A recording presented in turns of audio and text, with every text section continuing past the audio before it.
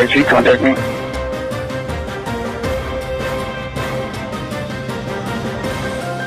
Copy, stand by and I'll call you.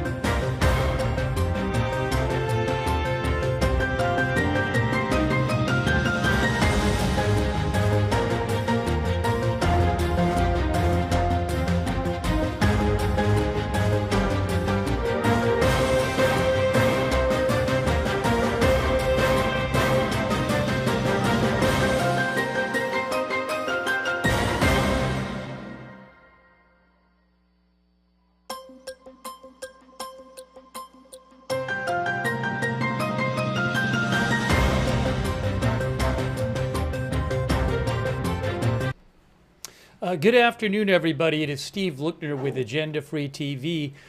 We are coming on the air live because, according to scanner traffic in Idaho, multiple Idaho firefighters were shot when responding to a fire. This is in northern Idaho. This is in, if I'm pronouncing it right, Kootenai County, near the Coeur area. I'm going to try to get those pronunciations better for you. But details coming in. But we do have Engine 4, 34 officers.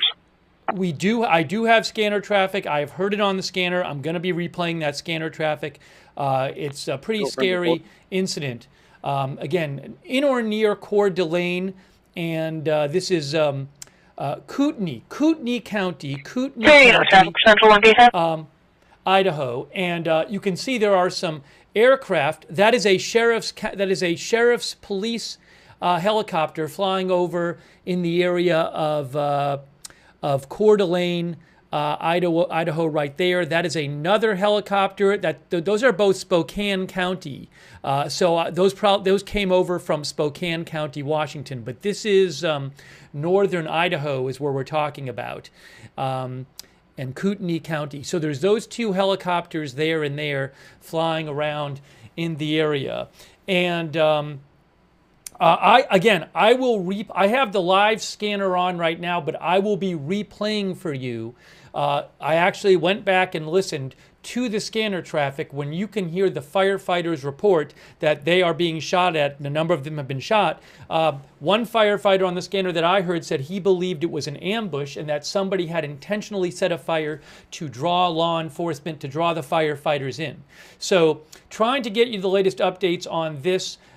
Give me a moment to just kind of get everything organized here. But again, we have scanner traffic on via broadcastify.com, and I will play you shortly the scanner replay so you can hear exactly what happened. And I have not listened to the entire scanner replay, so there might be details on there that you have heard that I have not heard.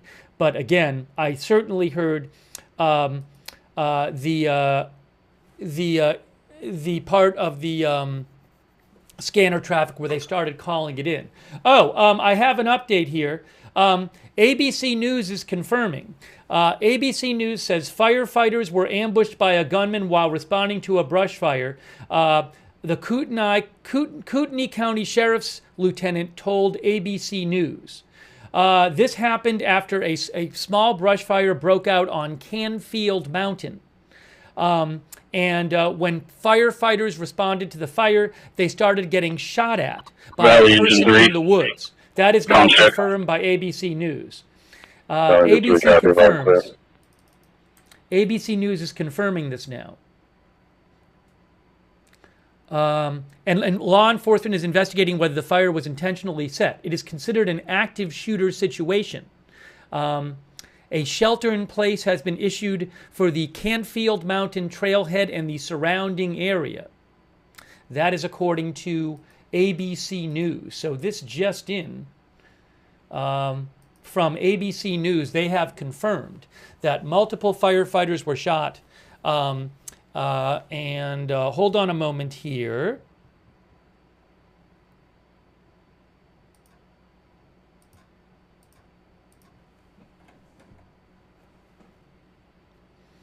So this is in northern Iowa in the Canfield Mountain area. Give me one moment here.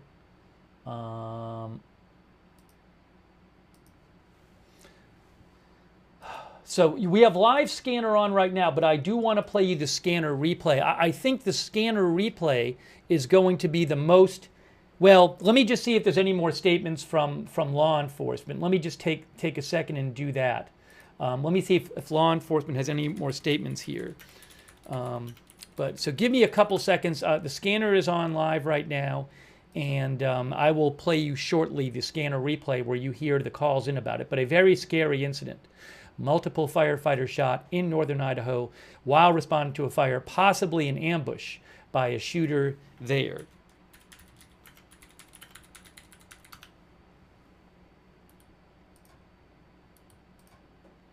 Let me just check a couple things here.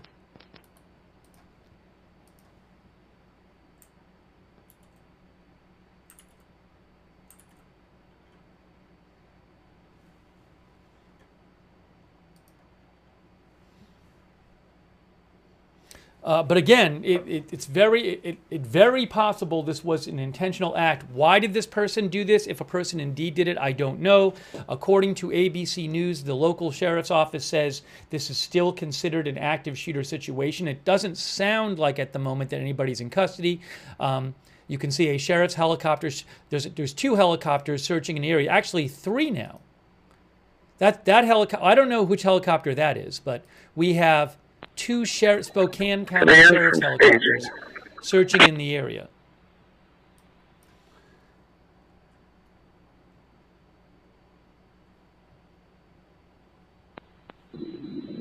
Staging, go ahead. I think I'm going to play in a second. Staging has been moved. Also, confirming I'll keep Medic 51, Medic 11, and 551. Okay. Disregard, I see, yeah, all face to face. EMS 71. Home health care on scene, EMS 71 available. Do you need us at staging? So, it's a little bit of a confusing situation because I want to have the live... Stand by, just want to check. So I want to have the live scanner on, but at the same time, I do want to play the replay of the scanner. So I don't really know how to handle this because I can't really have them both on at the same time. It's going to be too confusing if I have the live scanner and the scanner replay on at the same time. Just for a reference. Hold on a second here. EMS 71 Central Hospital. Around 1350. EMS 71. If you're able to stage at your station for now, that would be ideal. EMS 71, copy. Returning to Hauser. Thank you. No, somebody just asked on the scanner what time did the shots fire occurred, and I think the answer was around 1:50 p.m. The current time there in Coeur d'Alene, I think it is, Coeur d'Alene, Idaho, the current time there is 3:58. Yes, that would have happened about 2 hours ago is when this incident happened. I am going to replay the scanner. That is what I'm going to do. And I apologize if it gets a little confusing. But I think that's going to be the thing to do. All right, let me pull up the scanner replay here. So I'm going to pull that up on the screen for you guys so I can play it for you. Not on the screen. I'm going to pull it up here so I can play it for you. I need to pull it up on a different location. And you will hear what happened.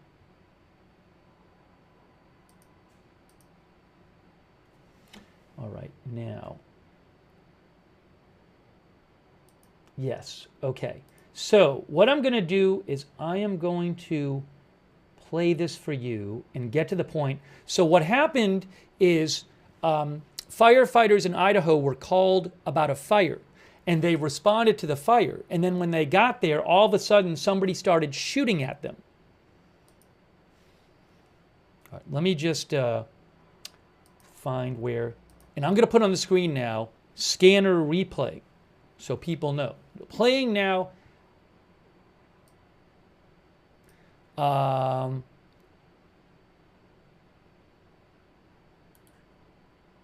Playing now, replay of scanner plus some live. I don't know, should I turn off completely? I was thinking I could play the scanner replay and leave the live scanner on because we're not hearing that much on the live scanner. So I'm going to just leave it up saying replay of scanner. If we hear something interesting on the live scanner, I'll just say, hey, we just heard that live. Okay, so let me...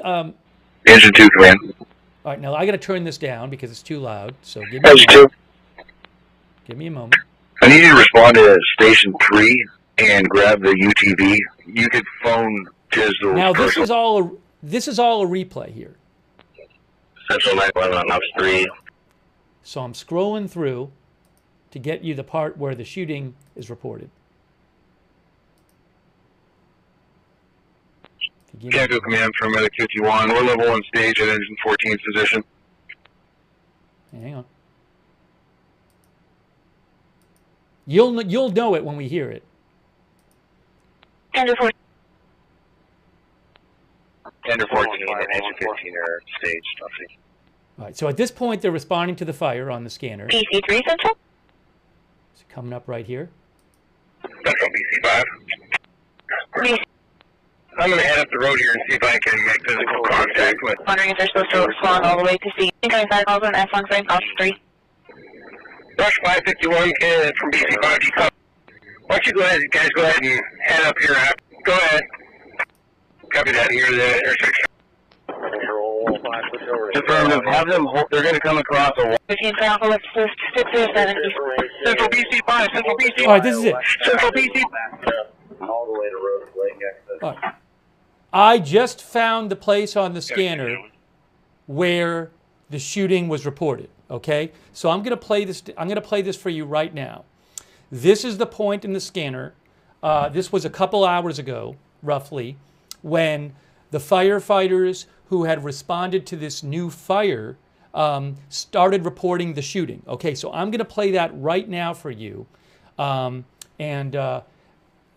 it's warning. I mean, you're not going to see anything, but it's somebody talking about the firefighters being shot at. So it's a tense situation.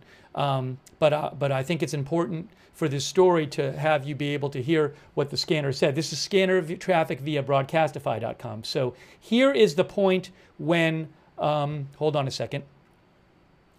Here is the point where this happens. Hang on a moment here.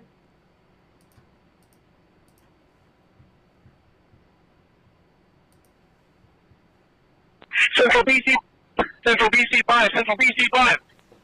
PC5 off 6. Someone right now, there's an active shooter zone. There's not BC3. Can you give me an exact location of where I have to shut off. landed? I have to temporarily shut off the live scanner. This is not going to work if I play this with the live scanner on because you're hearing both. So I've temporarily shut off the live scanner. I'm sorry if I'm missing anything on the live scanner, but we're only going to have the replay now or else you're not going to be able to hear it. So here again is the replay when this happens. Central BC5, Central BC5. PC5 off 6. Someone enforcement right now, there's an active shooter zone. There's not BC3's down, BC1's down. Everybody's shot up here. Law enforcement, code 3 now up here.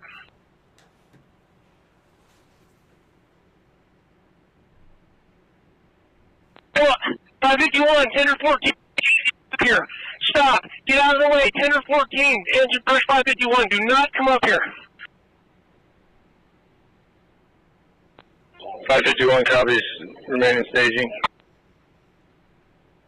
Again, it's a replay. It says replay on the screen. We're going to play it for you. Central from 551. 551. Can you get an ETA on my flight, please? Hey, Central Medic 1.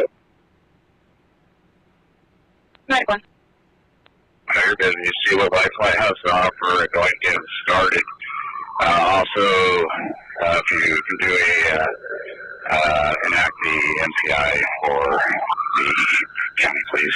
The 8100 page. Medic 1, I'm sorry, I couldn't copy. I was copying BC 5 Mile Street. This is at the upper parking lot. This is at the upper parking lot. Up on the dirt parking lot. We need law enforcement up here immediately. Law enforcement up here immediately. Copy upper parking lot. Immediately out law enforcement. Central, we've got another Coeur Lane firefighter down. Needs help immediately. We need law enforcement immediately. I copy another firefighter down. Continuing law enforcement. So you heard them talking on the scanner of another firefighter down. This is the replay of the scanner when the firefighters are reporting being shot at. I copy. 2 battalion chiefs. 1 off. 1 firefighter down.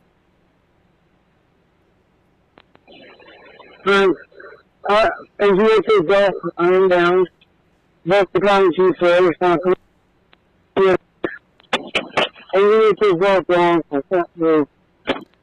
Tough to hear that person. I copy. You can't move. What's your location exactly? We're all at the upper parking lot. We're all at the upper parking lot. Please, law enforcement, as soon as possible, get law enforcement up to the upper parking lot, the dirt parking lot.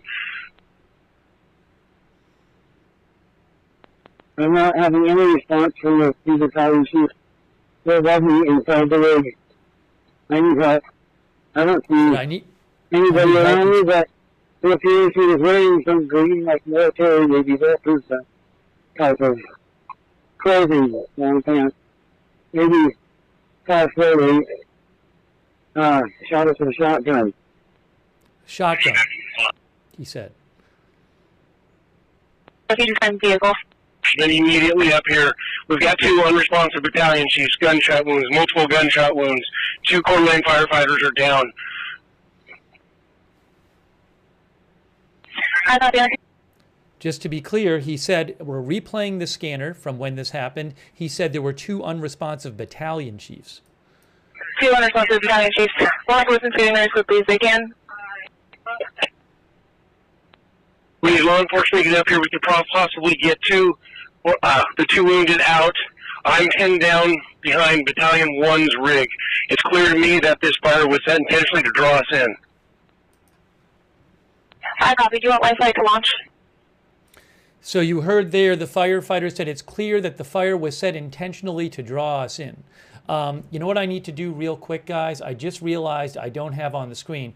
You're looking at ADSB Exchange, and I need to move down my banner here so you can see that up here. The flight tracker, just so you know that we're looking at, is adsbexchange.com.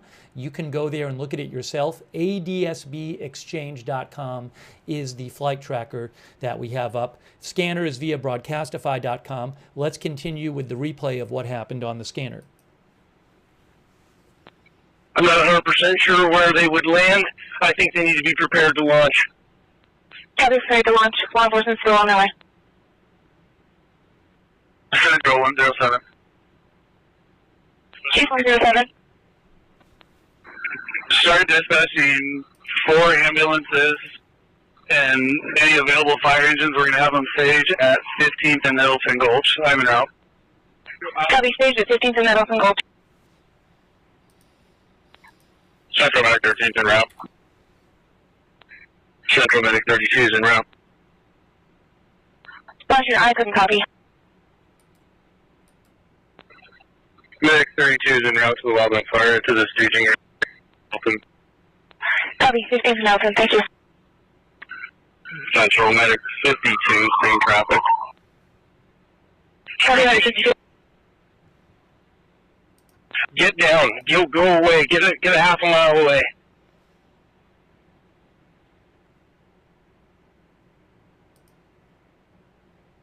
access on that parking lot. They need to stay there and make sure no one else comes up here. Not Department of Lands, no one. Copy, deputy. Enforcement desperately up here.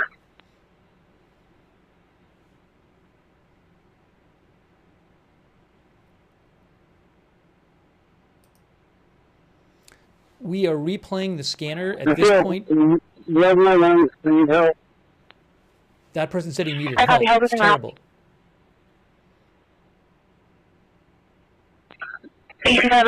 Out. WG7 out.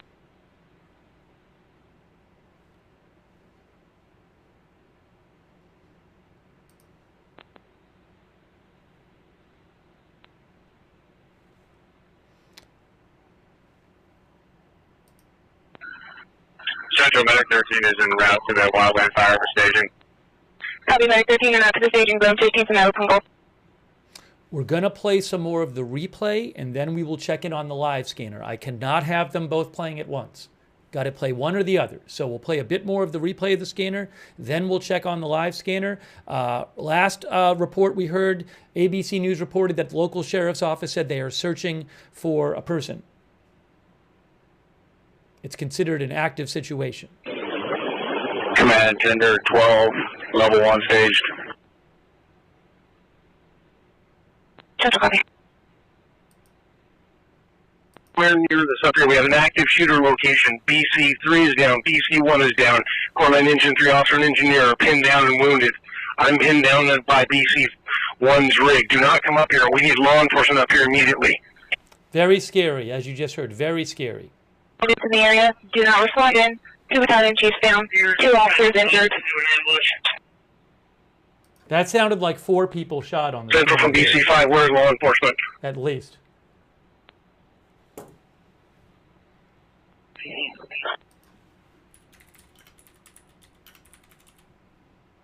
Where's law enforcement? Law enforcement is in the area trying to make contacts. They have SS-19 and 2310 in the area.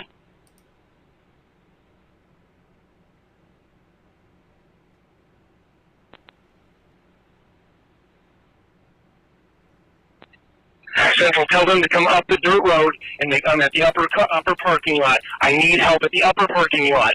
Go past the first parking lot, upper parking lot. I need law enforcement up here immediately. I copy past the first lot, up the dirt road.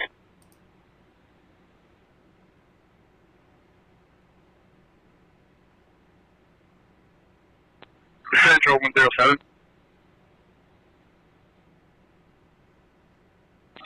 Copy.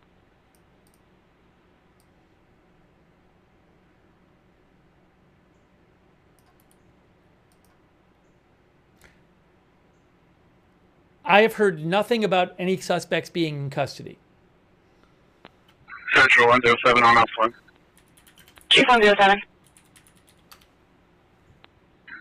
I'll take care of staging. Can you just find me an off channel for units responding in?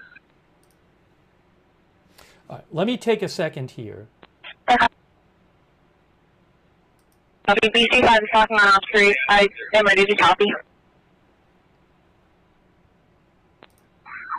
We'll use Ops 1 for units responding in to come stage. I'll take care of staging. Give me one moment. So just to give you a little summary of what's going on here. So, and I think I said, well, here, let me just give you a summary. So ABC News talked to the Kootenai County Sheriff's Department, who said that a fire broke out in the area. When fire personnel responded, they were shot at, which is what we heard on the scanner. There was a person in the woods shooting at them. They are investigating whether the fire was intentionally set. We heard on the scanner one of the first responders say that they believe this fire was intentionally set to draw in firefighters who were then ambushed. That is not confirmed yet. According to ABC News, the scene is still considered an active shooter situation. There's a shelter in place for the Cantfield Mountain Trailhead and the surrounding area. The Cantfield Mountain Trailhead and the surrounding area. On the ADSB Exchange flight tracker, you can see a couple of Spokane County Sheriff's office helicopters flying around the area. Looks like they're doing some sort of search, and in a couple different areas there. So I have heard no word on whether any suspect. I haven't heard any word on suspects being in custody. I don't have firm numbers on numbers of people who were shot. We did hear on the scanner a couple minutes ago on the replay a description of what sounded like 4 people being shot, including 2 unresponsive. But those are unconfirmed details from the scanner. Let me quickly turn on the live scanner for a moment and just see if there's anything on the live scanner. I'm going to press play on the live scanner. That's not what I wanted to do.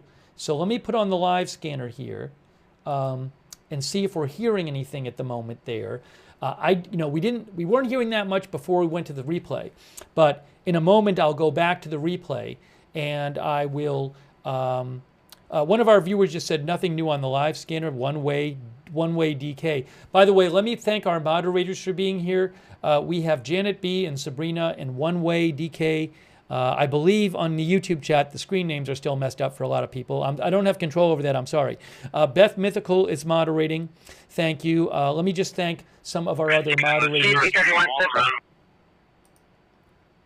Over on Twitch, we have moderating right now. Big Ball of Yarn, Bot King Sentient, David Green, Good Luck Duck, Idaho Star. I got that fire. Matthew Kohai 3, McBritches, and Papa Bear. Do you want the current AMR units that are staged at Idaho Street and staged at Kootenai County, or do you want them to stay at Idaho Street? This is the live scanner right now, by the way. I believe in the YouTube chat, the screen names are still messed up. Kay Lowry Body, Margaret Riley moderating for us over on Facebook. Linda Belk, Larry, Misha moderate for us on X.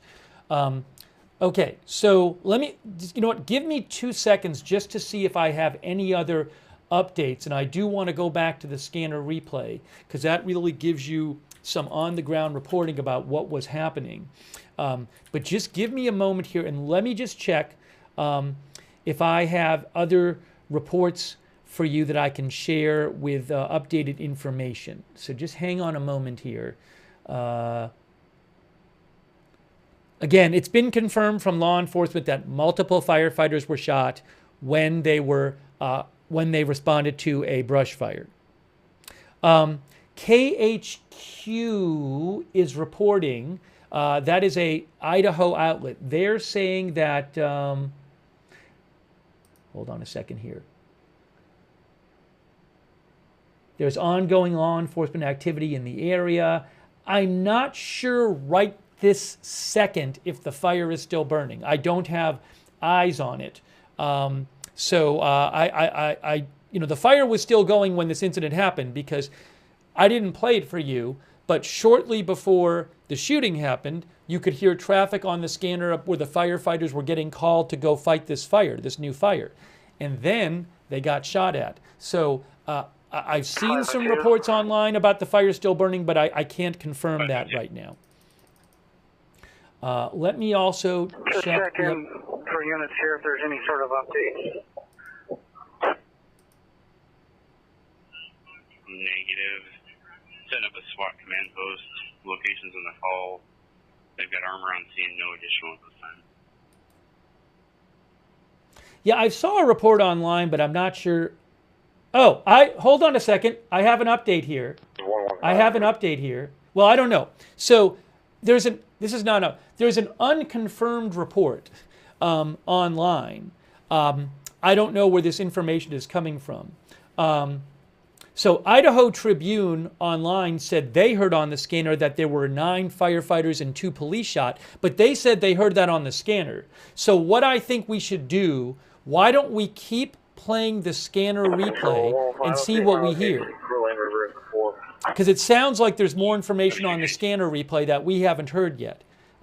So I think we should go back to the scanner replay. Let's just play it. I'll periodically check for live updates. But there are unconfirmed reports of multiple shooters. I've seen that posted online. I just don't know about that.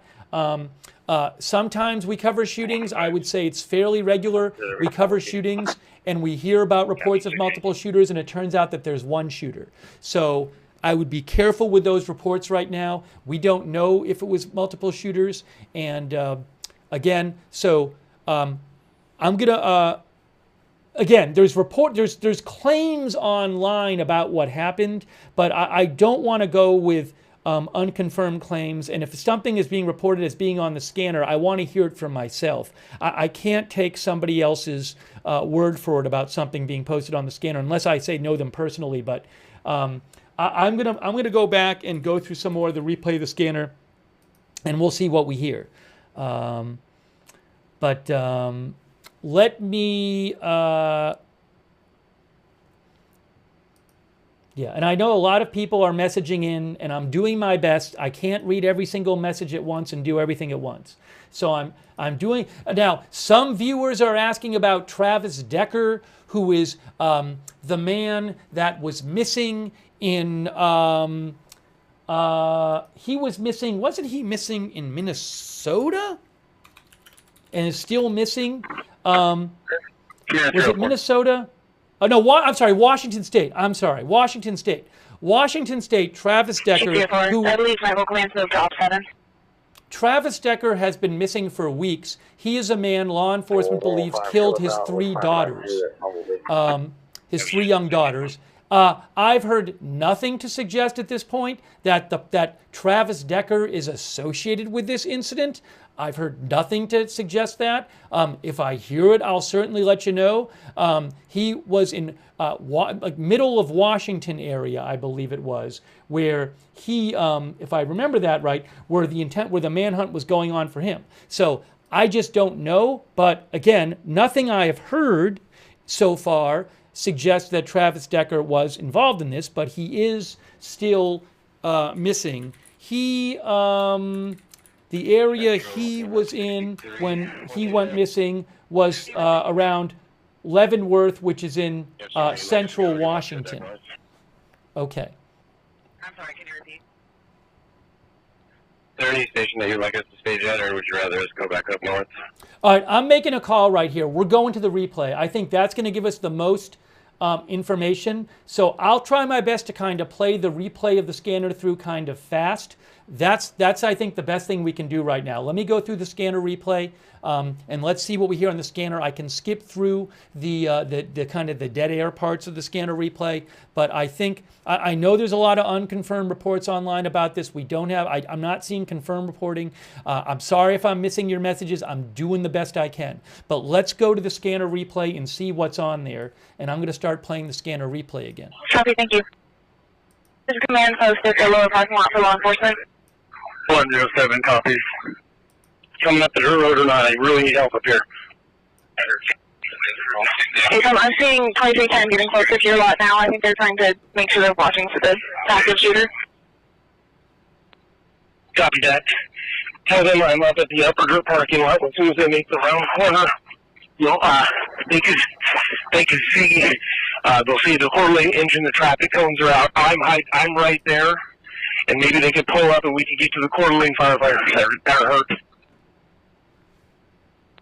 I copy. You're by the Coeur fire engine. They need to pull up over there, so hopefully you can get to the injured. Central for BC5. Is there any indication how long until a SWAT team can get here? Negative. This is the scanner replay. 52 level 1. Engine 3. I can't read anything. I'm using my head rate to see the mic. This baby's getting worse. I copy. Can't move anything. Law enforcement's in the area. They're trying to get to you now. So that you just heard was somebody who I think was shot. I got service and I'll call him. Thank you. Hold on. I believe we just heard on the scanner that's somebody saying, I think they might have said they can't move anything. We just heard the reply saying they can't move anything. So it sounds like that person was shot. I hope that person has gotten help at this point. Now again, I hope all the firefighters survive. It's a really terrible situation. I don't know what's. I'm just playing the scanner replay here so we can find out what happened. Again, I hope everybody survives. It's a really terrible incident. 307's level 1. I have my SWAT here as well. Central Medic 1. I'm on scene. I'm going to go ahead and respond to the command post, and I'll be assuming medical group. I'm responding to the active shooter situation up here. Oh. This is an active shooter situation up here. Oh, Battalion 5. They're asking you not respond up to the scene, active shooter situation. Copy. What's the best location? They're staging at the lower level. Now, Copy. one of our viewers mentioned there might be a press conference coming up on this. Now, the local time there right now is, hang on a moment here. It is 4:25 p.m. there right now. So it is 4:25 right now, 10. Now, I don't know that I will have access to any kind of press conference. Let me just check around a couple things here. Hang on, I'm pausing the... I'm trying to play the scanner replay at the same time I'm trying to see if there's anything I have like that to show you. So give me a moment and let me check that out. It's very possible I will not have video access to that, given that it's so local.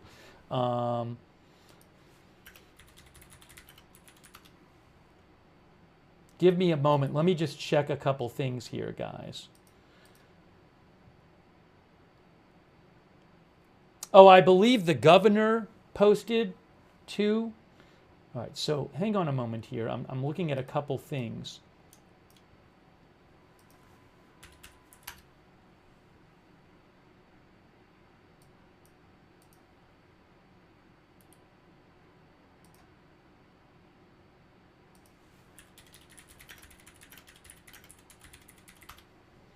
I will put the scanner replay on in a second. I just don't know if there's a press conference about to happen, so I'd like to find that out. I've heard some claims about it.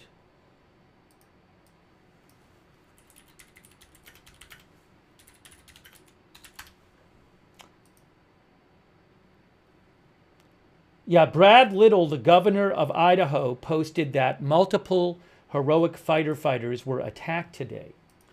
Here, look at this right here.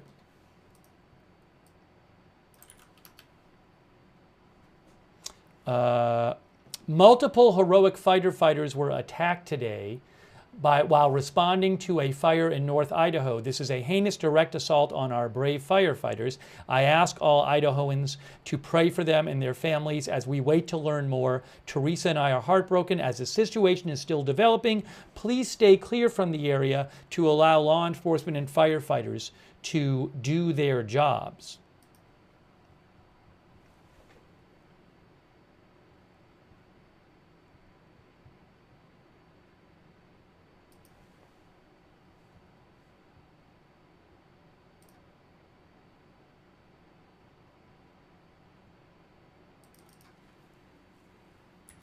I'm going to try to, this press conference, I'm not aware that I have access to video I can show you.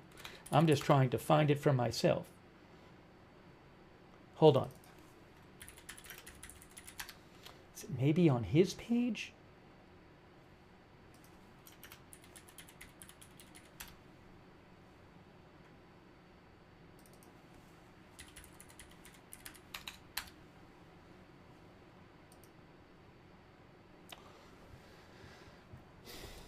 Just give me a moment here.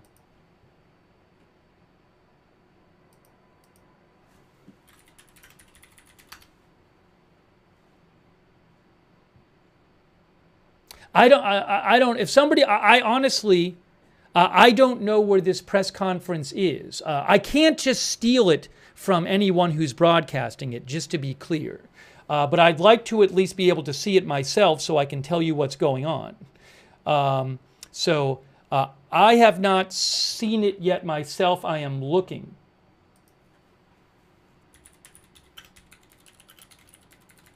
Oh, I see. Okay, so I see it now. You can go to KATU News and watch it. KATU News online, they have it. Again, I can't steal footage from news organizations. So KATU News is about to show it. Live Now from Fox is about to show it. It has not started yet. Give me one moment here. Let me do something real quick here. So there's a press conference about to happen. Maybe local police will have it. Give me one sec here. I need to do this.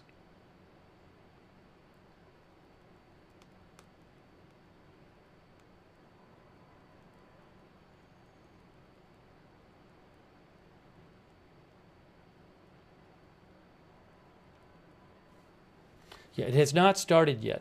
Let me also see, there's a chance that local law enforcement might have it posted. So again, KATU is showing it. Live Now from Fox is going to show it. I don't have it yet. I'm looking here. The county is Kootenai County. Kootenai County, I'm sorry.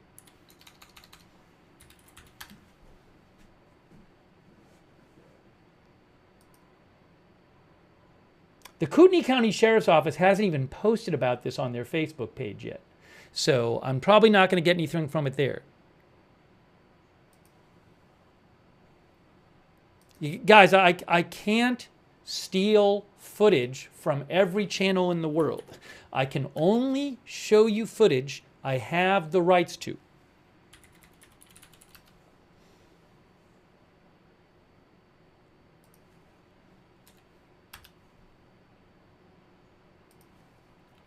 So what I'm going to probably end up doing is watching it myself and letting you know what they say, because I don't have video I can show you yet. Hold on a second here. Somebody said BC Preacher is there. I would pay BC Preacher to show his feed. I don't really have a way of reaching BC Preacher right now. If somebody's able to reach BC Preacher, I would need confirmation that I can pay him to show his feed, because he is there. But again, I can't just steal his feed and then later say, hey, by the way, I stole your feed. How's that? But let me actually try to post in his chat or something. Maybe I can post in his chat.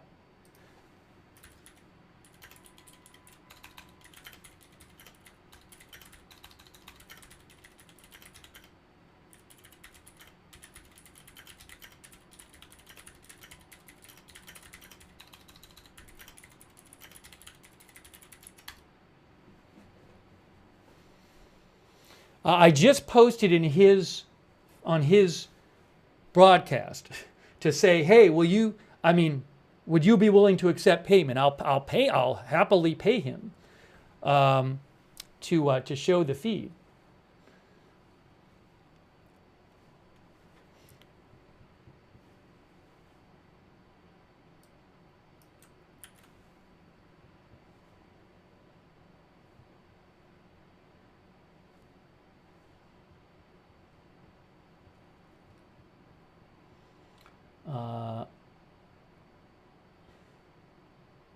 So again, I can't just steal his feed. So again, Live Now from Fox is showing it. KATU News is showing it. The BC Preacher is showing it.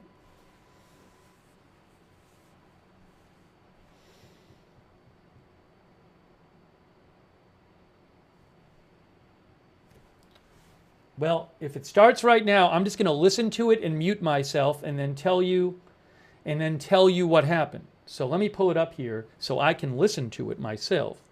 I'm going to have to mute myself while I listen to it, because I can't just, these feeds I don't own the rights to. So give me a moment, Hal. I don't even know what department this is. Oh,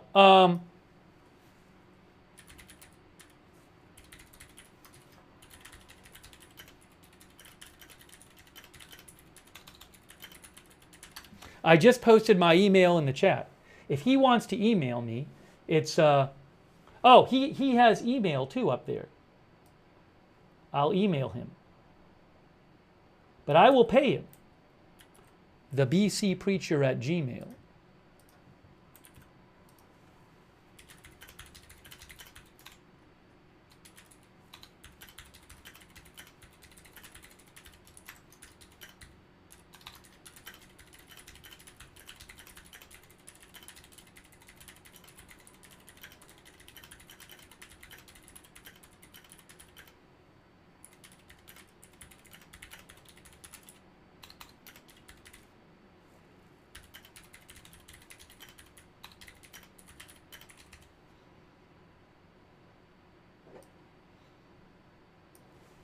All right, I just mailed him.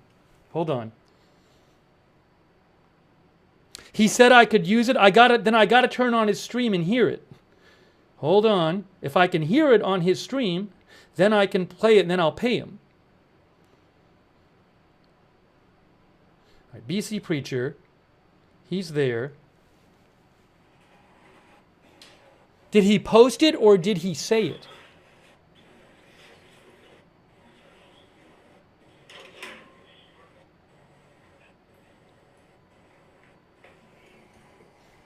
I just emailed him, by the way. It's in the chat? It's in his chat? I don't see it there.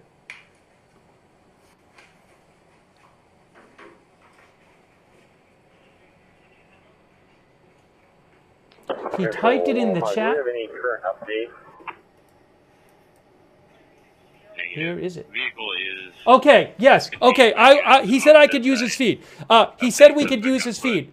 He said we could use it, so I will pay him. I'm going to pay him. All right, let me get his feed up. Let's get the feed up from BC Preacher. Hang on a moment. I just got to get it on the screen right now. Hold on. I got to get it on the screen for you right now from BC Preacher. Hold on a moment. No, that's not. Hold on a moment. This is his feed, BC Preacher's feed. I'll put a thing. Can't hear it yet. Stuck or in shock on that mountain. So, situation. We are actively taking sniper fire as we speak. This is an active situation. We have multiple agencies that are on scene from local and federal authorities, and we are prepared to neutralize this suspect who is currently actively shooting at public safety personnel. We are prepared to neutralize this suspect as quickly as possible. And that's really all that we know as of right now. We don't know who the suspects are. We don't know how many there are. So I know that it's very, very, very early, and I don't think that any questions would yield anything. Chief, do you have anything? Was I accurate in what we were reporting? Yes. Okay. So we'll take a couple questions, but I'd like to remind you that's very, very preliminary, and I'm not so sure we're going to have any additional information. Original KXOY, the two deaths, are they fire personnel that have died? We know that there's 2 deaths, and we believe that they are, yes. Have they been taken off the mountain? Are they? Yeah, no, we're still in that process. Aiden Brown, Crime 2. You mentioned that there were multiple people that have been shot. Do you have an exact number as of the moment? No. Okay. We do not. Alex Lookner, the spokesman. How are you going about evacuating people from the mountain or getting personnel out of there who are being shot at? I mean, what does that process look like? Right now, we're developing a plan to be able to suppress these individuals' firefighting capability. And when we get that under control, when we have an opportunity to suppress that, then we will continue our removing of people who are on the mountain, who are on for a hike, or public safety personnel, or people who live on the backside of the mountain. Do we have any indication of what type of firearms are being used in this from the suspect? Well, it appears that modern-day sporting rifles are being used. It appears that high-powered rifles are being used, yes. How many acres is this fire? Started out as a half acre. Do we know about how many minutes after shots were fired when fire crews arrived? Well, we got the first call at 1:21, and we have reports that they were taking shots at about 2 o'clock. I don't know what time they arrived on scene. I don't know what time the firefighters arrived on scene, but we can get you that information at the next briefing. How many engines were on scene when shots were fired? Do we know that?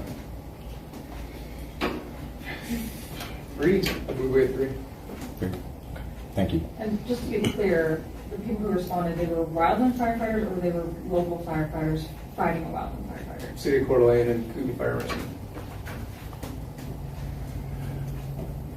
When the shots were fired, were they at an accelerated rate or was it a single shot? Oh no, we're taking rapid fire. You keep referring to individuals. Are you referring to the casualties or like the amount of suspects you believe to be? Well, we don't know how many suspects are up there, and we don't know how many casualties that there are. Yeah, I suspect we'll have people coming forward that maybe are stuck up there that drove themselves to the hospital, but I suspect that would likely be the case. We have confirmation that there are people stuck up there. People are still coming out the mountain, so it would only be safe to assume that the mountain is not clear. As of right now, is there an active threat to the surrounding community? Absolutely there is. Okay. Has there been a shelter-in-place order put forth? Yes, there has. Okay. And I would encourage all of you to tell people to stay away from the area. Do not come to the area. Stay away from the area. This is going to be, if these individuals are not neutralized quickly, this is going to be likely a multi-day operation. Here's a question. So is the suspect in a home up there? Are they, if we have an indication of where they might be on the mountain? Yeah, we don't believe that they're in a home up there at this time. So they're just kind of out in the open firing? Well, they're heavy brush, well prepared. So yeah, they're blending in with their surroundings. Sheriff Norris. Oh, sorry. Did you mention that the person that called it in is most likely the shooter? No. Okay. No, we didn't say that. We said the first call was at 121 on a fire, and then we started receiving over our radio that the firefighters were receiving shots fired from the mountain. Sheriff Northern, has anything happened like this before? And if so, do you think you and other law enforcement entities will be more aware going forward? You know, this is an interesting dynamic. This, you know, we have seen some of these things in a urban environment where firefighters were in a urban setting, putting out firefighters during civil disobedience, getting shot at. I've seen that. I can't say that I've seen it in a rural setting myself, but I have seen it in an urban setting frequently where firefighters do get shot at in you know, civil unrest, yes. So do we know if there's one or two shooters? We don't know if there's 1, 2, 3, or 4. Yeah, we don't know. Just for the fire itself, firefighting, is it still spreading? What does that look like?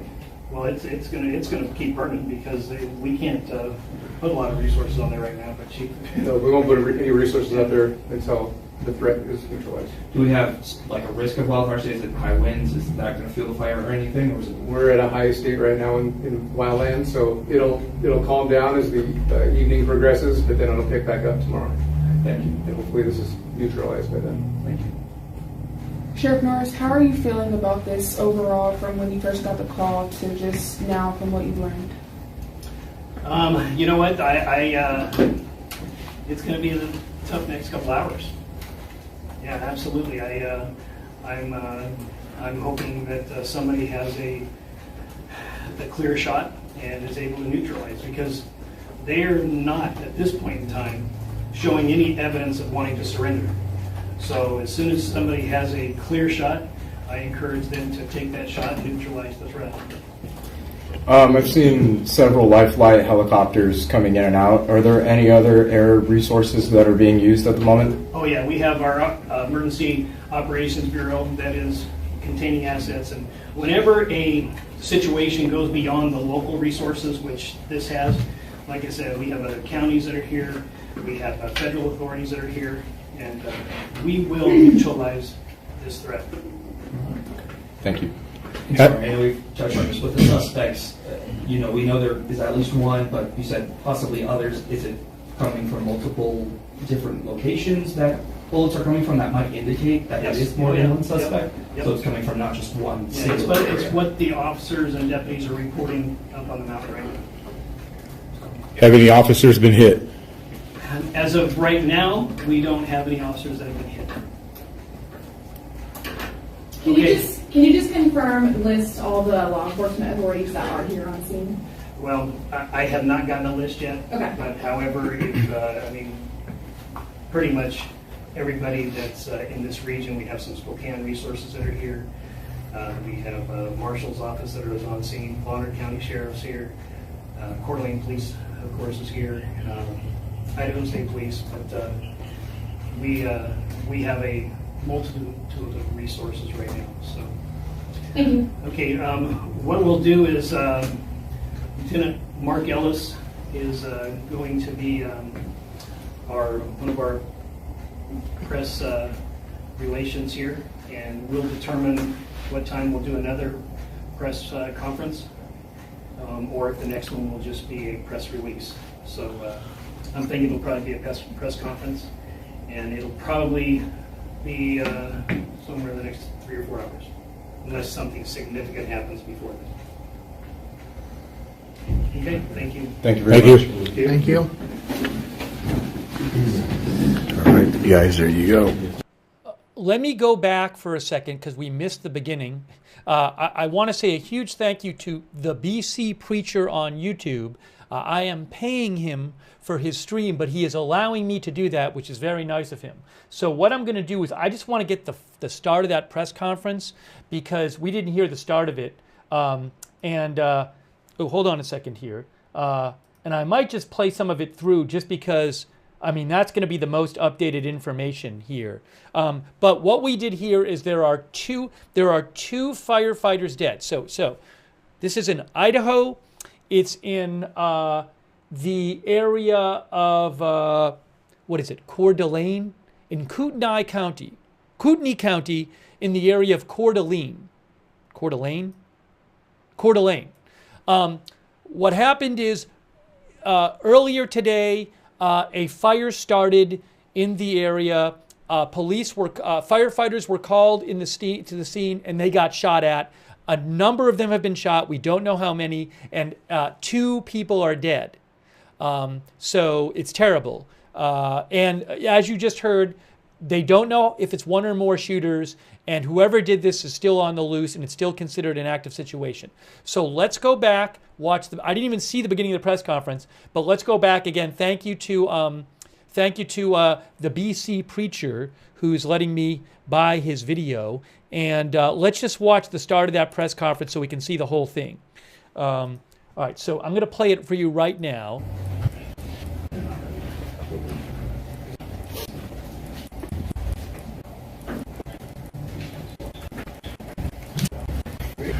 Robert Norris, I'm presently 4:35. Today is June 29th. Everybody okay? Can you hear me okay? Okay, my name is Robert Norris. I am the Sheriff of Kootenai County. This information is very preliminary and is subject to change. We want to give you and the public as much information as quickly as possible. So at approximately 1:21 p.m.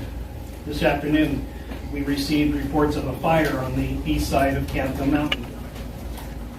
Fire assets responded to the scene, and at approximately 2 p.m.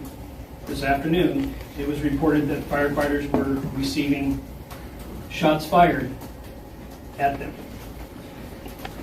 We now have 2 deaths. We have an unknown amount of casualties. We still have civilians that are coming off of that mountain. We might have civilians that are stuck or in shock on that mountain. So this is a very, very fresh situation. We are actively taking sniper fire as we speak. This is an active situation.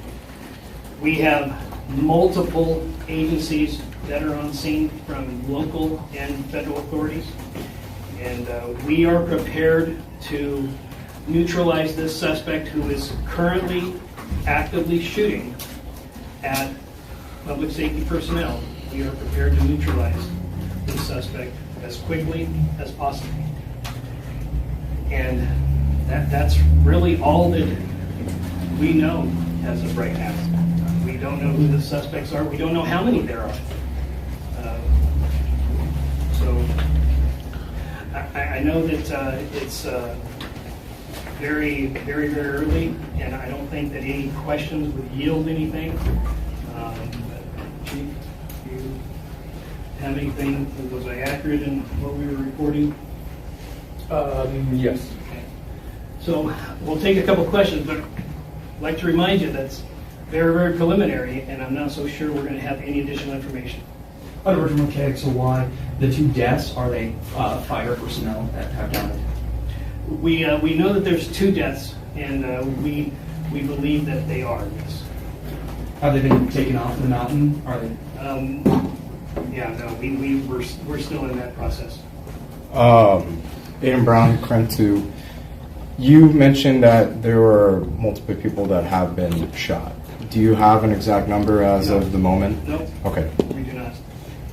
Alex, I'm not the spokesman. How are you going about evacuating people from the mountain or getting personnel out of there who are being shot at? I mean, what does that process look like? Right now, we're developing a plan to be able to suppress these individuals' firefighting capability. And when we get that under control, when we have an opportunity to suppress that, then we will continue our removing of people who are on the mountain, who are on for a hike, or public safety personnel, or people who live on the backside of the mountain. Do we have any indication of what type of firearms are being used in this from the suspect? Well, it appears that modern-day sporting rifles are being used. It appears that high-powered rifles are being used, yes. How many acres is this fire? Started out as a half acre.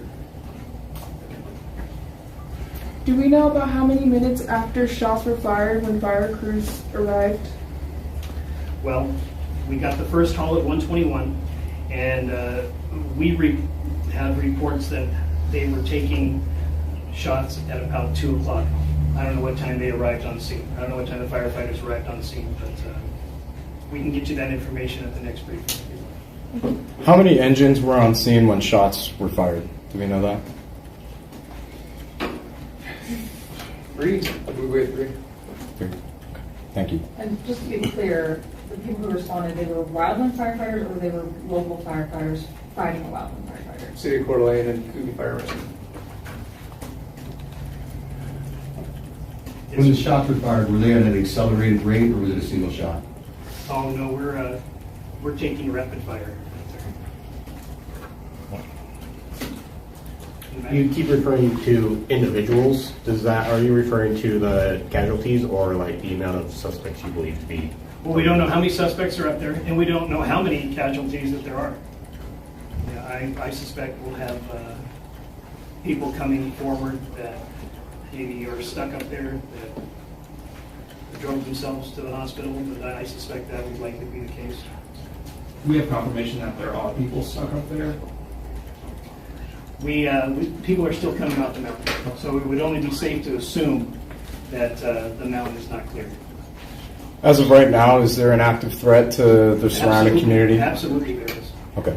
Has there been a shelter-in-place order put forth? Yes, there has. Okay. And I would encourage all of you to tell people to stay away from the area. Do not come to the area. Stay away from the area. This is going to be, if these individuals are not neutralized quickly, this is going to be likely a multi-day operation. Here's a question. So is the suspect in a home up there? Are they, if we have an indication of where they might be on the mountain? Yeah, we don't believe that they're in a home up there at this time. So they're just kind of out in the open firing? Well, they're heavy brush, well prepared. So yeah, they're blending in with their surroundings. Sheriff Norris. Oh, sorry. Did you mention that? Sorry, I just wanted to play that little bit again real quick. Sorry, I didn't mean to have my mic on. It's my fault. These individuals are not neutralized quickly. This is going to be likely a multi-day operation. Here's a question. So is the suspect in a home up there? Are they? If we have an indication of where they might be on the mountain? Yeah, we don't believe that they're in a home up there at this time. So they're just kind of out in the open firing? Well, they're heavy brush, well prepared. So yeah, they're blending in with their surroundings. Sheriff Norris. Oh, sorry. Did you mention that the person that called it in is most likely the shooter? No. Okay. No, we didn't say that. We said the first call was at 121 on a fire, and then we started receiving over our radio that the firefighters were receiving shots fired from the mountain. Sheriff Northern, has anything happened like this before? And if so, do you think you and other law enforcement entities will be more aware going forward? You know, this is an interesting dynamic. This, you know, we have seen some of these things in a urban environment where firefighters were in a urban setting, putting out firefighters during civil disobedience, getting shot at. I've seen that. I can't say that I've seen it in a rural setting myself, but I have seen it in an urban setting frequently where firefighters do get shot at in you know, civil unrest, yes. So do we know if there's one or two shooters? We don't know if there's 1, 2, 3, or 4. Yeah, we don't know. So just for the fire itself, firefighting efforts, is it contained? Is it still spreading? What does that look like? Well, it's gonna keep burning because we can't put a lot of resources on there right now. But no, we won't put any resources out there until the threat is neutralized. Do we have like a risk of wildfire? Is it high winds? Is that going to fuel the fire or anything? Or is it? We're at a high state right now in wildland, so it'll calm down as the evening progresses, but then it'll pick back up tomorrow. Thank you. And hopefully this is neutralized by then. Thank you. Sheriff Norris, how are you feeling about this overall from when you first got the call to just now from what you've learned? You know what? It's going to be a tough next couple hours. Yeah, absolutely. I'm hoping that somebody has a clear shot and is able to neutralize, because they are not at this point in time showing any evidence of wanting to surrender.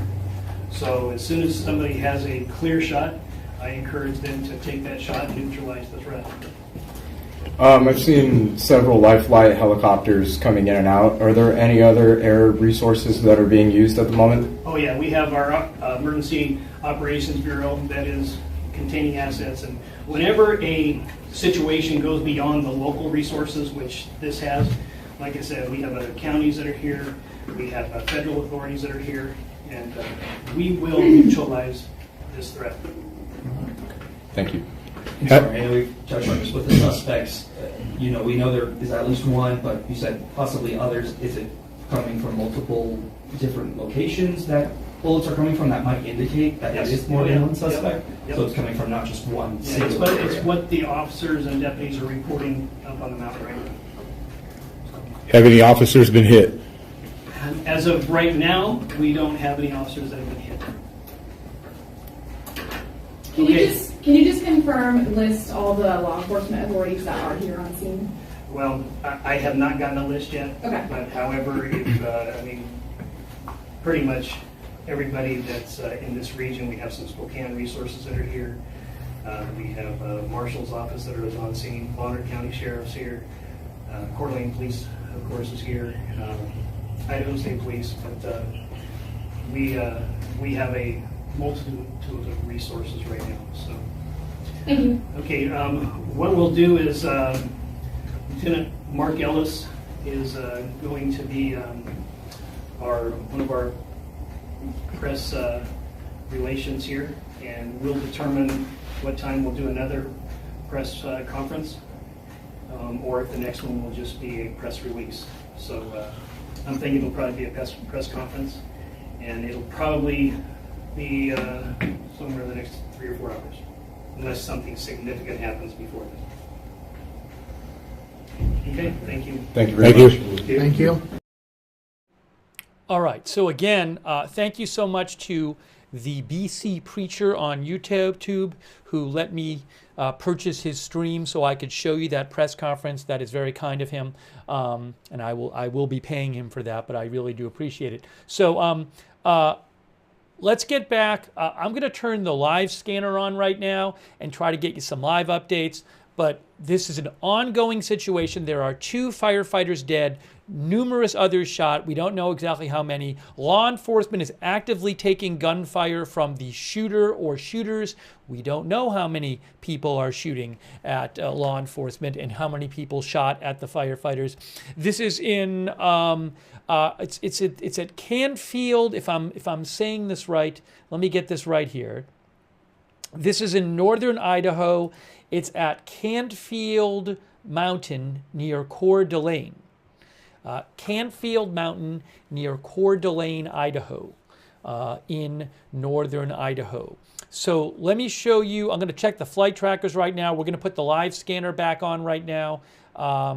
And we will go from there and get you the latest updates. But just terrible condolences to the family of the 2 firefighters who were killed responding to this fire, which may have been intentionally set to draw the firefighters in. And hopefully all the other firefighters who have been injured survive. Just terrible. All right, so I'm going to get the live scanner on for the moment. And let me real quick get that on for you. And let me just get set up here the way I would like to be. Give me one moment, guys. Thanks for your patience here.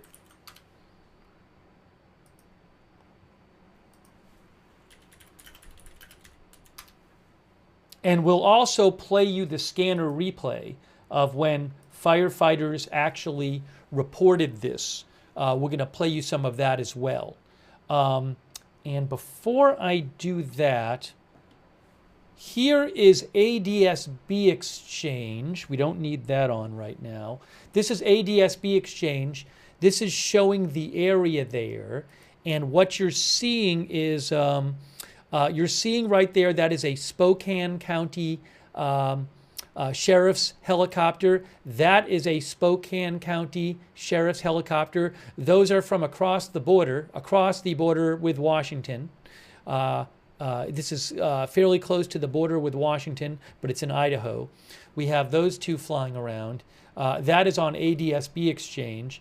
Let me also check the Flight Radar 24, just see if they have anything different on that Flight Radar 24. Again, I have turned on, I don't know how much we're going to hear. I can't imagine. Well, my strong suspicion is that the current, my strong suspicion is that the current manhunt is not being broadcast on a live, publicly available scanner, that it's encrypted, that I wouldn't have access to it through broadcast. You might hear something about it on the scanner. But I would be shocked at this point if that ongoing manhunt radio traffic was available, via one of these public sites. So, but I'll keep the scanners I have from there on. That's the fire scanner right there. There's also a police scanner. But you can cancel our transport units. Let me check out on Flight Radar 24 and just show you the area here. Here is the area. Let's see. Are we even seeing the helicopters there? I am not in the right place. I need here. It's over in, oh yes, the helicopters are right here. It's also on Flight Radar 24. There we go. Engine 2, BC 31 on 1K. So here's one of them. That is that's a Sheriff's Department helicopter, according to Spokane Sheriff's Department helicopter, according to Flight Radar 24. and this is the Canfield Mountain area. I'd like to actually pull up a map of this. There's Coeur d'Alene, Canfield Mountain Natural Trail. You see, it says Canfield Mountain Trail there. So you can see this is the area we're talking about. They actually have on Google Maps. It says Coeur d'Alene shooting right there. On 1K. But somewhere up here is where this took place.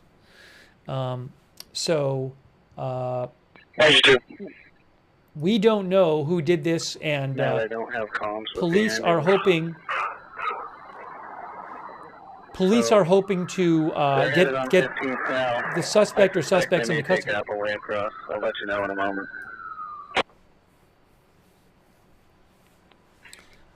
Copy, we're going to slide in front. Let me try to get you some more updates. Can. They just turned westbound on Appleway at 15th. So, wherever you think you need to catch them. Copy. I'm going to go back to ADSB Exchange right there.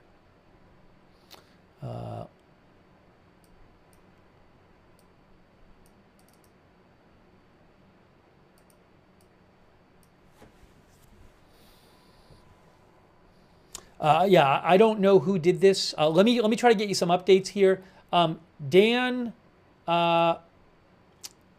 Bongino of the FBI posted about this, and Dan Bongino, the deputy director of the FBI, said FBI assets are headed to the scene to provide tactical and operational support. It is an active scene. I'll actually show you his post right here. This is from Dan Bongino. FBI assets are headed to the scene in Coeur d'Alene to provide tactical and operational support. It is an active scene, he says. Let's see. And shortly, I'm going to replay some of the scanner traffic so you can hear it.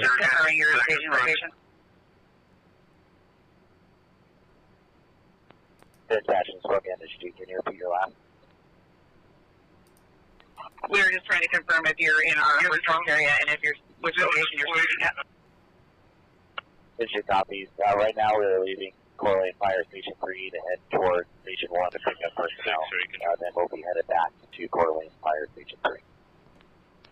Copy that, thank you. Can you divert for a crash? It's going to be... standby. So would you... 525 just came up on a scene, northbound 95 at 458. So would people like to hear again? Would people like to hear the scanner traffic from when this happened?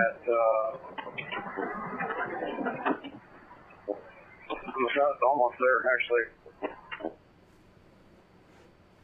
63726. Spokane City, Engine 2. It's a mix of yes and no. It's a mix of yes and no in our chat. Spokane Engine 2. Some yes, some no. Maybe I'm going to have you come back to station. You're on the way out here, so just if you could return to 3. Issue copies returning to Coeur Fire for Station 3. It's half and half. Well, we'll stay with the live scanner for the moment. I don't know how much we're going to hear on the live scanner. That's the thing. There's probably more information on the scanner replay that we have not even heard yet.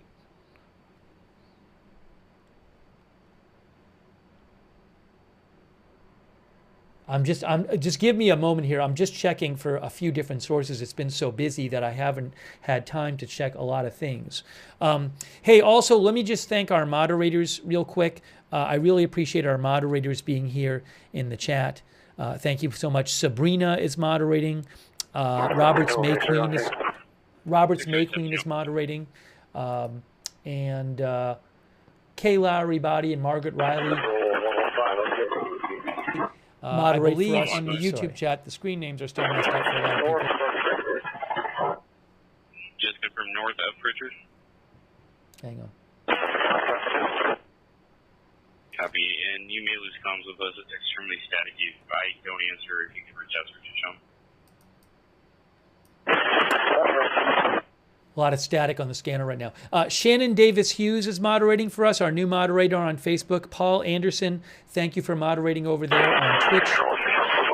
Central 10 from last unit, go ahead. Heavy engine, thank you.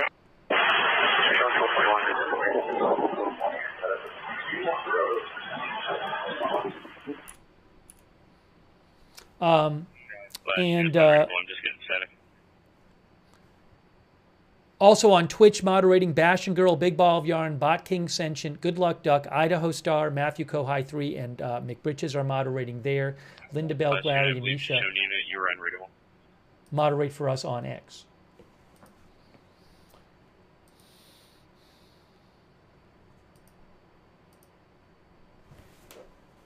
Give me one moment here.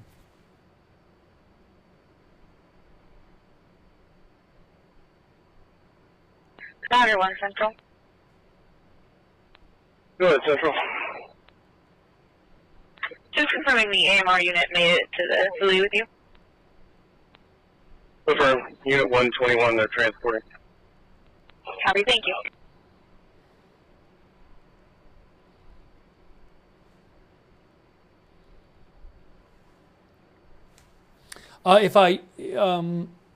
I'm keeping my eyes out here, the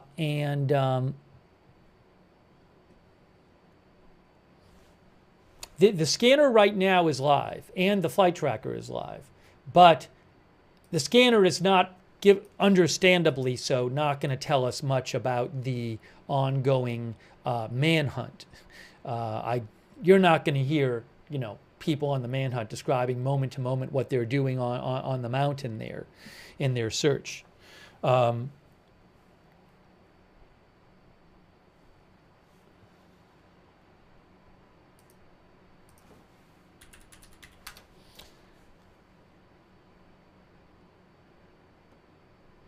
There's unconfirmed reports. It might have been said, see, one reason I'd like to play some more of the scanner replay is there's been reports that claim that they said at one point that there were 9 people shot on the scanner. But I didn't hear that myself. Also, scanner stuff can turn out to be, initial scanner reports can turn out to be false. In the press conference we just heard, they said no police had been shot. It's only firefighters who had been shot. That's at least the latest report that we saw so far.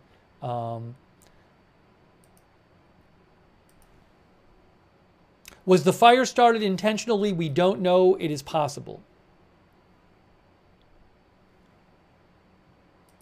I should put that in the scanner.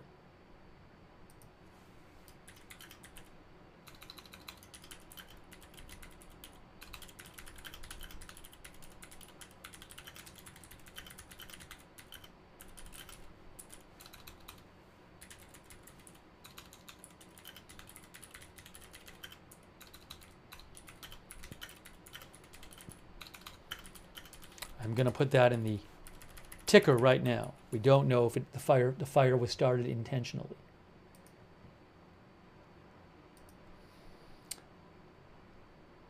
ABC News reported that Kristi Noem has been briefed on the shooting. Secretary of Homeland Security, Secretary of Department of Homeland Security, again, Reuters has a quick summary. 2 firefighters were killed when they were shot at while responding to a fire in northern Idaho. The Kootenai County Sheriff said today, with law enforcement officers still currently taking sniper fire and hunting for the killer, it is not clear if there's 1 gunman or more. Civilians may have been struck in the incident. This is an area near Coeur d'Alene, Idaho, on Canfield Mountain. The first call about a fire came in at 1:21 p.m. local time, and the first report of shots fired was around 40 minutes later.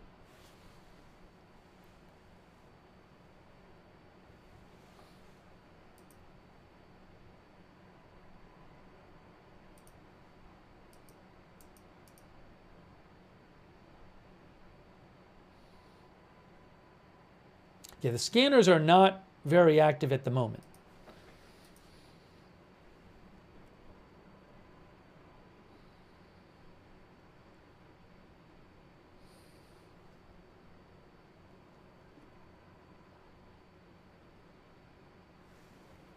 Let me check something else here. Give me a moment. Thanks for your patience.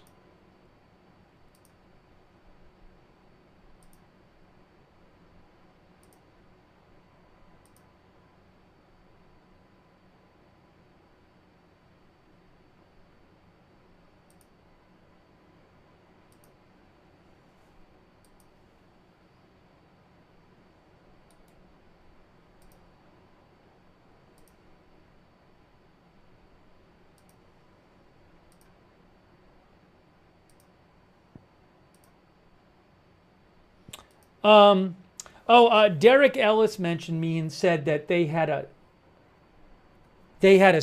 heard on the scanner that they had a car located. And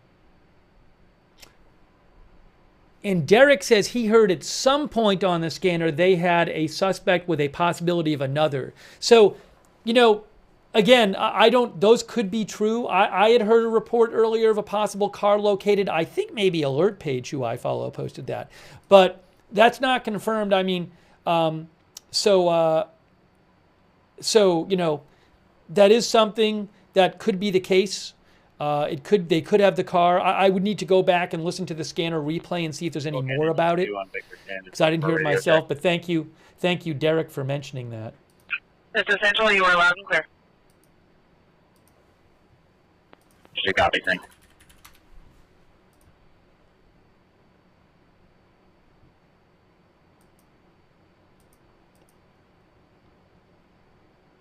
Oh, by the way, interestingly, our viewer, live cam chaser, sent me a link to a cam which appears to be a live camera in Coeur d'Alene, which appears to show smoke still coming up. So this possibly is a camera of the fire that I'll put a link in the chat for you guys. It's on the KREM2 page. It says it's a Coeur d'Alene live cam, and it does look like there's smoke. So look, in the press conference they said the fire was still going on because they cannot get resources to this brush fire to fight it because it's too dangerous to bring the resources to the area.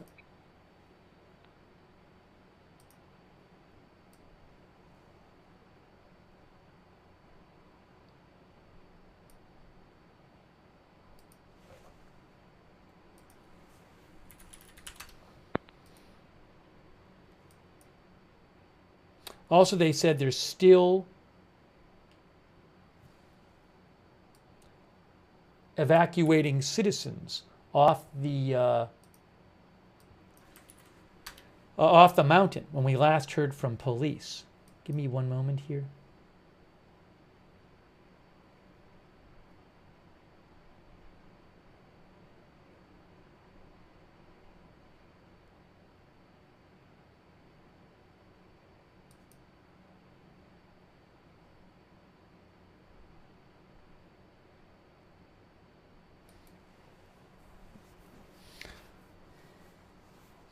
Here's what so look, the scanner is pretty quiet right now. So I think I might leave the live scanner on, but play you some of the scanner replay, because that is something which tells us more about what happened here.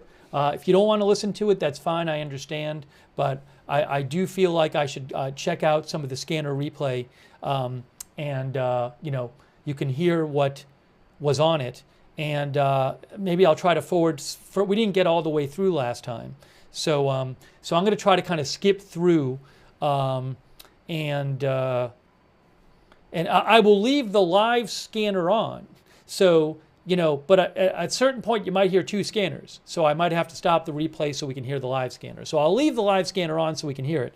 We're really not hearing much right now on the live scanner, and I will replay some of the scanner traffic for you from earlier, because we didn't even really get through a bunch of the scanner traffic, and that could tell us more about what happened here.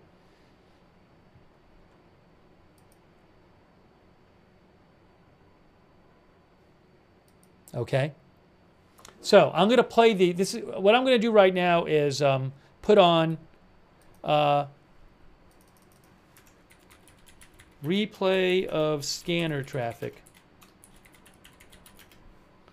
And you might hear a little live scanner too if it happens. Foreign units information per Central. They were just asking us to cover the areas from Hayden, Athol, and Spirit Lake.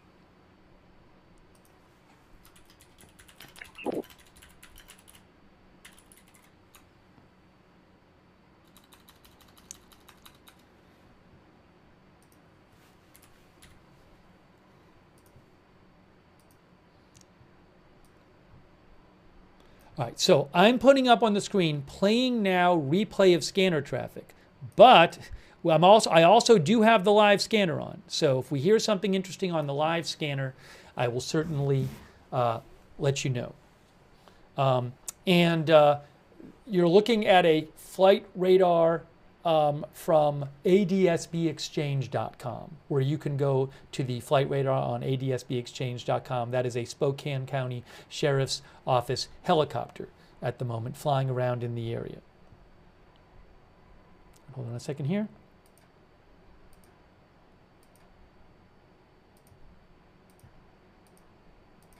All right, here is the replay. I gotta try to cue it up to the right place. I'm on scene. I'm gonna go ahead and respond to the command post. Copy. What's best? At this point in the replay, the police the firefighters have shown up to fight this fire, and then all of a sudden they report getting shot at, which I think is right around here. But let me try to cue it up for you. Central, can you get a hold of Brush 551? Have him make sure everyone's getting away as farther away from that parking lot, that lower paved parking lot. Hold on. It's before, I'm not 100% sure that. It's before that. It's before that. That was too late. So I need to get it. Here is it? Let's see. Let me try to find it exactly. I need you to respond to Station 3 and. All right, that's not it. Is this it? Central 911 on Ops 3. 971. I copy. I don't see any patient on the ground. Central 11 on Sim 4. That's not it. Central 911 patient contact yellow. Can't go command from QT1. We're looking. Tender 14 and 8. Can't go command BC5 on Ops. Central BC5. BC5. I'm going to head up the road here and see if I can make physical contact with him. I will be loaded. Deputies, you're just wondering. Incoming fire calls on F1. Brush 551 from BC. Why don't you guys go ahead and head up here at Engine 10 or 14. 5 from Suppress Group. When you rendezvous, command. I'm trying to find the exact start. Copy that here, the intersection of trail. Affirmative. Have them they're going to come across the stages of water. Rider 13 for Alpha, let's 607 East. Central BC. Central BC5. Central BC5. This is it. This is where around 2 p.m. local time, firefighters reported on the scanner starting to take traffic. And I do have the live scanner on in case something comes up. Central BC. Central BC5. Central BC5. BC5 off state. Someone enforcement right now. There's an active shooter zone. They're shot. BC3's down. BC1's down. Everybody's shot up here. Law enforcement. Code 3 now up here.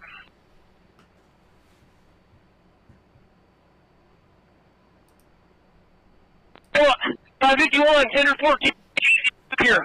Stop. Get out of the way. 10 or 14. Engine Brush 551. Do not come up here. 551 copies. Remaining staging.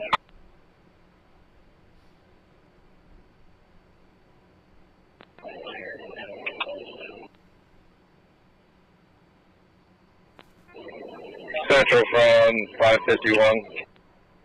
551. Can you get an ETA on my flight, please? Hey,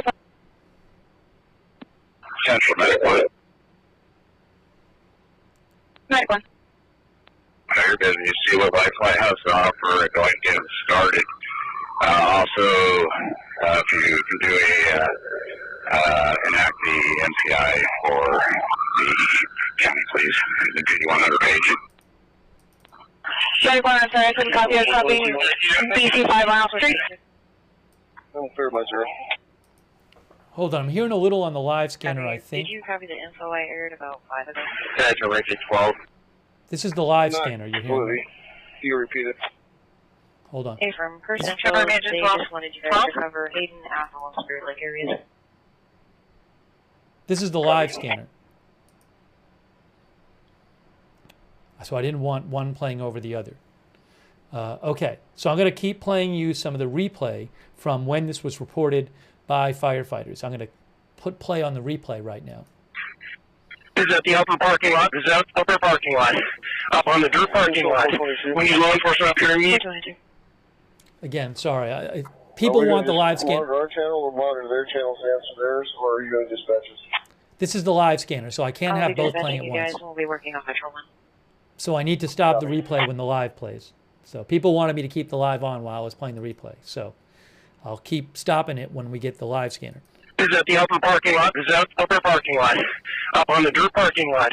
We need law enforcement up here immediately. Law enforcement up here immediately. Copy, upper parking lot.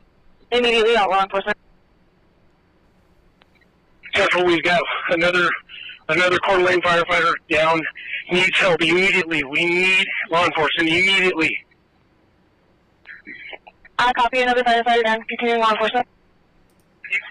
I copy. 2 battalion chiefs, 1 off, 1 firefighter down.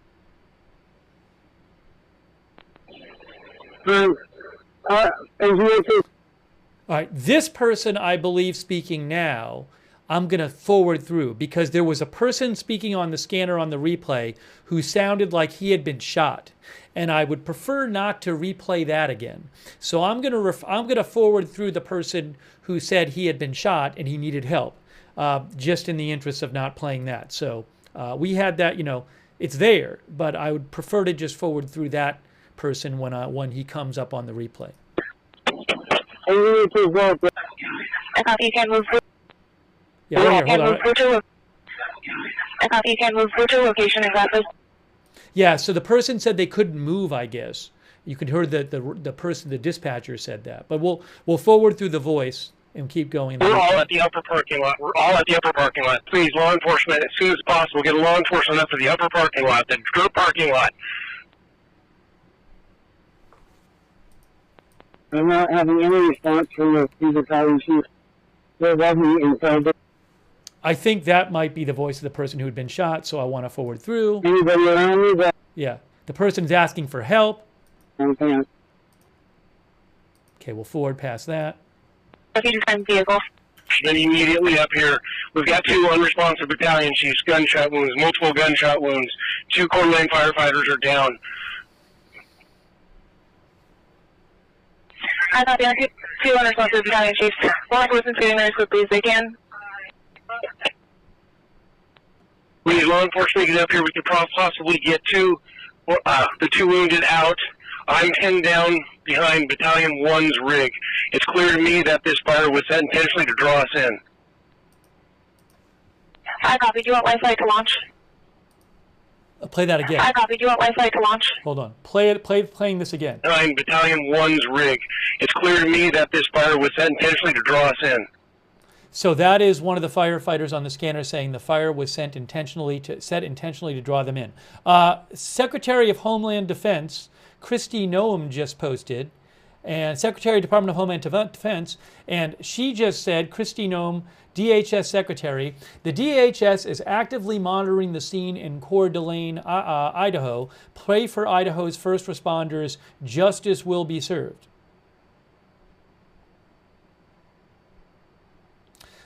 Some people in the chat are claiming that 4 are dead. I have seen no confirmed report whatsoever of 4 people being dead.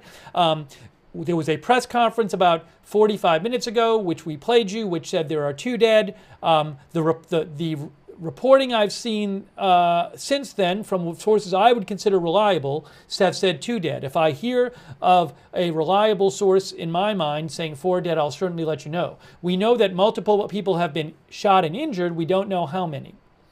But we have the live scanner on, and we're playing you the replay of the scanner. So I am going to let's just keep playing some of this replay so you can. I'm going through this replay so you can hear some more about what was going on when this a little earlier on the scanner. But as you just heard, and I'll play it one more time, the firefighter said he believed this fire was set intentionally. It's clear to me that this fire was set intentionally to draw us in. I copy. Do you want Wi-Fi to launch? I'm not 100% sure where they would land. I think they need to be prepared to launch. Copy, prepared to launch. Law enforcement still on their way. Go 107. Chief 107. Start dispatching 4 ambulances and any available fire engines. We're going to have them staged at 15th and Nettleton Gulch. I'm en route. Copy, staged at 15th and Nettleton Gulch. Central Medic 13th en route. Central Medic 32 is en route. Roger, I couldn't copy.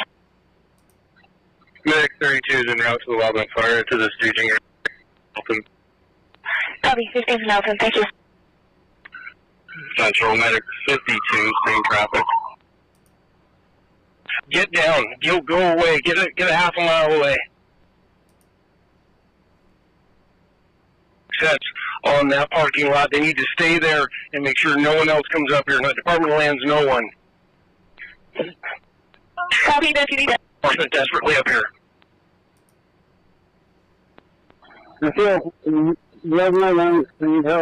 That's the voice of the person who I think was shot, so I'm going to skip over that voice. Central Medic 13 is en route to the wildland fire for staging. Copy, Medic 13 and out to the staging zone, 15th and Nettleton Gulch. Command Tender 12, level 1 staged. Central copy. We're near this up here. We have an active shooter location. BC3 is down. BC1 is down. Corps Line Engine 3 officer and engineer are pinned down and wounded. I'm pinned down by BC1's rig. Do not come up here. We need law enforcement up here immediately. So that, again, I believe they might have said more people shot later. That was a point early on the scanner where he seemed to say that 4 people had been shot. I think he said BC, which would be maybe battalion commander.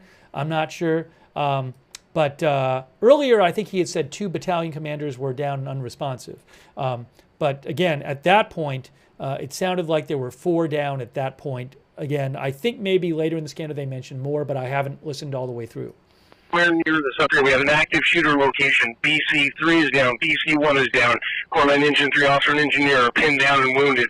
I'm pinned down by BC1's rig. Do not come up here. We need law enforcement up here immediately. Fire 173 in the area. Do not respond in. All right, hold on. I think we have live scanner traffic. I think we're hearing something on the live scanner. Let me make sure. I'm not hearing anything else. I have the live scanners on. We're not hearing much on the live scanners. Probably. You know, what commonly happens in these situations is once there's like a manhunt underway, you don't hear it on the publicly available scanner anymore. So we're not going to hear, check behind that tree. I'm on the other tree. So cover me while I go behind that tree. You're not going to hear that kind of stuff. They're not going to put that on the publicly available scanner. I assume that's on some encrypted channel right now. So I'm not keeping that from you. I don't have it. Central, but this was publicly available via broadcastify.com, the part I'm playing you right now. 2 battalion chiefs down. 2 officers injured. Hold on. I think Just information, Worley Fire is advising us that they have staffing available to come assist with Coeur Lane stations if needed. That's all live right now. That's live scanner. So let me let the live talk before I play the replay again. Copy, I'll pass along to the battalion chief. Copy, thank you. And I'll keep checking for updates as well. This is all. So this is just we're hearing some live scanner traffic right now, but we really haven't heard that much on the live scanner lately. Okay, let me. Hold on a second. Christy, the Agriculture Secretary posted. The Secretary of Agriculture posted. I'm 1K. Brooke Rollins. And let me show you what she said. I'm not sure if you're aware, but we're staffed with ALS unit. Medic 53 is in service and available for call. That's live scanner you're hearing right now. Copy, thank you. The Secretary of Agriculture, Brooke Rollins, said, "I just spoke with Governor Little about the horrific attack on firefighters on our U.S. Forest Service land in Coeur d'Alene, Idaho. U.S. Forest Service land, I guess this is. We are praying for the victims and their families and will provide an update as more information becomes available." Okay.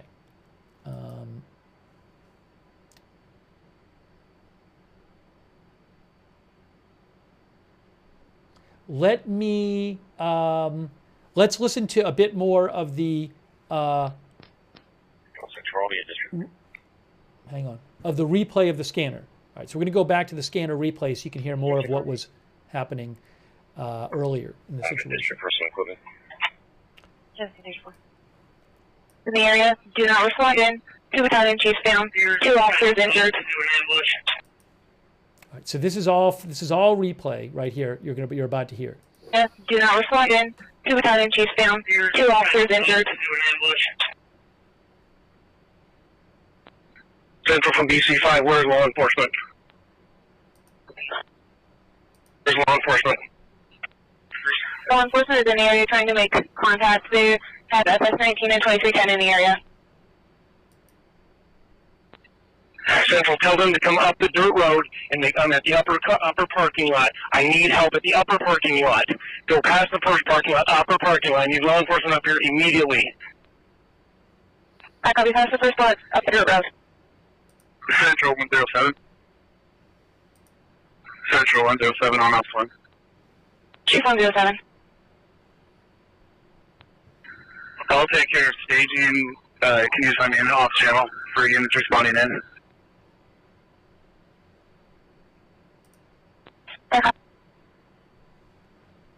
Copy. BC5 is talking on off 3. I am ready to copy.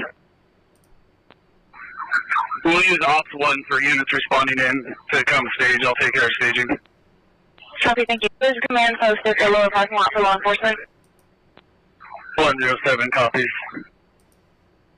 Coming up the dirt road or not, I really need help up here. You hear the firefighters keep asking for help because they would, we heard them call in that all of a sudden they started getting shot at. I'm seeing 2310 getting closer to your lot now. I think they're trying to make sure they're watching for the active shooter. Copy that. Tell them I'm up at the upper dirt parking lot. As soon as they make the round corner, they can see.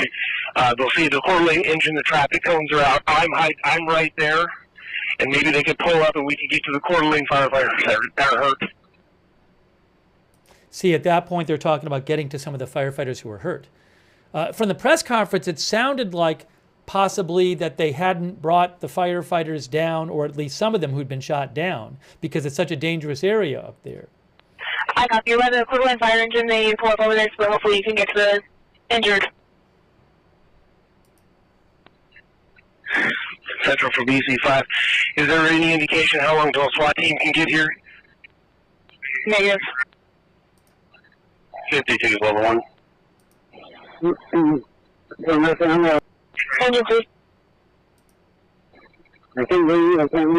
I think that's the voice of somebody who'd been shot, so I want to skip that over on the replay. I copy. Can't move anything. Law enforcement's in the area. They're trying to get to you now. Hear that? So she said, can't move anything. Law enforcement's in the area. They're trying to get to you now. It's really sad. 307 is level 1. I have my SWAT here as well. Central Medic 1. Medic 1. I'm on scene. I'm going to go ahead and respond to the command post, and I'll be assuming medical group.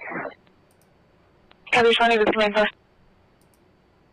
This is an active shooter situation up here. Battalion 5. They're asking you not respond up to the scene. Active shooter situation. 932, engine 2, for no procedure. 600. Copy, what's best? Area, Luke. Ops 2. 932, engine 2, for no procedure. 600, West area, Luke. Ops 2. That's the live scanner you just heard, which I don't think is related, but I have the live scanner on just in case we hear something. We're not hearing much on the live scanners right now.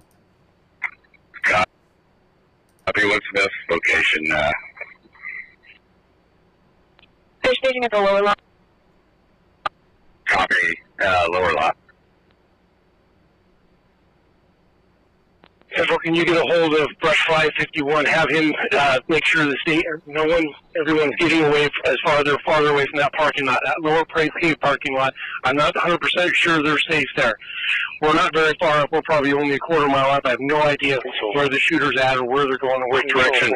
I would recommend that our units, all of our fire units, escape.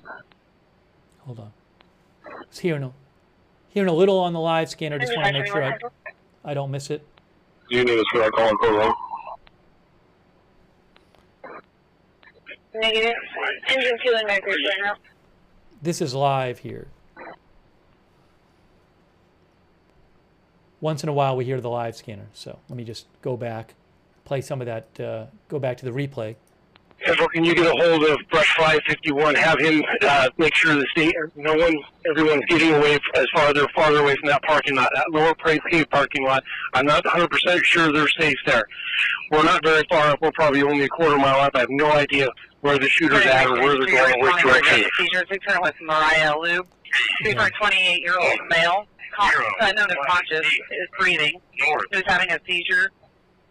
Yeah, this seizure thing is the live scanner. Sorry, I mean, I'm going to keep the live scanner on, but periodically we have to stop the replay so we can hear the live scanner. So I know it's confusing, but that's the way we got to do it. I'm going to press play on the replay again.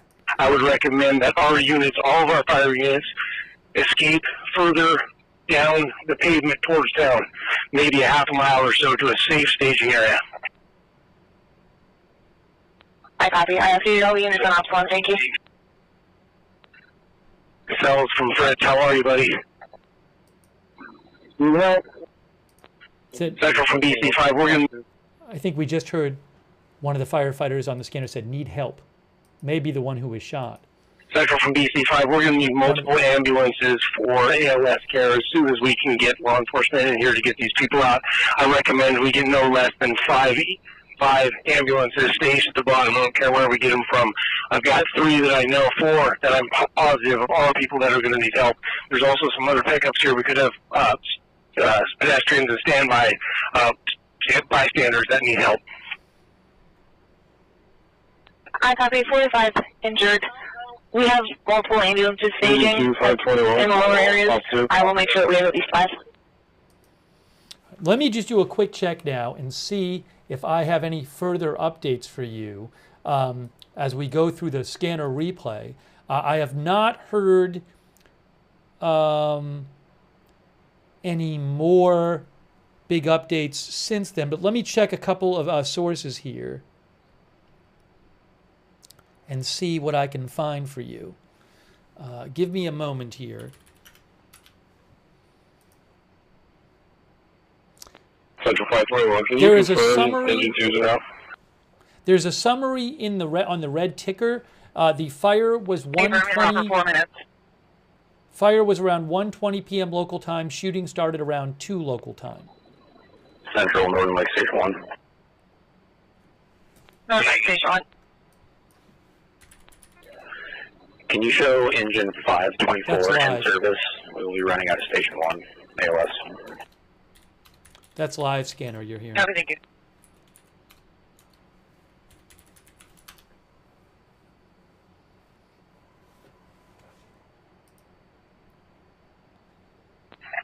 .521 from Medic 32.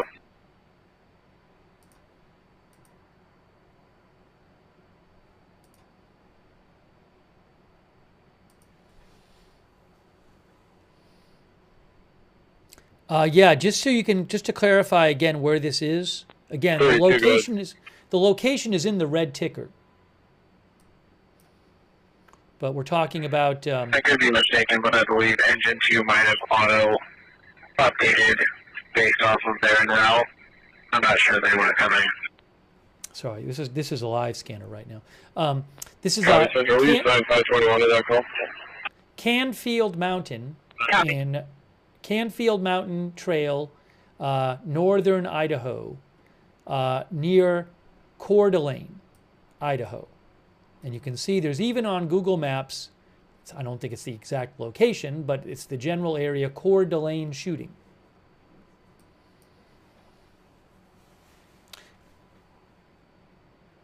I think on one point we heard the firefighter on the scanner say we're about a quarter mile up the hill or up the mountain.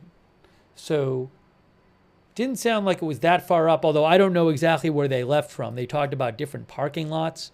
But firefighters went, and then one of our viewers said they saw a firefighting helicopter in the area. If we go to Flight Radar 24,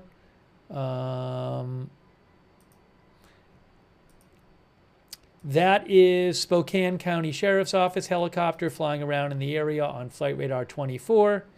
And then, is there another helicopter in the area? That is a helicopter. Is that a firefighting helicopter there going in the direction? Let's go back to ADSB Exchange. Can I find it over here? Will you please put engine 2 out of service? Where is it? That's down here. So that would be, can I find it on ADSB also, you can show that engine 5 will be responding for engine 2's calls. I can't find it there. Oh, that's it? Oh, it says a Chinook helicopter right there. So is that a firefighting helicopter? I'd have to look it up. I'd have to look up the registration on that and see. One of our viewers said there's a firefighting helicopter incoming. Yes, it does appear. I just looked up that helicopter online, and it does appear, from what I just saw online, it appears to be a firefighting helicopter right there. That is approaching the area right now. Central AMRG2.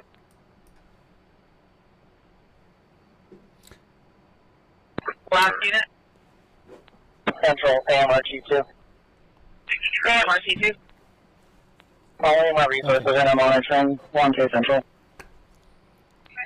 And this is that's a Spokane County Sheriff's helicopter, and that is another helicopter, which was up there, and now I don't know if that's related. That helicopter there might have been doing something else.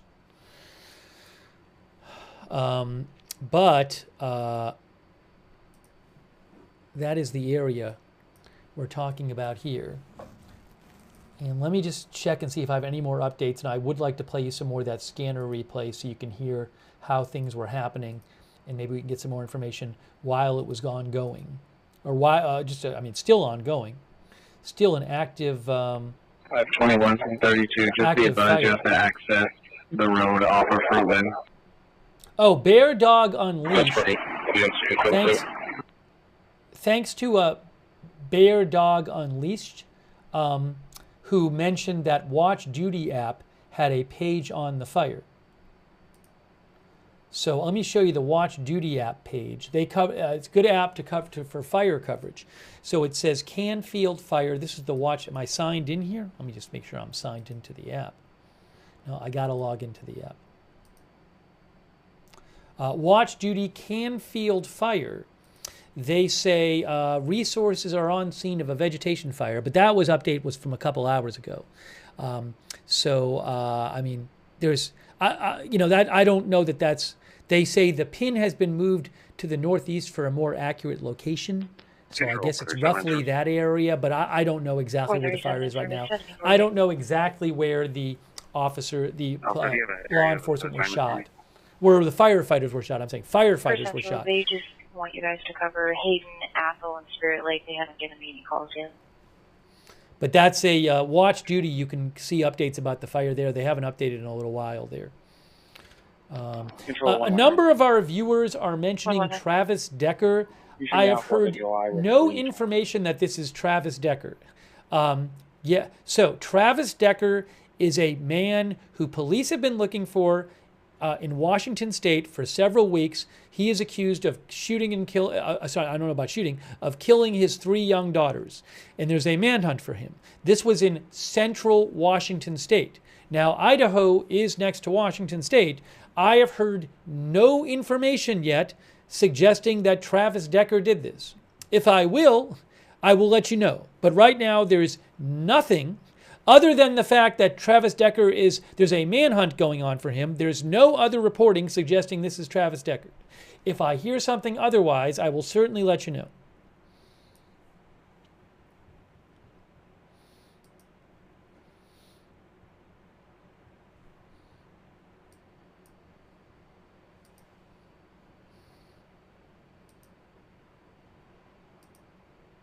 All right, there's Flight Radar 24. That's another helicopter coming in the area. And there is this one flying around. I mean, this is a sheriff's helicopter, so presumably this helicopter is searching for the suspects, or suspects. But you can see where that helicopter is flying around on Flight Radar 24. In spite of the fact that people in the chat keep claiming that it has been confirmed that 4 people died, I have not seen any reliable source on that anywhere. All of the reporting I have seen says 2 dead. If I see anything else, I'll let you know.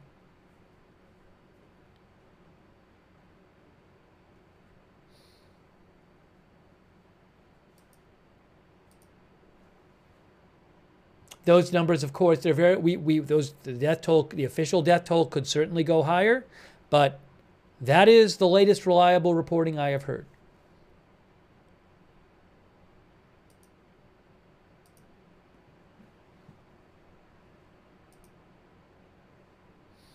All right, I'm going to play a bit more of the replay from the scanner right now.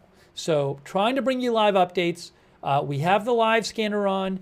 We're not really hearing much on the live scanner. What I could do, would people like me, the press conference was not that long. I could replay the press conference for you. Maybe I should do that. It's about 10 minutes long, maybe for people who haven't seen it. Why don't I take a minute and play the press conference for those who haven't seen it. The press conference video is courtesy of BC Preacher. No, I'm going to play it because some people haven't seen it. So the BC Preacher is the source of the video. He allowed me to buy the rights to the video from him. So I'm going to do that. And for the people who haven't seen it, maybe you have seen it, but a lot of people have not seen it. It's not that long. So we're going to replay that right now. And then I'll keep the live scanner on and we'll move forward. But what I want to do is get that on the screen for you, so you could hear, you can hear what happened from the authorities.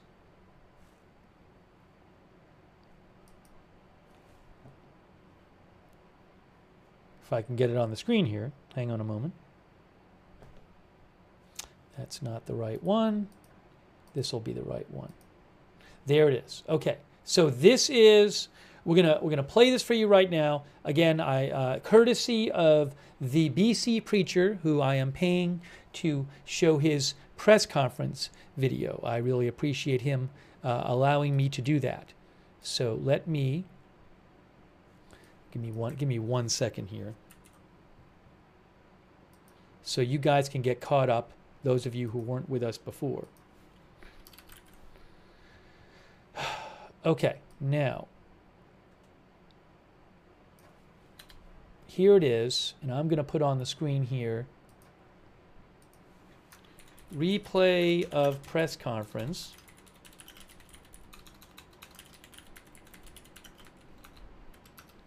Video courtesy of the BC Preacher on YouTube. Okay, let's listen to this and you can see what the police had to say about this a short while ago.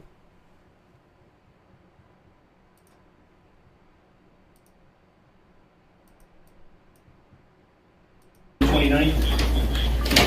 Everybody okay? Hear me okay? Okay, my name is Robert Norris. I am the Sheriff of Kootenai County. This information is very preliminary and is subject to change. We want to give you and the public as much information as quickly as possible. So at approximately 1:21 p.m. this afternoon, we received reports of a fire on the east side of Capitol Mountain. Fire assets responded to the scene, and at approximately 2 p.m. this afternoon, it was reported that firefighters were receiving shots fired at them. We now have 2 deaths. We have an unknown amount of casualties. We still have civilians that are coming off of that mountain. We might have civilians that are stuck or in shock on that mountain. So this is a very, very fresh situation. We are actively taking sniper fire as we speak. This is an active situation. We have multiple agencies that are on scene from local and federal authorities, and we are prepared to neutralize this suspect who is currently actively shooting at public safety personnel. We are prepared to neutralize this suspect as quickly as possible.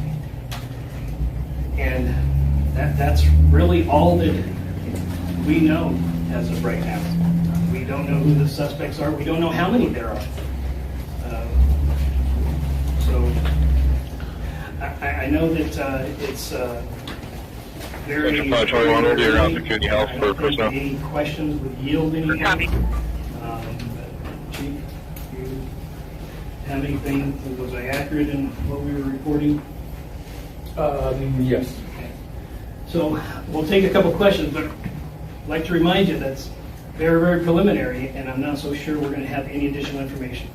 Original mechanics, so why the 2 deaths, are they fire personnel that have died? We know that there's 2 deaths, and we believe that they are, yes. Have they been taken off the mountain? Are they? Yeah, no, we're still in that process. Aiden Brown, Creme 2. You mentioned that there were multiple people that have been shot. Do you have an exact number as of the moment? Nope. Okay. We do not. Alex, I'm not the spokesman. How are you going about evacuating people from the mountain or getting personnel out of there who are being shot at? I mean, what does that process look like? Right now, we're developing a plan to be able to suppress these individuals' firefighting capability. And when we get that under control, when we have an opportunity to suppress that, then we will continue our removing of people who are on the mountain, who are on for a hike, or public safety personnel, or people who live on the backside of the mountain.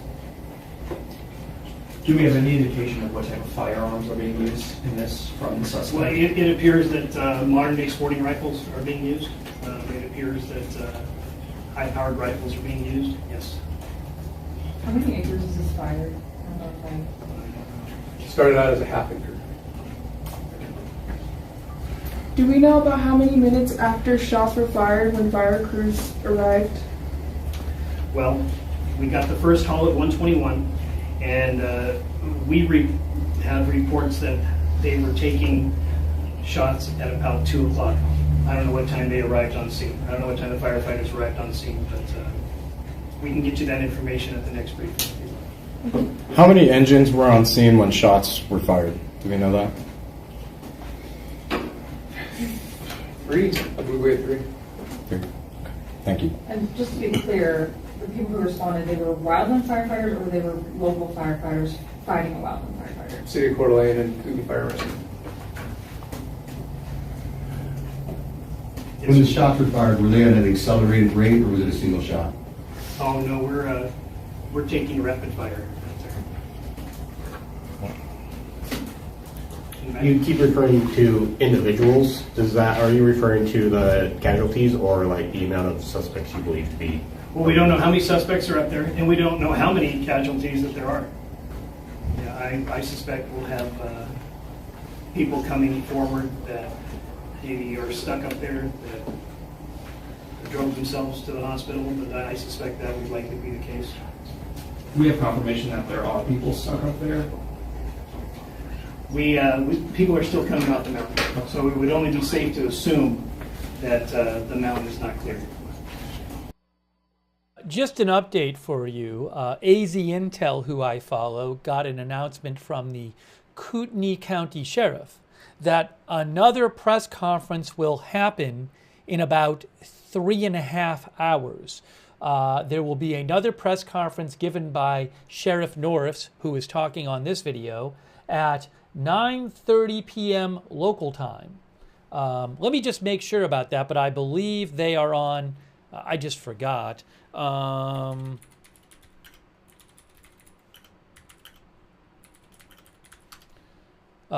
Yes, it is a 3-hour time difference. So the next press conference, again, this is from a press release that I saw via AZ Intel on X, will be 9:30 p.m. local time. That is 12:30 a.m. Eastern time, which is 3.5 hours. However, I will say, I'm pretty sure that if, let's say they were to capture the suspects, and I think they said this in the press conference, there could be something earlier than that. So that is a scheduled press conference coming up in 3.5 hours, but there very well might be something sooner if something develops sooner. But I wanted to let you know about that. There's just a couple of minutes left in this video of the press conference via the BC Preacher on YouTube. So I have the live scanner on. Really not much going on in the live scanner right now, but let's just finish this replay of this press conference. I think this press conference was, an hour and a half ago, I think. This was the previous press conference, but I wanted to replay it to let you guys hear the details here. So let's just finish replaying this. As of right now, is there an active threat to the surrounding community? Absolutely there is. Okay. Has there been a shelter-in-place order put forth? Yes, there has. Okay. And I would encourage all of you to tell people to stay away from the area. Do not come to the area. Stay away from the area. This is going to be, if these individuals are not neutralized quickly, this is going to be likely a multi-day operation. Here's a question. So is the suspect in a home up there? Are they, if we have an indication of where they might be on the mountain? Yeah, we don't believe that they're in a home up there at this time. So they're just kind of out in the open firing? Well, they're heavy brush, well prepared. So yeah, they're blending in with their surroundings. Sheriff Norris. Oh, sorry. Did you mention that the person that called it in is most likely the shooter? No. Okay. No, we didn't say that. We said the first call was at. I'm hearing a little from the live scanner, so. US 63 Central 1 Coeur. Currently I'm 95 and honeysuckle. Not much. I'm just listening to the live scanner to see if we hear anything. US 53. This is 422 for information. Page 5353. For milepost 4 of my real life. Knowing for Spirit Lake and Apple. Sorry, I'm just listening to the live. See if we hear anything. Didn't hear that You'll much. be in the Spirit Lake area as well.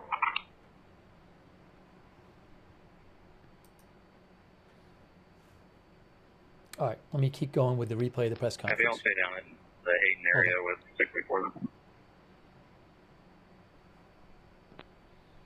Control copies.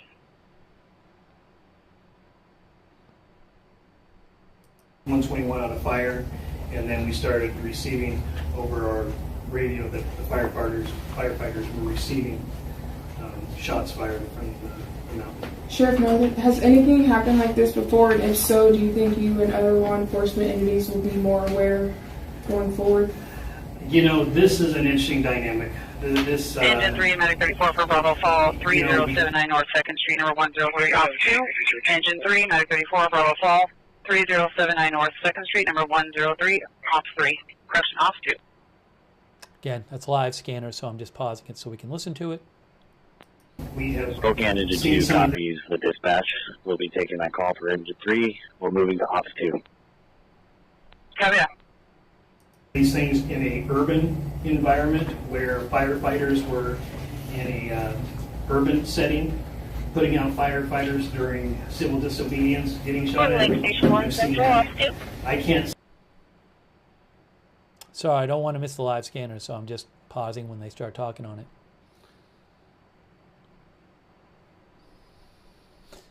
Say that I've seen it in a rural setting.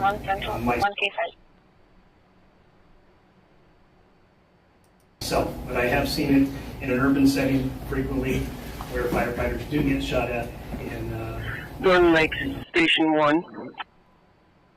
Sorry to keep pausing. All of a sudden, there's stuff on the live scanner. So. Station 1, sorry, I just staged you. EMS CTJ is trying to get a hold of Medic 51 who is at that station. Can you back? Medic 51 is not back at Station 1. I'll landline you guys. Copy, thank you. Civil unrest, yes. So do we know if there's one or two shooters? We don't know if there's 1, 2, 3, or 4. Yeah, we don't know.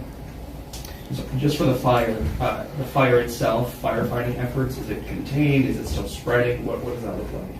Well, it's gonna keep burning because we can't put a lot of resources on there right now. But no, we won't put any resources out there until the threat is neutralized. Do we have like a risk of wildfire? Say, is it high winds? Is that going to fuel the fire or anything? Or is it? We're at a high state right now in wildland, so it'll calm down as the evening progresses, but then it'll pick back up tomorrow.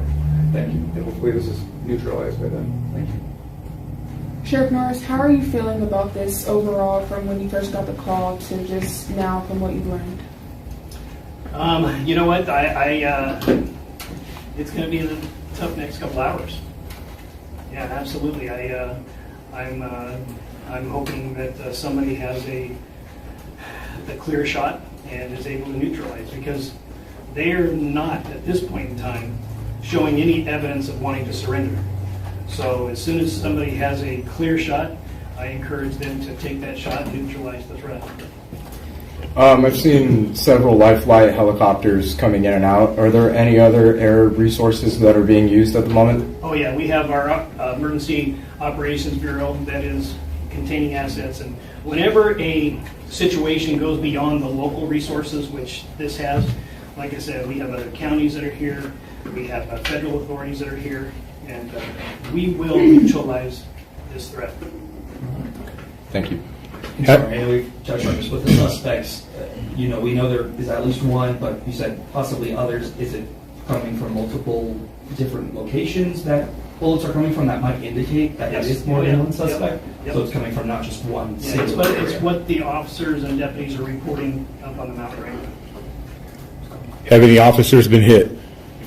As of right now, we don't have any officers that have been hit. Can you just confirm, list all the law enforcement authorities that are here on scene? Well, I have not gotten a list yet. Okay. But however, pretty much everybody that's in this region. We have some Spokane resources that are here. We have Marshal's office that is on scene. Bonner County Sheriff's here. Coeur d'Alene Police, of course, is here.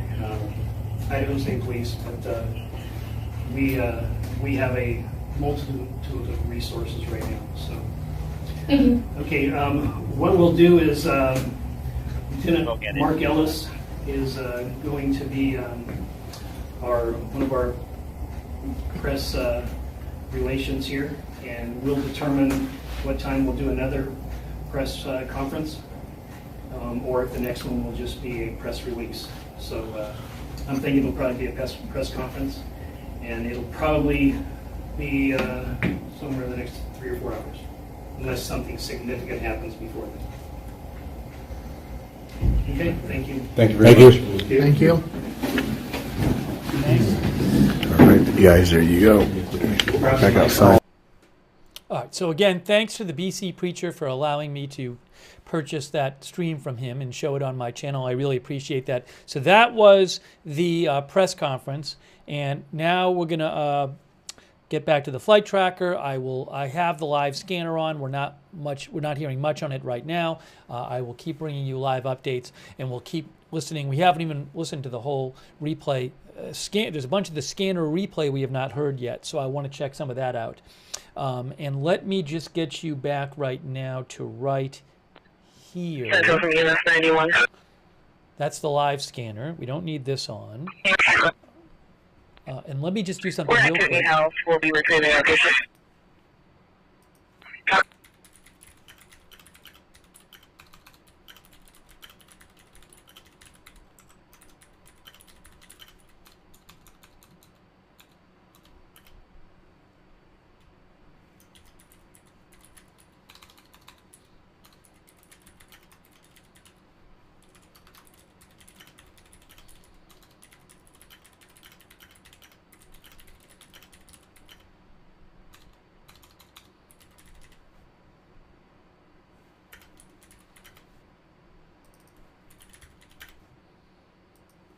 Incoming medical F5E boy.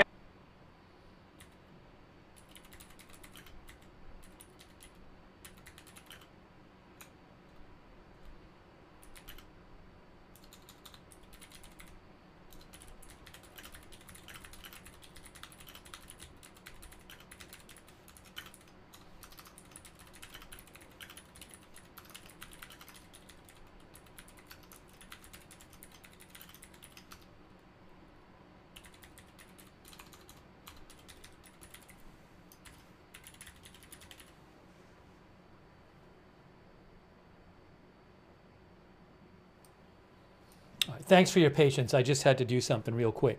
All right, so we have here. You're seeing this is a helicopter. Now let me just see. That's Flight Radar 24. Yes, this is the Spokane Sheriff's. This is ADSB exchange. That is the Spokane County Sheriff's helicopter right there. Spokane County Sheriff. And just give me 1 second here. Hang on a moment.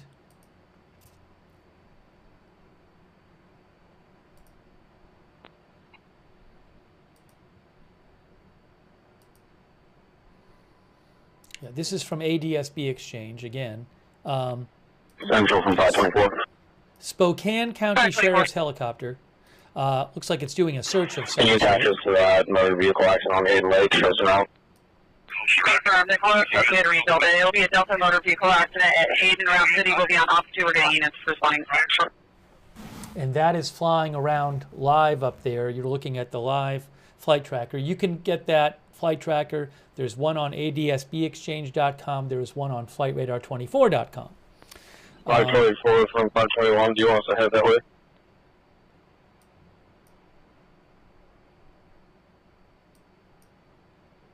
And I'll let you know if other aircraft. There's a helicopter here. I don't know if it's going there. That is a Black Hawk helicopter down there. One of our viewers mentioned that. So maybe it's going to the area. I'm not sure. And somebody else mentioned something. They said that... You guys can stay in the course right now.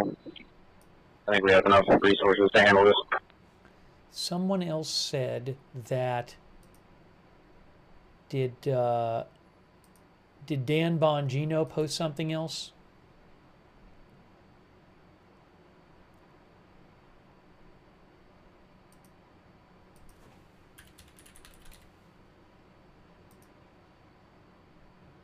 Yes, Dan Bongino, who's the... 53, engine 524 for Delta motor vehicle accident, Hayden Lake Road and Rhapsody Lane, ops 2.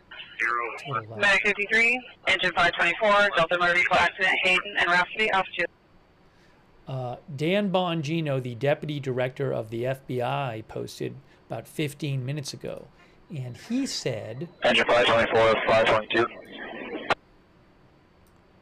FBI technical teams and tactical assets are currently on the scene providing support. It remains an active and very dangerous scene. Very dangerous scene, he says. Engine 524, we just pulled in Station 1. We have a complement of 4 and all our ALS gear. Do you have enough EMS equipment?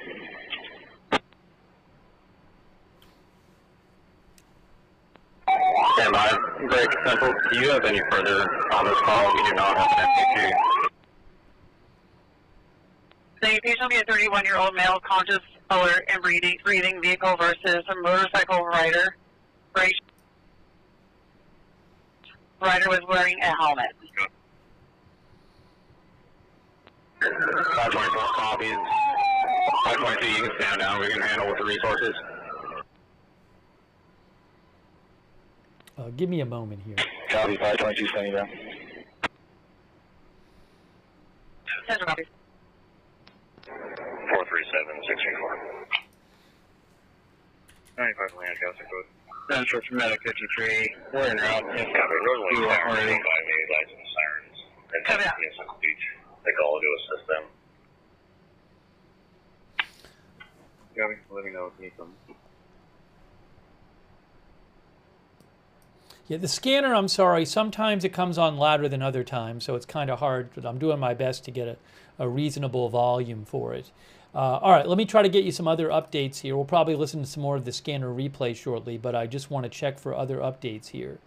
But again, we're not hearing much on the live scanner right now. Pam Bondi, who is the Attorney General, she posted as well. And Pam Bondi said, "Thank you to our incredible FBI agents on the ground assisting local authorities in Idaho. We are praying for all."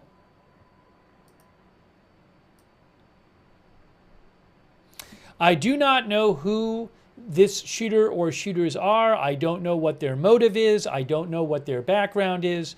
We just don't know right now.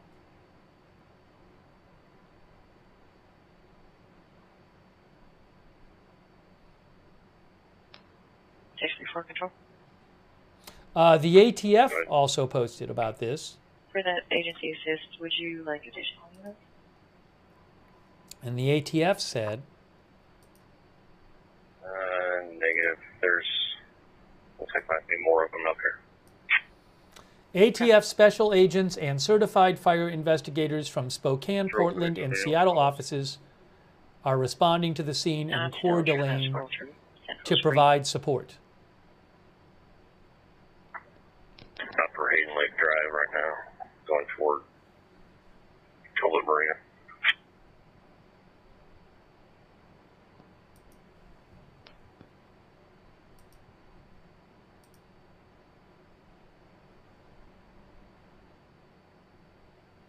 So FBI on site, ATF on site, and this is an active search for one or more shooters.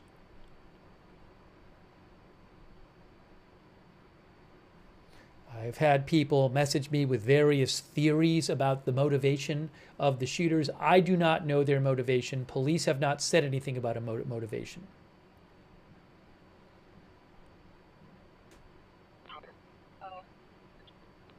We're Lee Fire Tucson off 4.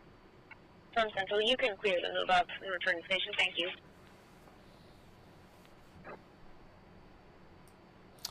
The helicopter, there's another helicopter coming in here. This is a Black Hawk helicopter here. I don't know what that helicopter is up to, but you can see it down here on ADSB Exchange.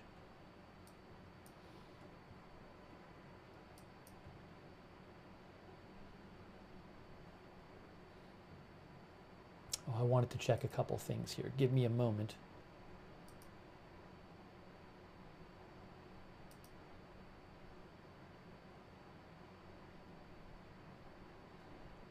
I'll show you a couple pictures from the scene too. Reuters says that the attack is unfolding in the Canfield Mountain Nature Area that is popular with hikers near Coeur d'Alene. Coeur d'Alene is a city of about 57,000 people in northern Idaho. The sheriff said the shooter or shooters were using high-powered sporting rifles to shoot rapidly at first responders, and that the perpetrators are not at this time showing any evidence of wanting to surrender. The perpetrators, according to the sheriff, were in a spot with heavy brush, and they are well prepared and blending in with their surroundings.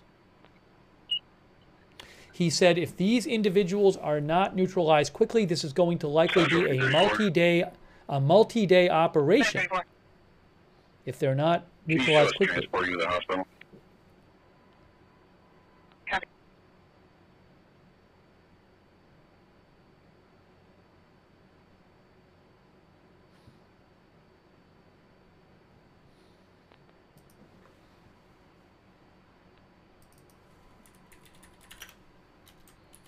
Let me show you a few pictures from the scene from Reuters here. Hang on a moment. I'm going to do that in a second. Dispatch, Spokane Engine 2. Spokane Engine 2. Back in service. Copy. Central Engine 522.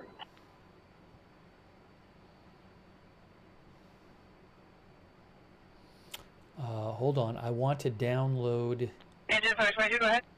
something here. Give me one moment. Go ahead. Central, can you show Engine 522 out of service and dispatch a cover unit? Give me one moment here, guys. I want to show you a couple photos. But I need a second to pull the photos up on the screen. Thanks for your patience.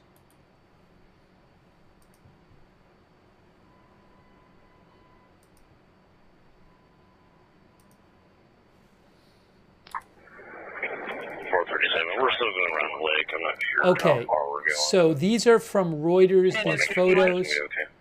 from this article you can see right here. Call to 2 firefighters killed in Idaho shooting gunman still active. So that is the fire. Hold on a second, I messed that up. I believe that is the fire. I don't know what time this was taken. Again, law enforcement is investigating whether this fire was intentionally set to draw in the firefighters. And there is some law enforcement vehicles on the scene there via Reuters. EMS 53 Central. Go ahead. Confirming you're currently at Northern Lake Station 1. And you can see there certainly I'm some en route to the backside and Lake for the Delta MBA. heavy vehicles there. 437, which agency was it? They have a lot of calls on screen. Give me one moment. Sure, it's just a fire. EMS 81, Engine 61 for Bravo 6, 7834 West Pine Street, Ops 2. EMS 81, Engine 61 for Bravo 6, 7834 West Pine Street, Ops 2. Difficult when I don't know where you're going to see which call they're talking about. Copy, what calls are north of here?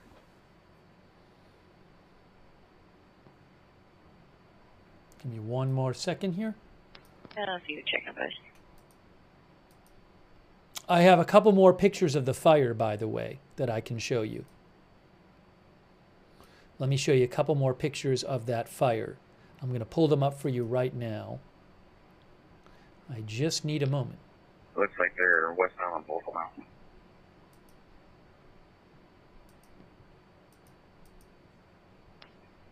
.437, what was that street name? Vocal? They're heading down Vocal westbound. Copy. Okay, this is from AP, these photos. 61, it's cleared to enter for law enforcement on scene on arrival. 2 killed in sniper ambush as Idaho firefighters come under siege from rifle fire.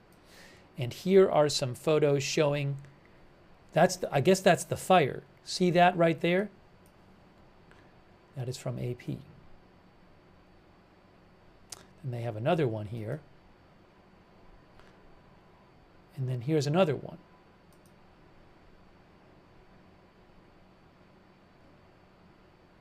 Now, certainly, I mean, well, you know, if they believe the fire were intentionally set, they're certainly looking into it. That would give you a location of where people were when they set it.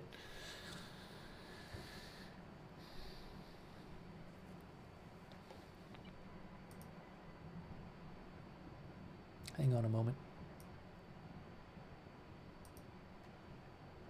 There's a helicopter flying around the area, a sheriff's helicopter, on adsbexchange.com.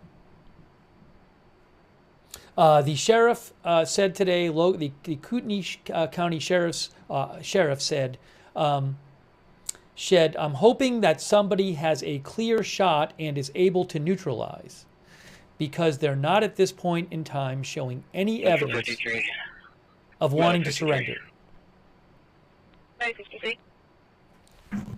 Any chance there's a law enforcement unit kind of cruising the backside of Hidden Lake for me?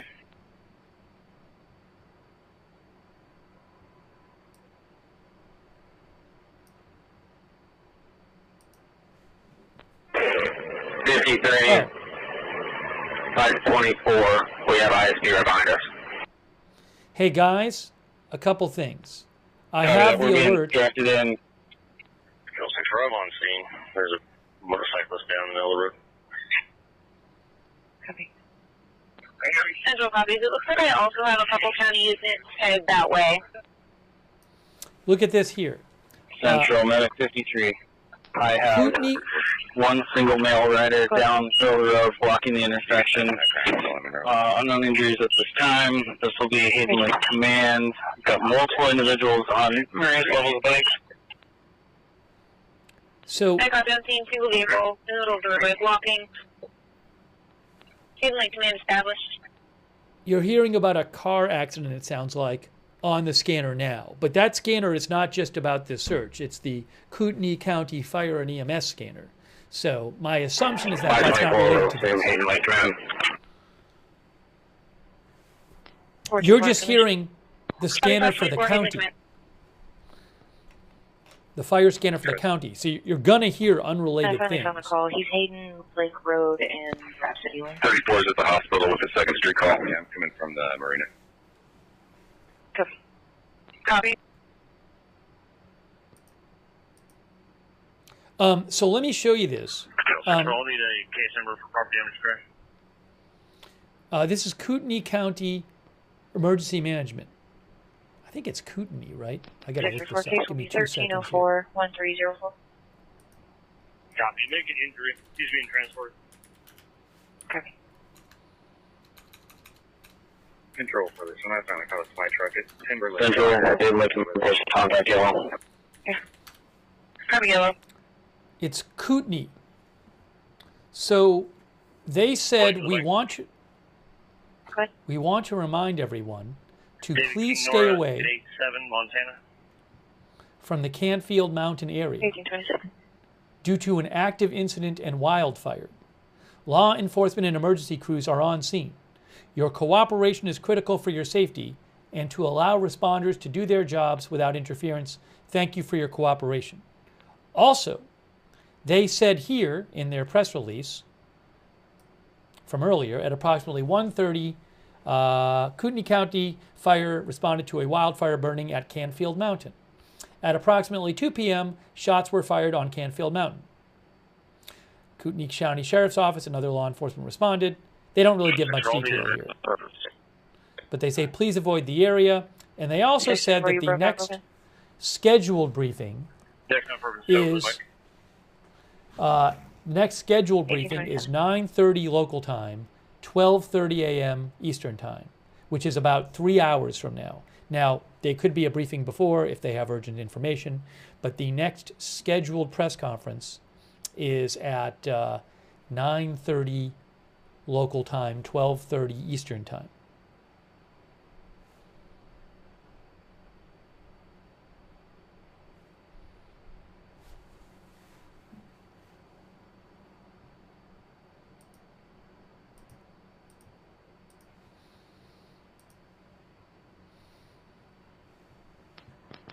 Control for this one. We're turning on the Pine Street route.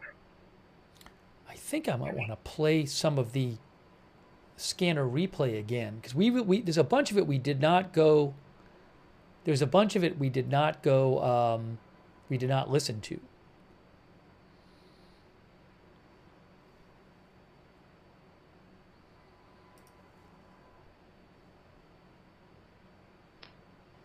and we'll be on scene. I think we're 7858 Pine Street. 18.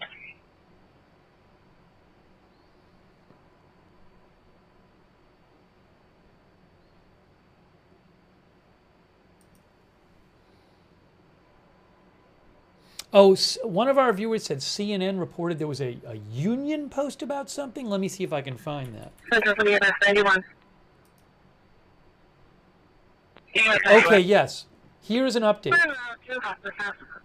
CNN reports that the International Association of Firefighters said a firefighter is still in surgery.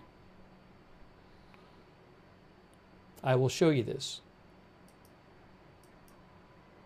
Okay, let me show you this from the International Association of Firefighters, which is a labor union for firefighters. I'm going to show you what they posted. Let me just look them up. According to Wikipedia, they have more than 300,000 members, the IAFF, a labor union representing full-time firefighters and EMS personnel in the U.S. and Canada. Weston Alexander, Adam Lincoln Edward, X-Ray, Adam Nora, David Edward Roberts, versus Sterling, Sam Tom Edward, Robert Lincoln, Ida Nora, George, Will H. Houston. Here's what they said. Date of birth. Hang on. 061. I don't need to hear that right now. While responding to a fire earlier today in Coeur d'Alene, Idaho, IAFF members were ambushed in a heinous act of violence. 2 of our brothers were killed by a sniper, and a 3rd brother remains in surgery. Please keep them, their families, and law enforcement in your prayers. Now, I don't know, I mean, scanner traffic suggested, even the scanner traffic we heard suggested there were at least 4 people shot total, and authorities said there are more than 2 killed who were shot. We don't have an exact number yet. So this information might just be about the most seriously injured or killed people. I don't know. I would be pretty surprised if that's the only people who are hit. I would be pleasantly surprised if we only have, because that would be about a minimum right now. I mean, the minimum number of injured would be 1. So unfortunately, I think it's more than 1 injured from what we've been hearing. But what this International Association of Firefighters said, which is a big labor union, they say that 2 are dead and a 3rd brother remains in surgery. So I'll let you know when we have more, but thanks for the heads up about that.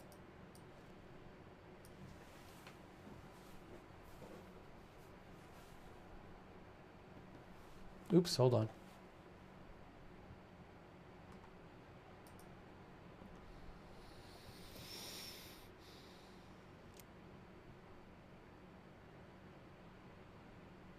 There's another helicopter here. Look that one up. Control, is around clear NAT. Ground for BD's here, some sort of medical. 18.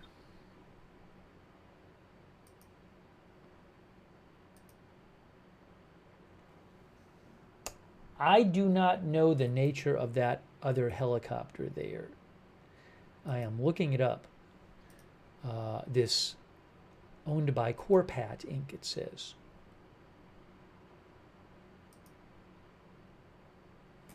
Anyways, so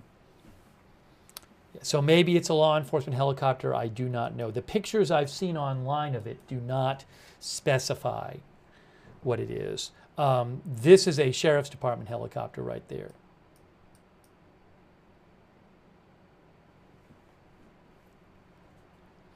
Okay, so.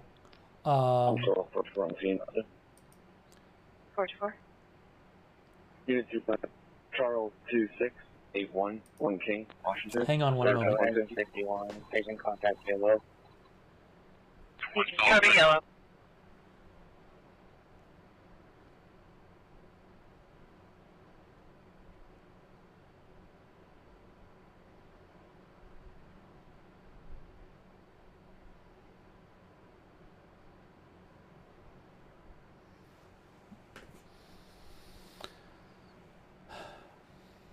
Sorry, just trying to get you more updates here.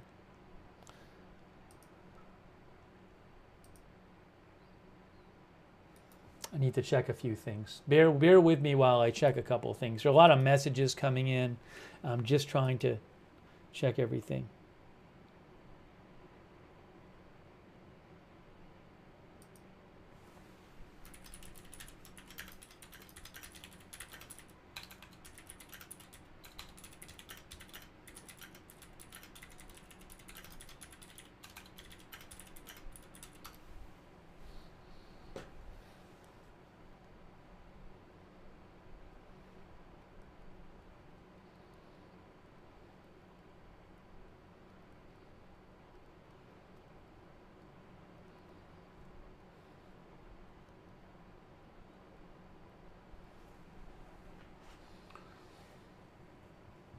We do have the live scanner on. We're just not hearing much right now from the live scanner.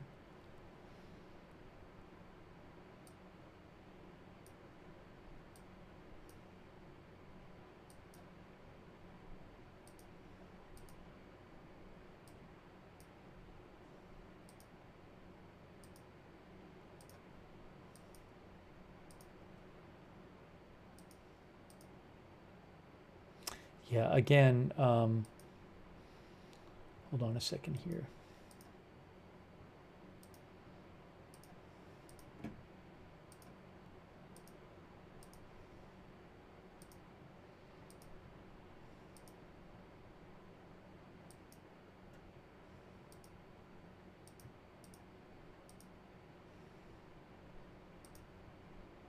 Thanks everybody who's been sending in messages and updates and letting me know what you're hearing. I do appreciate that.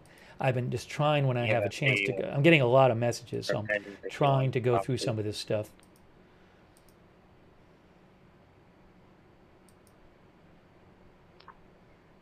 Control 64. Can I try this late one thing?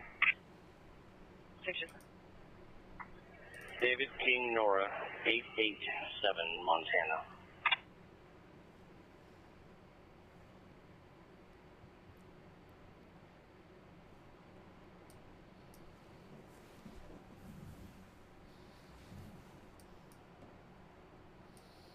You can see here, by the way, on ADSB Exchange, you can see this is Coeur d'Alene here, the city.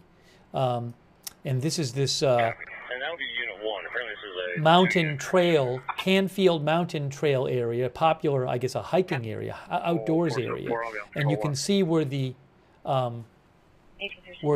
helicopter is searching around there. 424 634. Good. Are you still coming up here? And then it's also interesting, one of our viewers mentioned, Copy that. Ford F-150 that's up there is Unit 2. Control 64, driver for Unit 2. one of our viewers... Central, Medic 53. 64. Class the Bolster, Boy, 53, go ahead. Sam, Tom, Edward, Robert, Kristen, Kevin. Medic 53 will be transporting 1 to Kootenai Health. 0529. Also, Engine 524 will be also going to Kootenai Health to retrieve personnel. Is this Unit 1 or Unit 2 driver? One of our viewers, unexploded ordnance guy, mentioned that if you go to the NASA FIRM site, which is a satellite fire detection site, they do show a fire detection in the area, which, from what I can tell, is right around where the helicopter is flying around. You can see there's Coeur d'Alene there, and then you can see right there the satellite fire detection in recent hours.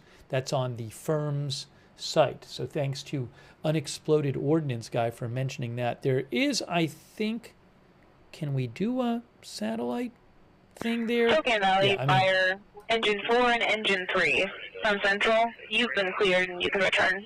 Thank you. Yeah, and there's, I mean, the helicopter's flying around here, and there's the NASA FIRM's site there. So, I mean, it looks like roughly the same area. I can't speak to exactly the same area, but, Could you repeat that last? you know. The Valley Engine 4 and Valley Engine 3 can return to Spokane Valley. The other two are Control 64, repeat location. being requested to stay for now. Go ahead. Thank you. Upper Hayden Lake Road and Rhapsody.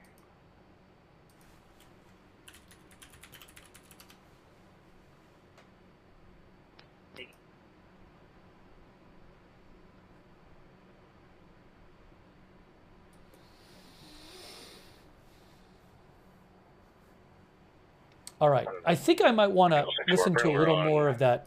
East and or South Hayden Lake Road, about the upper one. Hang on. I might want to play some more of the scanner replay because we still have some of that we haven't even listened to.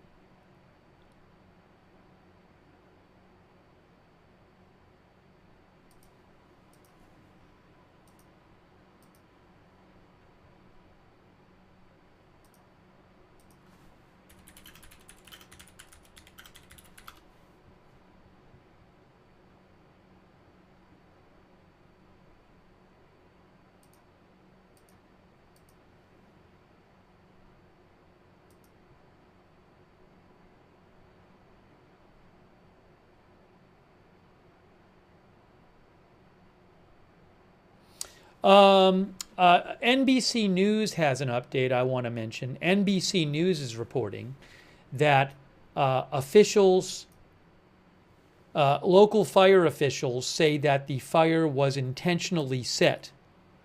And a federal official, according to NBC News, also says preliminary indications are that this was an ambush-style attack. Now, you could have an ambush without an intentionally set fire, but we heard on the scanner one of the firefighters say he thought it was intentionally set to draw in law enforcement, to draw in the firefighters.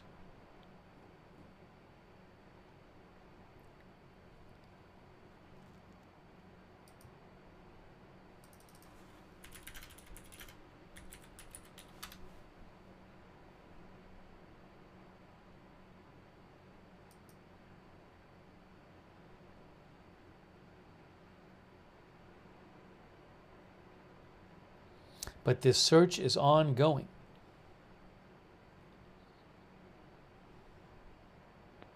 Central AMR 121 is AOS available at Kootenai Medical. Copy.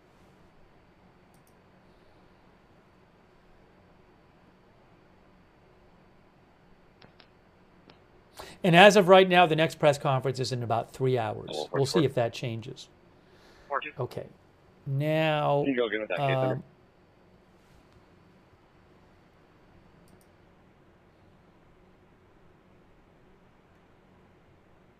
sorry, I have a couple different live scanners on for you.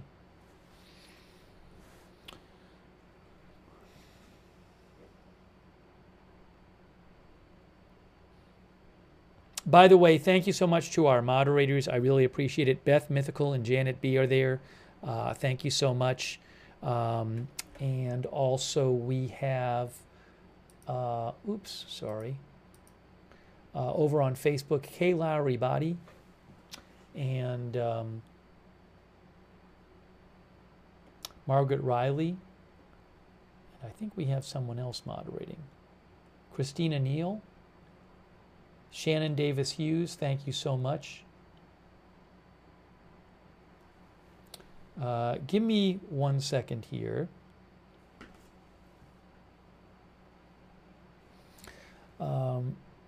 Thank you also to our Twitch moderators, which like Bastion Girl, Big Ball of Yarn, David Green, Good Luck Duck, Idaho Star, I Got That Fire, McBritches, Sarah, Surly Devin, Tariag. Thank you. And our Linda Belk, Larry, Misha moderating for us on X.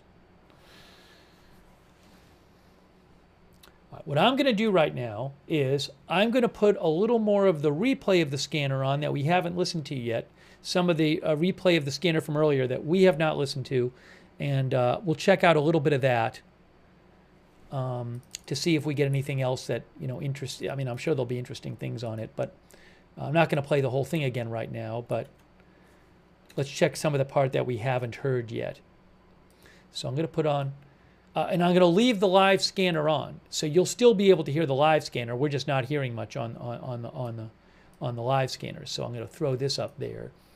And let's just listen to a little more of the replay from earlier. Anywhere back on my flight. We need to get to the Coeur d'Alene Fire guys that are down. So what that was, the voice you just heard was, I think, the original person, the firefighter who called in the fire, and he said we need to get to those Coeur d'Alene firefighter guys that are down. Contact with Spokane. I'll double check with my partner on that. Firefighters been contacted. Told to stand by this time. Do you want them watched? Affirm. Copy. Also, BC5 is requesting at least 5 ambulances on standby. Can you confirm? Yeah, if we can actually get 6, that would be beneficial. And if we need to pull from Spokane or Shoshone. Copy. Copy, Medic 13. Can you move to Alpha 1? Central EMS 61's en route to the wildland fire. 13 inches 12 Fox 1. We're headed to full life. You want to get one? Central 107. I'm moving staging up to Nettleton and Maple Leaf. Start engines from Valley, and you can pull ambulances from Spokane too if we need to. Is down. So go ahead, Twin Gulch. Can you copy the cost? Nettleton and Maple Leaf. Copy. Go ahead. Negative. We have Chief 107. Copy, thanks. Getting her to be. Copy. I'm going to keep going with the replay of the scanner, but before I do that, in case you, I'm not going to replay the whole thing again, but I want to replay the moment where firefighters first reported that they were taking fire, if I can do that. I think I have it right here. Again, this is a replay of the scanner. I think it's right here. Let me just make sure. Let's see. Central BC, Central BC Right here. 5, Central BC 5. BC 5 off 6. Some law enforcement right now. There's an active shooter zone. They're shot. BC 3's down. BC 1's down. Everybody's shot up here. Law enforcement, code 3 now up here. That's the first report on the scanner from earlier of when the shooting was being reported. 551, 10 or 14 up here. Stop. Get out of the way. 10 or 14. Engine push 551. Do not come up here. 551 copies, remaining staging. Central from 551. Can you get an ETA on life flight, please? You're busy. You see what life flight has to offer. Go ahead and get it started. Sorry, I couldn't copy. I was copying. Is at the upper parking lot. Is at the upper parking lot. Up on the dirt parking lot. We need law enforcement up here immediately. Law enforcement up here immediately. Copy, upper parking lot. Immediately out, law enforcement. Central, we've got another Coeur d'Alene firefighter down. Needs help immediately. We need law enforcement immediately.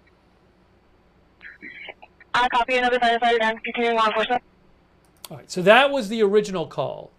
And we listened to that, and we listened to some of the scanner after that. And there's some of the scanner about maybe 20 minutes after that we haven't listened to, and I want to play a little bit of that. Let me just pull it up on the screen here. Let me just pull it up here so I can play it for you. Hang on a moment here. So that's going to be this one. Okay, so let's check out some of the scanner a little bit ahead of that. Copy. Scanner Also, replay. BC5 is requesting at least 5 ambulances on standby. Can you confirm? Yeah, if we can actually get 6, that would be beneficial. And if we need to pull from Spokane or Shoshone. Copy, Medic 13. Can you move to Alpha 1? Central EMS 61's en route to the wildland fire. 13 inches 12 Fox 1. It's a full life. You want to get one? Central 107. I'm moving staging up to Nettleton and Maple Leaf. Start engines from Valley, and you can pull ambulances from Spokane too. Is down. So go ahead, Twin Gulch. Can you copy the cost? Is down. So go ahead, Twin Gulch. Can you copy the cost? Medic 1 Central, off 1. Spokane Fire has been advised for requesting all of their available medic units to head this way. Also, Wesley is being washed. Do you have a system here you want them to try and land? Yeah, for the time being, if they can just hover around the Kootenai Health area until we can get this sorted out. I'm we'll work on getting a LZ set up probably somewhere along 15th Street, I would imagine, at some point. I copy. However, over to the house. I will, as I said. Also, how many did you get? Central Medical Group. Did Lifeline have available? I'll check for that. We have an update on law enforcement. Get up to this upper parking lot. I'm still working on the update. Central asked law enforcement if they have a drone over the lower part or over the upper parking lot. I see a drone directly overhead. Is that law enforcement or is it shooter? BC5, that is a drone for law enforcement. That is not the active shooter. That is a drone for law enforcement. That was I sounded like the battalion commander was calling in and saying, I see a drone up there. Is that law enforcement or is that the shooter's drone? And then they said it was the drone from the law enforcement. Again, this is from early on in the shooting. This is about maybe 25 minutes after the shooting. Yeah, they're directly over me. Can law enforcement get up here so we can get to evacuate the Coeur fire guys?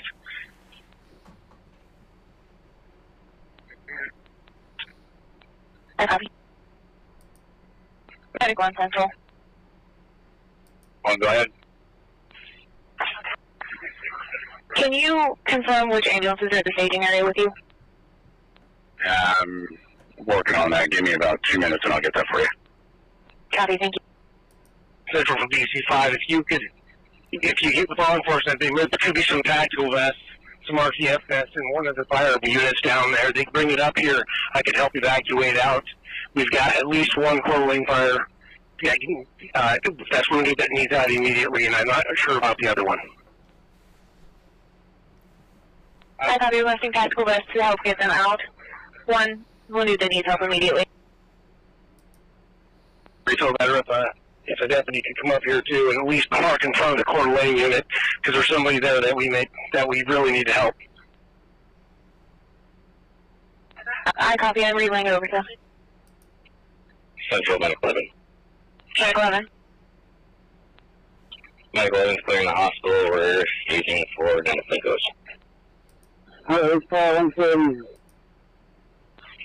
By the way, I'm skipping over. Some of you heard this before. There is one person, sorry. There was one person talking to the scanner on the scanner periodically who sounded like they had been shot, and I am not playing that person's voice when we go through it. Clear hospital house. Do you need us for additional, or would you return to the hospital with them? That's the live scanner. I also have the live scanner on. The live scanner is pretty quiet, but I also have the live scanner on in case anything big happens. I don't think we're going to hear that much on the live scanner, but I have it on. But I'm not playing you on the replay the voice of the person who said they had been shot. And I think at some point they said they couldn't move anything. It was just terrible. So we're skipping over that voice. And again, this right now, we're at about the replay here. We're playing some of the replay of the scanner, and we're about 25 minutes after the shooting. And I am periodically checking. Let me just do a quick check. I'm also checking for other updates too. So let me do a quick check and see if I have anything new. But this is a popular hiking location, which I believe was said in the press conference. CNN also said that, a popular hiking location. Central Engine 14. Engine 14. So, Engine 14 available. Engine 14 available.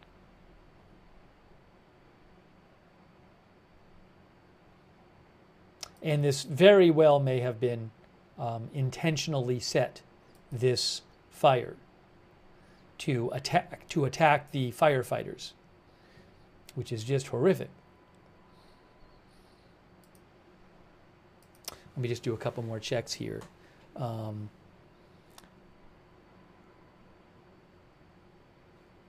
see if I have any other new updates.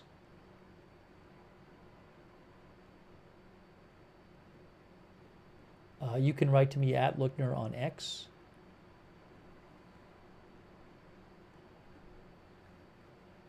I'm just checking to see if I see anything new. I haven't seen anything new. there are some unconfirmed reporting floating around online, and I'm not going to repeat stuff I see. That's somebody online says, well, somebody said this, and that's not. It could be true, it could be false. So I'm not going to pass along that kind of stuff.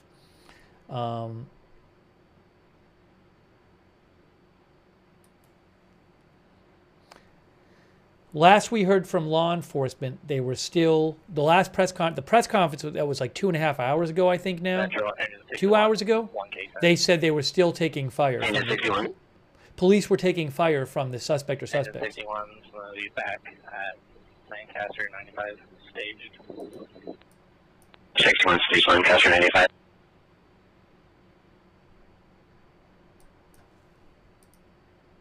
How long until sunset? I would have to look that up.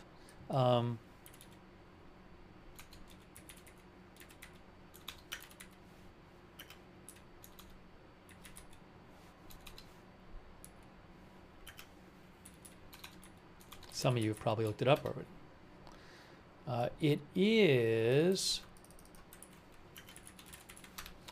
8:49 p.m. sunset, which would be in about 2 hours because they are on Pacific time. So it is 6:55 right now. Sunset is at 8:49.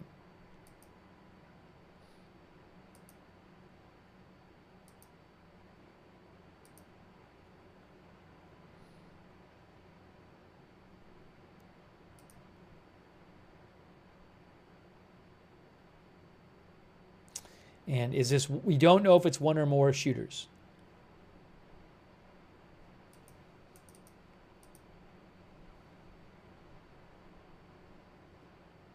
All right, let me hit Control 404, vehicle maintenance, Maverick on Golden Avenue, Coeur. One moment. Central 521, locate Central. 521. We've been relieved of Coeur Station 2. We're back in District at Station 1. Copy, 521, back at Station 1. Let me play a bit more of the replay of the scanner. Oh, I'm sorry. So the last couple minutes we've been listening to the live scanner. We have not been listening to the replay. I just forgot to take the sign off. But we have the live scanner on. We're just not hearing much. But let me now play a little more of the live scanner from the aftermath of the shooting. I think the scanner now, we're at about maybe roughly a half hour after the shooting was first called in. So let me throw some more of the live scanner up, or play it, and so you guys can hear it via broadcastify.com. Go ahead, Central. We're actively working on the Bearcat, getting up to you safely. We have units in the area trying to get to you. So the firefighters were calling in for help, and you could hear right there, they said they were actively working on a Bearcat to get up there safely. Now, when we last heard from the only press conference that happened about 2.5 hours ago, it wasn't specifically answered, but it sounded like at least some of the victims were still up there because law enforcement was getting shot at. Copy that. We really need to get the Coeur Lane guys. There's one confirmed wounded, and he's about 40 feet from me. I think if we can get a unit up there, we can block and at least drag him and get him down to the ambulance. I'm not positive about the other two in the BC-3 rig. Unbelievable. Awful. Responsive. I copy 2, completely unresponsive, 4 needing active medical attention. The Bearcat is getting in as quickly as they can.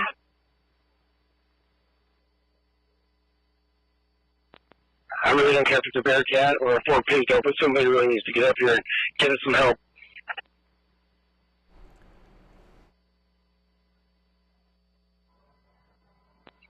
Central 31 is clear. We'll be responding to that open. Copy, Wasteman 31, can you go to ops one? Central 107. Chief 107. I'm going to take command. I'm at Maple Leaf and Middleton Gulch. I'll have you keep with contact with BC5. We've got unit staging, and we're ready once the law enforcement gets up there. Copy. Can you confirm if you have 5 to 6 ambulances? Currently, I've got 4 ambulances. Copy. I know EMS 61 and EMS 81 are no, either of them on scene. I've got 13, 52, 32, and 51. I copy. EMS 61 is not, correction, EMS 81 is not, they're 2 different calls. Thank you.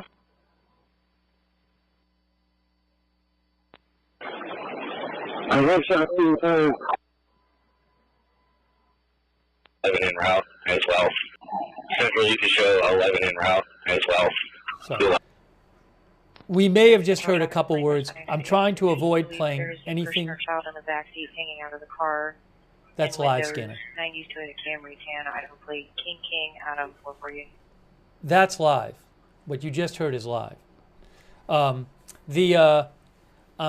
doing my best to avoid playing on the replay of the scanner the voice of the person who had been shot, who was periodically speaking on the replay. So, again, I have most of what you're hearing right now is replay because I'm playing that, but I also have the live on. So if there's anything big on the live scanner, I'll let you know, but it's been pretty quiet. Now I'll press play on the replay. Engine 3 engineer live. Do you have traffic for Central? Central Chief 903, I'm on scene at Kootenai House for med patrol. Chief 107, engine 15.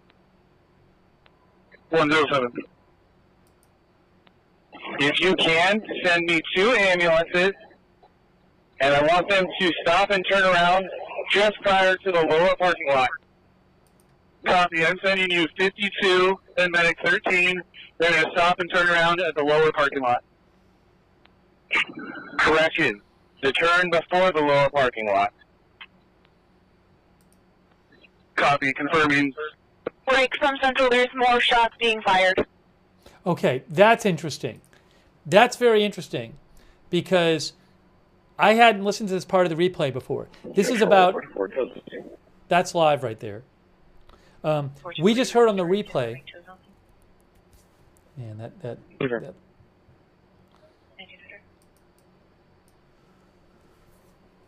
we just heard on the replay more shots fired, and that was about a half an hour after the initial report of shots fired.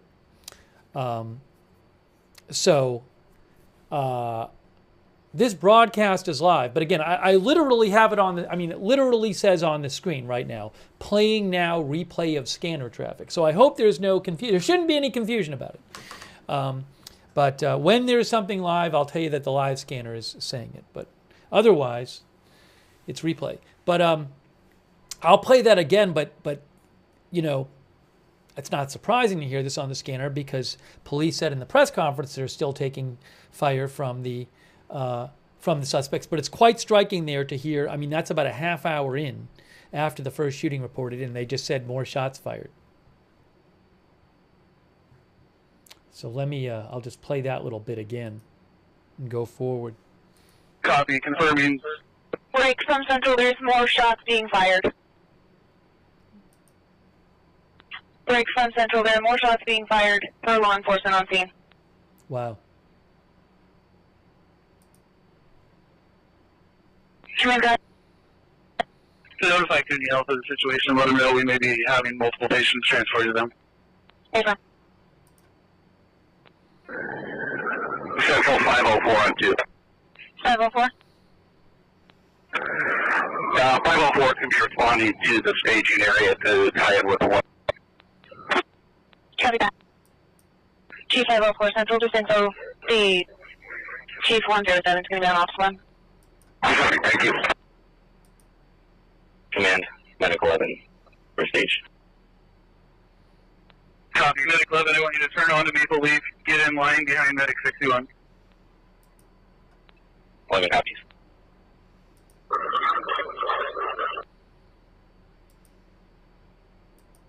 Medic 51, command. 51 says to the lower parking lot with 13. I'm bringing him down to the lower parking lot to rendezvous with the ambulance. Copy 1 firefighter, the shot being brought to the lower parking lot. Oh, hear that? Copy 1 firefighter, the shot being brought to the lower parking lot. Firefighter, the shot is being being taken to the lower parking lot. So at that point on the scanner, they said they were taking at least one of the firefighters away. There. 422 control status check. Copy. I've got ambulances on their way there. Go for it. Code 1903. Break 31. I copy that traffic. He's also code 4. Thank you. Now I'm going to pause the replay for a second and see if I get any more live updates for you. The next press conference is not for another 2.5 hours. We'll see. Maybe they'll do it sooner. But as far as we know, they are still looking for the suspects. That helicopter, that sheriff's helicopter, is still flying around on ADSB exchange. Hold on a moment here. What is this?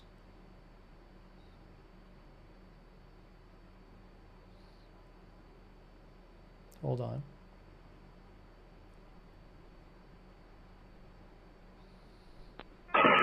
Central, can you show 524 out of duty? Copy 524 at station, is that correct?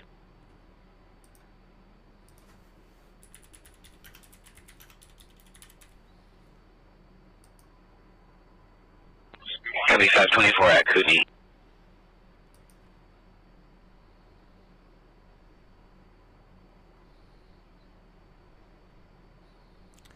To repeat, in the last press conference, it was confirmed that 2 firefighters had been killed and an unspecified number of firefighters shot. The number of other firefighters shot was not specified in the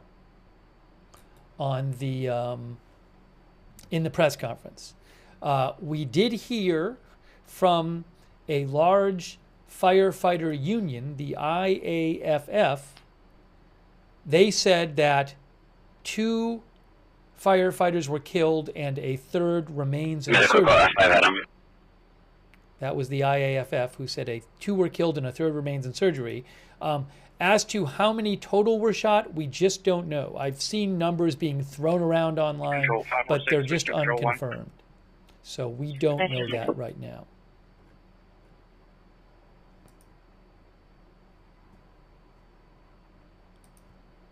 There is no reporting that any suspects are in custody that I have seen. But you can see that sheriff's helicopter still flying around. That it's a popular hiking area. Canfield Mountain area near Coeur d'Alene in northern Idaho.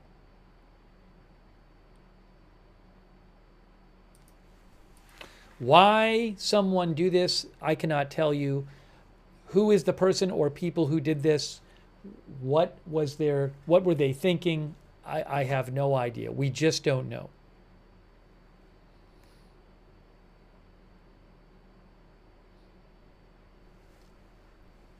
I do have a couple live scanners on right now. We're not hearing much on them.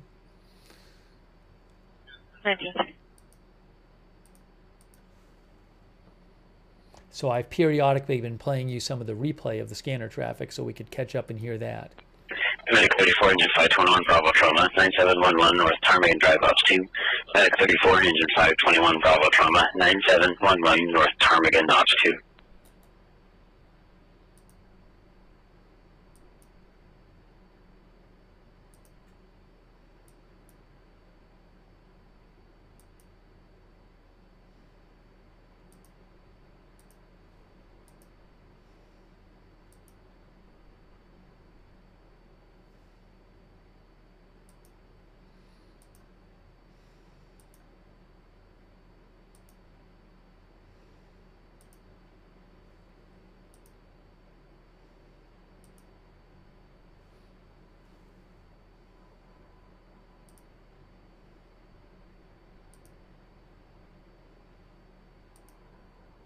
Yeah, some people have been messaging me and they have different theories about what the motive could be. I can't really speak to that. I don't have any kind of leads on that. So I don't want to start,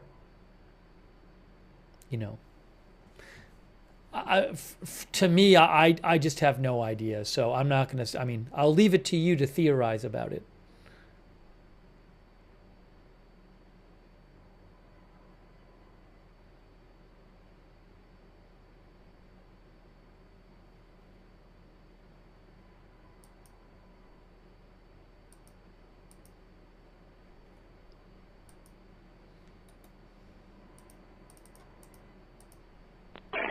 Central from 524. Engine 524. You can show 524 clear, returning to Hayden. Engine 524 clear.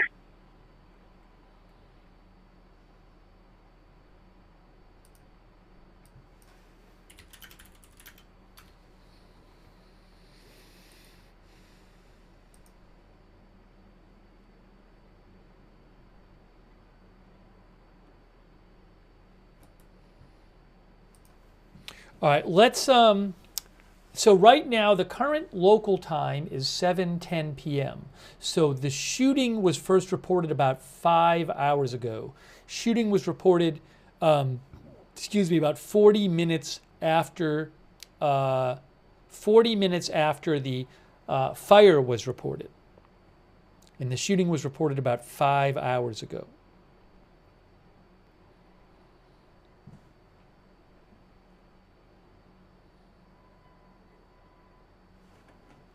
Let's check out a bit more of the replay of the scanner, because we have certainly not listened to all of that. There's a bunch that we have not listened to.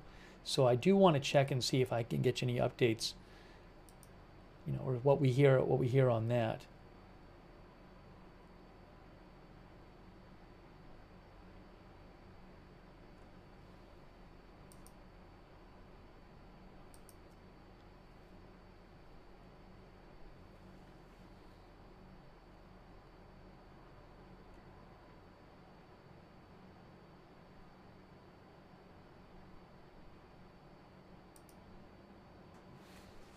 All right, here's a bit more from the scanner replay. Oh wait, that's a lot. I want to make sure we don't. Central, EMS 81 to the hospital. That's live scanner. EMS 81 to Cootie. All right, let's hear a little more of the scanner replay. Command Central. You want copies, Simon? Command Central. Central from medical group, I believe, commands on Ops 3. Copy, just an advisory. Lifelight has been launched. There's 3 units, 10, 20, and 30-minute ETAs to Noah's Park on 15. Copy, thank you. And if you can contact law enforcement, see if they've got anybody that can help set up an LZ, that would be appreciated. Paper. Medic 13 from Engine 15. 13. Medic 51 is going to take that patient. I need you to continue up to the next tender in the road afterwards. Break on Central, additional shots fired. Continue up the road to the tender. Hear that? So that was another on the replay. This replay right now is about 30 to 35 minutes into the incident. About 30 to 35 minutes into the incident, and they're saying shots fired again on the replay of the scanner. I'll play that again for you. Break on Central, additional shots fired. Continue up the road to the tender. So, command, I'm sending IDL over to Noah's Ark to set up landing zone. Copy, IDL to Noah's Ark. SO radio. BC5. Can you please call down to, I don't care whichever medic unit is closest. I need one paramedic with their full ALS gear. I'm going to come down in an SO rig with another bystander, and I need to grab a medic and take him up to start treating a patient. Wow. It's a difficult video, difficult audio to hear.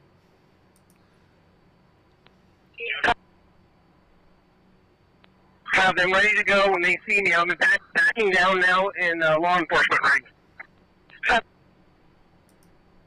Medic zone requesting one medic in gear. He's out in a SO vehicle. One patient on board. 13 copies traffic. Central 107. I've got 551 heading up to take that assignment. Copy 551. 51 from medical group. One medical group on Ops 1. Med group 901 on Ops 1. We have Chief 903 at the hospital. Which one of you is closest to the hospital? That's live right there. We're up on 54 at milepost 5. That's live scanner. Copy. Rate 64 for the Didn't hear much. We might hear something on the live scanner. You never know, especially maybe if they find the people.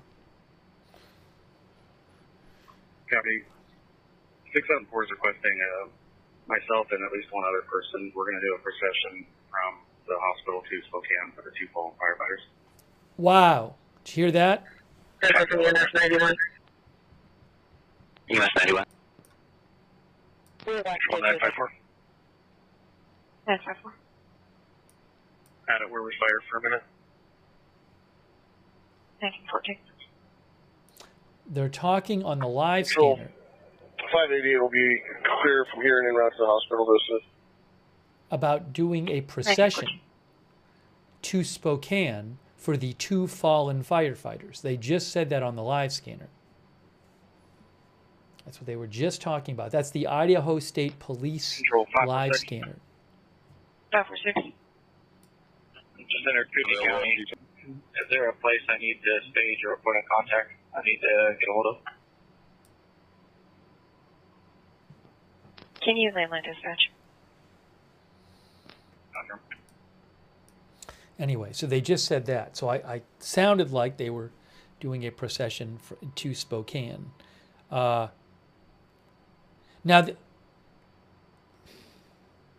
I don't have names of the firefighters. I know that in the press conference it was said that some of the firefighters shot were city of Coeur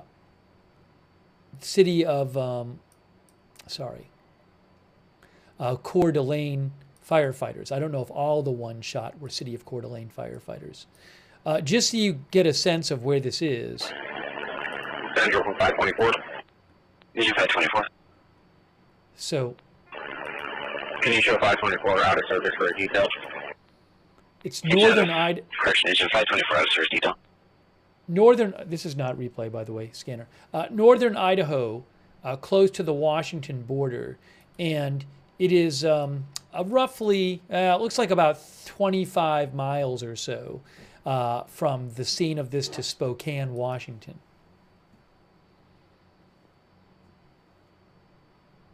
I'm not sure why they would have the procession bringing. I'm not sure why they would bring them to Spokane. I'm sure there's some good reason, because from what I understand, they're Idaho firefighters. But maybe they have to. That's where they have to bring the. For whatever reason, that's where they have to bring the bodies of the firefighters first. I'm not sure. So.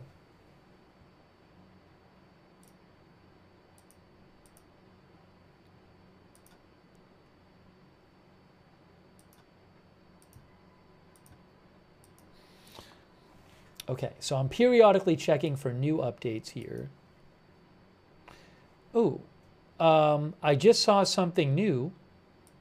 Hang on a moment here.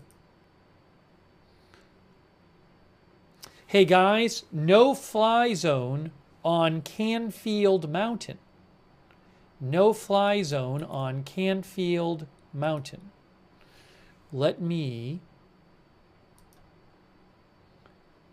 show you something about that in a second. This is from the Sheriff of Kootenai County.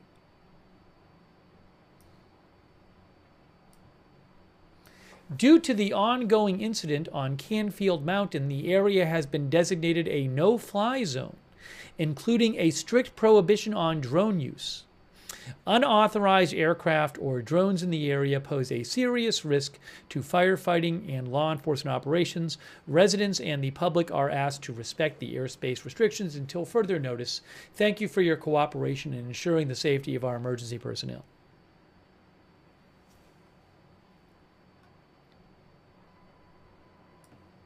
So I wanted to mention that.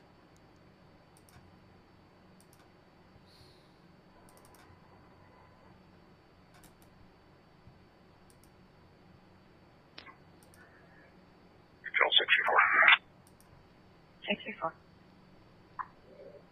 Vehicle's been removed, and I'll be en route to the hospital.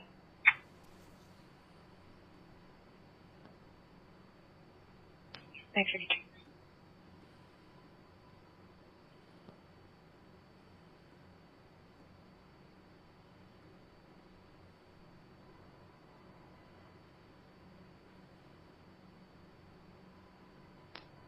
954 clear.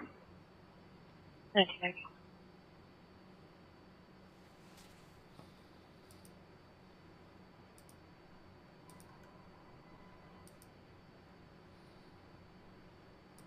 I am just checking for some more updates here. So we are bringing you live coverage. We are talking about a shooting incident. It is an ongoing incident where about 6 hours ago, around 1:20 local time, there was a fire reported at Canfield Mountain, a popular hiking area in Idaho. And then firefighters went to put out the fire, and about 40 minutes after they were called, someone started shooting at them. One or more people were shooting at them with high-powered rifles. 2 firefighters are dead, and according to a major firefighter union, at least one is still in surgery. Multiple firefighters have been shot. We don't know an exact number of those injured yet. We don't know the number of shooters. We don't know their motive, and they are not in custody. And they, as from what we last heard from law enforcement, they were still firing at law enforcement. So we are bringing you live coverage of this here. We're going to keep having updates for you. The next scheduled press conference is not until 12:30 Eastern. Maybe there'll be one before that, but the next scheduled press conference is 12:30 Eastern. 12:30 a.m. Eastern. Show engine 14 out of service on detail. Engine 14 out of service on detail. That is a Spokane County Sheriff's Office helicopter. Did that replace the other one? No, there's 2. There are 2 Spokane County Sheriff's helicopters. Oh, no, it looks like this one maybe left the scene. So this is a Spokane County Sheriff's helicopter here on ADSB Exchange. It flew around a bunch. You can see in this area here. And then it went back. I think it went back. I don't know if it went back. It looks like it's leaving the area maybe. But now there's another one, another Spokane. Yeah, it looks like it took off from maybe this. Well, is that an airfield? I don't know. Or maybe there's a police department there where they can land. I'm not sure. Anyways, it certainly looks like this is the next replacement one.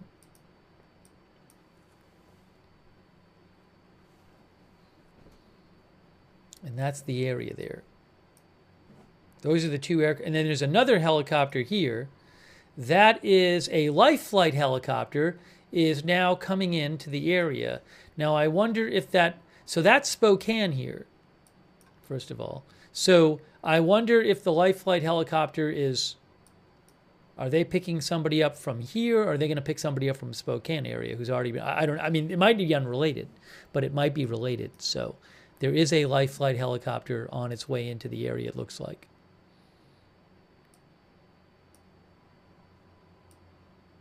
Those are the 3 I see on ADSB Exchange. That certainly does not look related. That doesn't look related. That does not look related. Anyways, those are the 3 I'm seeing.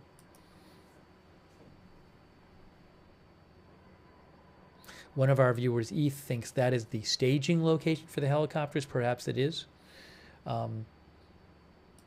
But you now have 1 or more people on the loose who have shot and killed multiple firefighters, and law enforcement is looking into, and there are some reports suggesting that this actually is true. Law enforcement is looking into whether this was an intentionally set fire to draw in the firefighters. Certainly on the scanner, one of the firefighters said that he believed this was an intentionally set fire to draw in these law enforcement forces, firefighters to the area where they were then shot at. It's really just horrendous.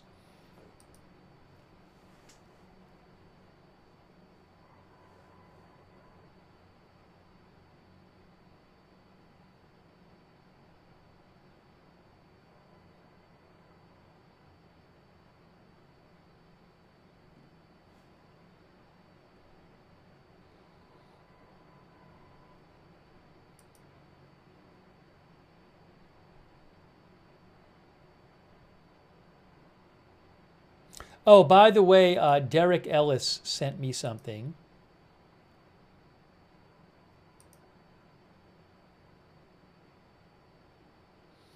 Hunter Bertram with KXLY in Spokane said that Kootenai Health confirmed that 3 patients from Canfield Mountain ambush were brought to the hospital this afternoon. 2 died before they arrived. 1 is being treated for their injuries. That was 28 minutes ago. That is from Hunter Bertram from 4 News Now KXLY in Spokane, Washington.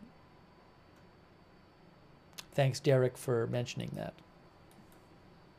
I don't have an exact number of firefighters who have been shot total. There are unconfirmed numbers floating around online, but I have not seen anything reliable, and in the previous press conference, they did not give an exact number.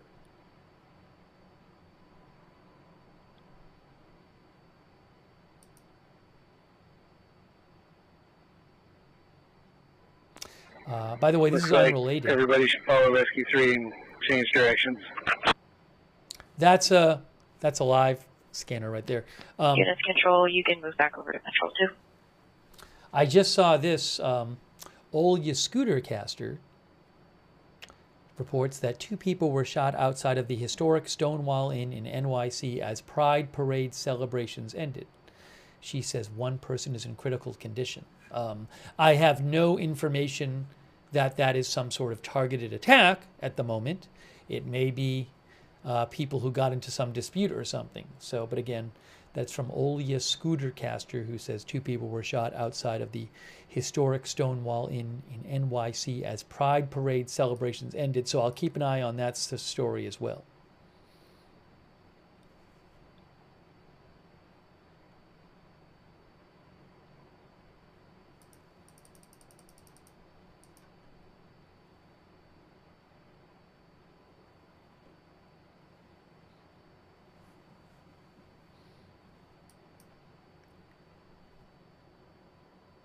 I have played the first call for the fire numerous times, probably 3 times on the broadcast. Maybe we'll play it again a little later. I don't want to just keep playing it over and over and over again, but we'll probably play it again in a little bit for the people who haven't heard it. But we did play it. What I've been trying to do also is go through some of the replay of the scanner a little later on to see if we got any more information. Sometimes you pick up stuff from the scanner replay, which is why I've been replaying it. I think I'm going to play a bit more of the scanner replay right now and just see what we hear. I think we got up to about a half hour after the shooting was reported. So we'll play a bit more of it. We'll see what we hear. And I'll keep looking out. I have the live scanners on as well. We're really not hearing much from there. But certainly we'll keep looking for updates and keep you posted. So here's a little more of the scanner replay. Again, this is about half an hour after the shooting. I was going to work on getting an update once I get the patient update from 51.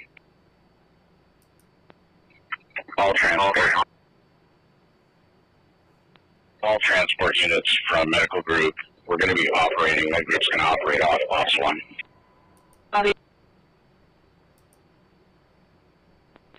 Traffic will go through Ops 1. Command Medic 51's transporting 1. 1 from medical. Command Medic 51's transporting 1. 51 from medical group. Go ahead for 51.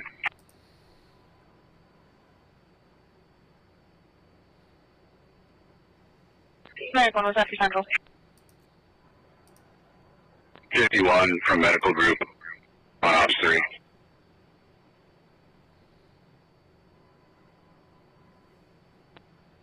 Go ahead. Do you have a quick patient update I can relay to Kootenai Health? Stand by. Medical Command Central. Law enforcement's requesting a roll call. 2 gunshot wounds to the chest, no exit wounds. Alert and oriented, time support. Wow, so I hadn't heard that before. That sounds like it was an update about one of the patients right there. I had not heard that before. I may be wrong. Maybe it's about multiple patients. It seemed like it was about one of them. 2 gunshot wounds to the chest, no exit wounds. Alert and orient is time support. Terrible. BC5, BC5. Command medical group. Units from Central. Law enforcement requesting we do a roll call to ensure that everyone's accounted for. Central medical group. Ops 1. Medical group. I've got ambulance 61, medic 32, medic 52, medic 11 in staging. 51's transporting to Good Health, and 52, I believe, is up. Correction, medic 13 is going to be retrieving another patient. Copy, thank you. Medical group Central. Wi-Fi is landing at the church now. If there's an ambulance needs transport there, they're available. Copy. How many birds have landed so far? Just one? Just one. The next one should be about 10 minutes out from that one. And the third, 10 from that. Just have them stand by for the time being. Central. Command, go ahead. And the same BC31 is staging. Copy. BC31 is staging.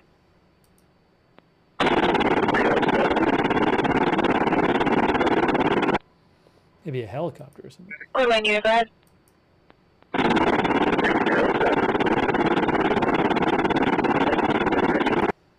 I can't copy your traffic, it's muffled. BC5 Central, did you have traffic on? Is that a service? Copy 101 understood. Negative, I got that. The medic delivered up to the scene. I'm getting out in an FO rig. Alright, copy. Nathan, thank you. Command on off 1. Command on off 3. Be advised, Kootenai Health's got 4 bays open reserve. They can take 4 traumas. I've also got life flight on the ground. Chief 107, engine 15. And go ahead. Can you send me 2 more ambulances up the road? They're going to encounter tender 12. I want them to park there and wait for my instruction. Copy all. What? Staging now. Chief 107, engine 15. There's 3 pedestrians that came down from the upper parking lot who are walking down the road. They have 1 dog, again, 3 pedestrians, 1 dog, who could use a ride back to the command post. They need to stay there for law enforcement. Engine 15, command, what area are they in again? They're walking down Nettleton Gulch. They'll continue walking if no ride shows up. Copy, I've got 901 going to pick them up. Engine 15 copies. Central Medical Command from EMS 91. We are en route to the staging. We're 15-minute ETA. All right, so that's some more of the replay of the scanner traffic. And let me just write this down. I do want to just play. Ambulance 12. That's live. I do want to play EMS 12. just briefly for those who didn't hear it what the initial call Service out of was. service en route to Kootenai Health. The initial call EMS 12 out about of service in Kootenai Health. shooting. In case you haven't heard it, it's pretty. It's terrifying, and it's not that long. So I'm just going to put that up there. If you give me a second, let me just find it here. I have to find exactly where it is. Is this where it was? Right here?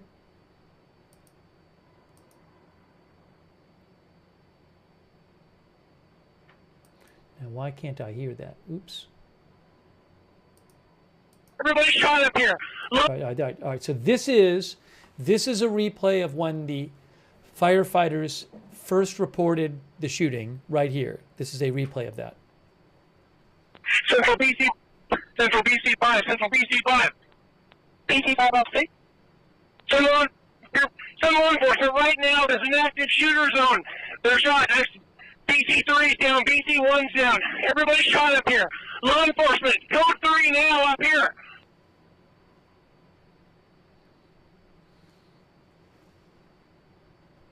Oh, 551, 10 or 14 up here. Stop. Get out of the way. 10 or 14. Engine push 551. Do not come up here. 551 copies, remaining staging.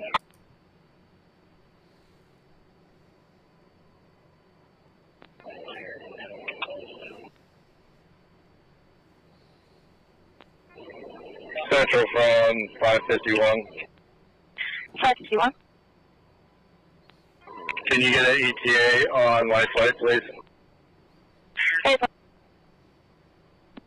Central Medic 1. Medic 1. You're busy. You see what Life Flight has to offer. Go ahead and get it started. I'll give you 100 pages. Is that the upper parking lot? Is that upper parking lot? Up on the dirt parking lot. We need law enforcement up here immediately. Law enforcement up here immediately. Copy, upper parking lot. Immediately out, law enforcement. Central, we've got another Coeur d'Alene firefighter down. Needs help immediately. We need law enforcement immediately. I copy, another firefighter down. Continuing law enforcement. All right, so that was a replay of when they first called in the shooting there.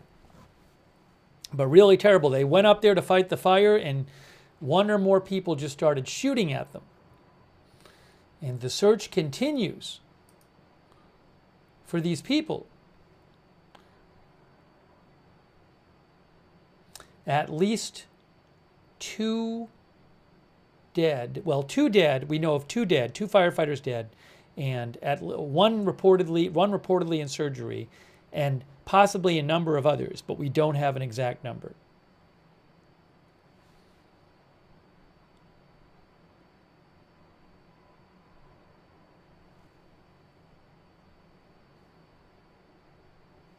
Very little currently on the live scanner.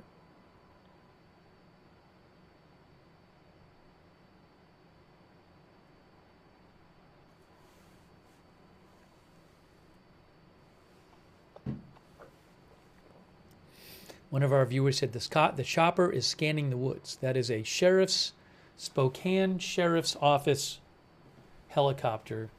That's on adsbexchange.com, flying around there.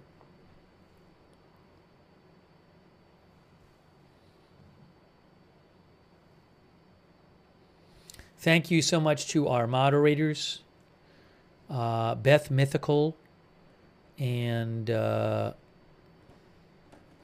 she is moderating over there. Roberts May Queen, Janet B. over there on YouTube. Thank you. Bastion Girl, David Green, 46. Good luck, Duck, Idaho Star. I got that fire. Matthew Coe, High 3. McBritches, Sarah, and Surly Dev, thank you. Over there on Facebook moderating. Kay Lowry Body has been there. Shannon Davis Hughes. Paul Anderson. Christina Neal, Margaret Riley, Linda Belk, Larry, Misha moderate for us on X. And thanks to people for your support of the channel.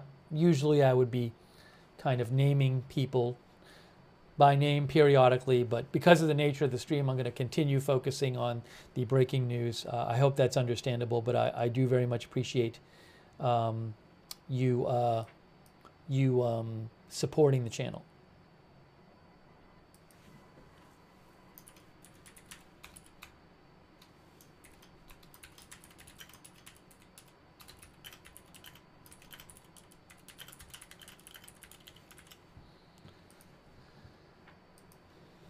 So we'll see if we get anything new before the scheduled press conference, which is in a little less than 2 hours.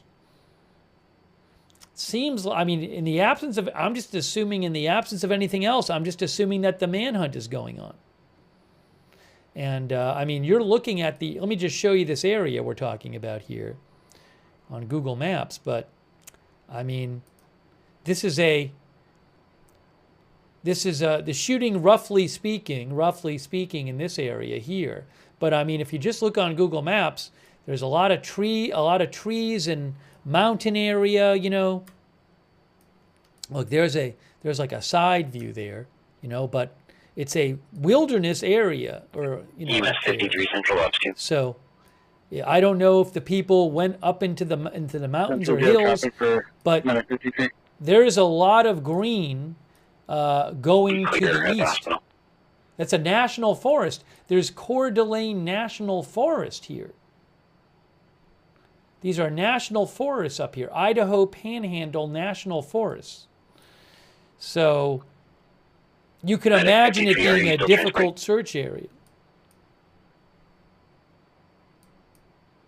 But it's not like they don't have anywhere. It's not like they're boxed in the sense of there's a lot of, it's a giant national forest area.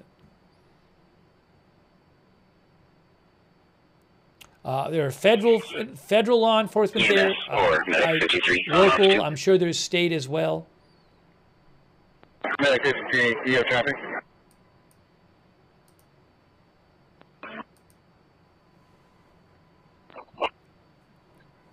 Copy, 53 at Kootenai Health, covering for Medic 34, is that correct? Correction, Medic 32. I'll see if I have any new photos. Transport. Not Steve.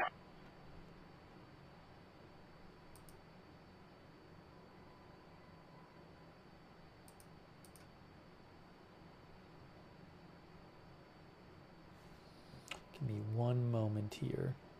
Let me just see if I have any new photos for you.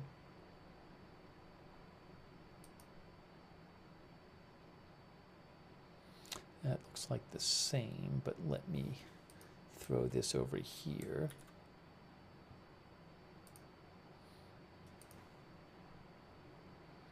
Actually, you can see here from Reuters, 2 firefighters killed in Idaho shooting, at least 1 gunman still active. There's nobody in custody right now that I've heard of. And I'm going to show you these photos here from Reuters. Here are some of the photos. A photo of the fire.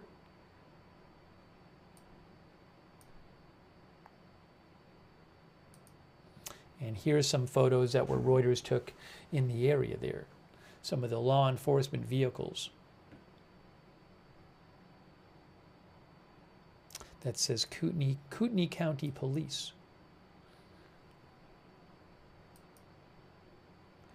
Kootenai County Ambulance.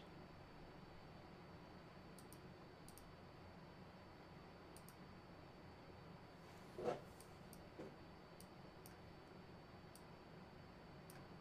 was trying to show you this too. There you go.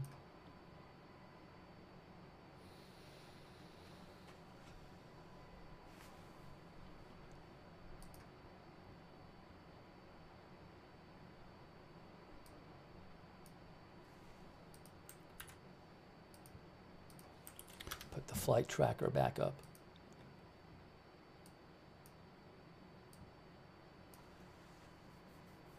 Reuters says the county sheriff urged people to stay clear of the area around Canfield Mountain, a nature zone popular with hikers near Coeur d'Alene. He said, the sheriff, we are prepared to neutralize the suspect or suspects who is currently actively shooting at public safety personnel. He said the shooter or shooters were using high-powered sporting rifles to fire rapidly at first responders and were showing no sign of wanting to surrender. He said the shots were coming from multiple directions, a strong indication there were multiple shooters involved, but we don't know that there were multiple shooters involved. Disregard. But it may be multiple people.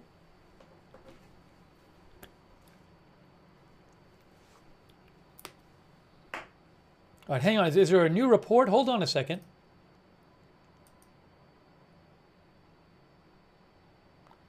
I see nothing from county. The county has not posted anything new that I saw. Hang on. There you go.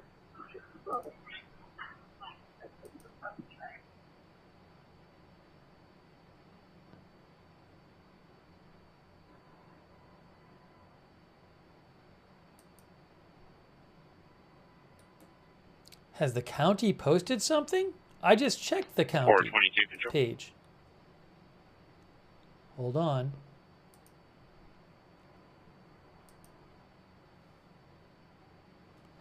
Breaking news.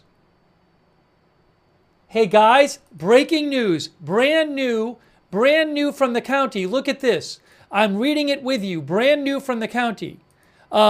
This evening, members of the SWAT team located a dead male on Canfield Mountain. A firearm was found.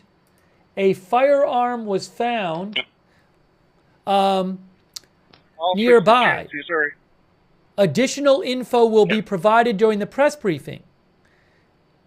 The shelter in place is being lifted. It looks like they got the shooter.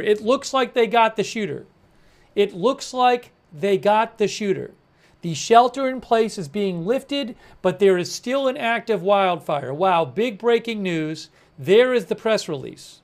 There it is. They just posted this. I think some of you had seen it earlier. They just posted it on their Facebook 1 minute ago. Is there anything else there? That's it. That's the press release right there. Wow. Looks like they got him. Let me just post this.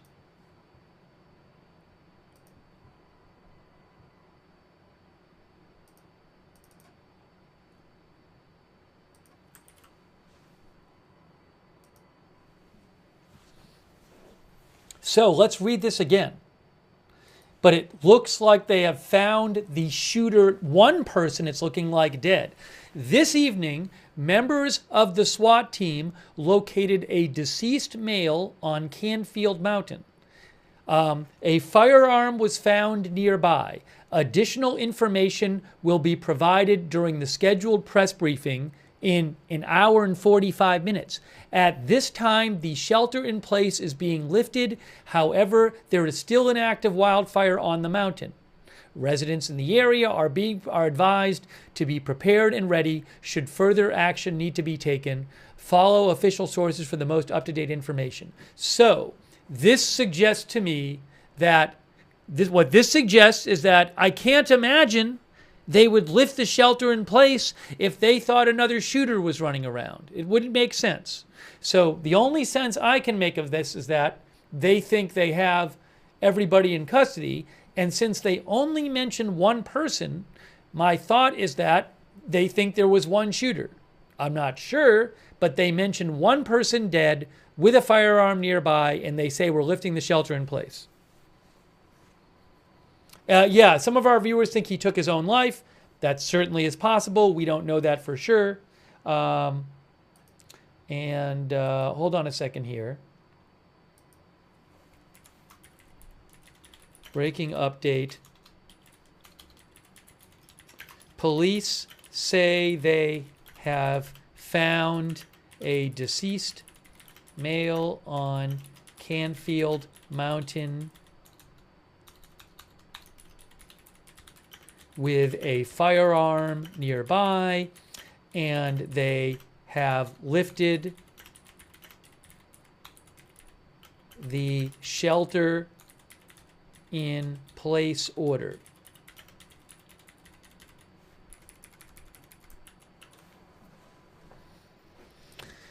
Wow.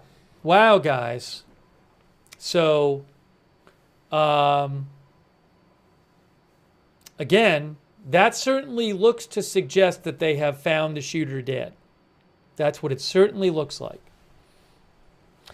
Now, maybe he took his own life.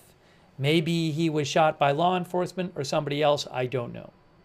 But it says they found him dead. Well, again, so we just don't know if he was shot yet by law enforcement. I mean, the reading of when you read that, it kind of sounds like maybe he took his own life.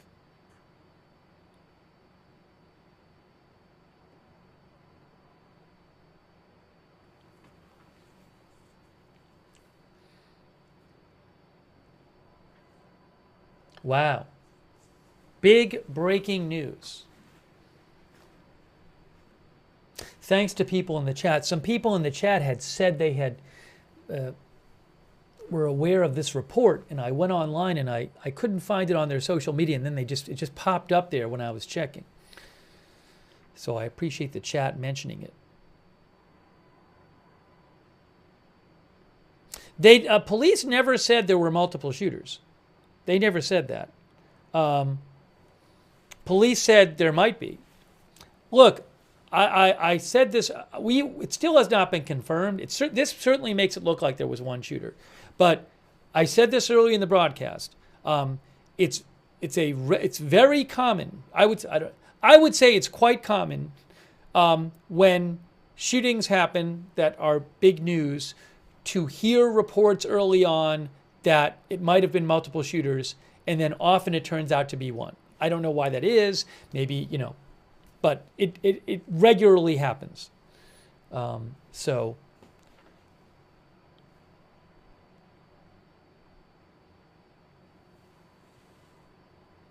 hold on a moment here.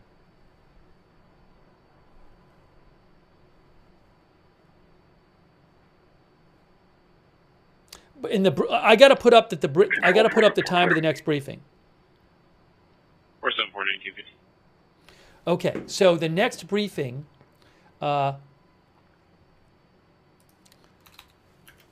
police will be holding a press briefing.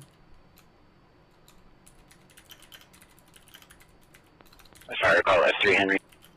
At 12:30 a.m. ET,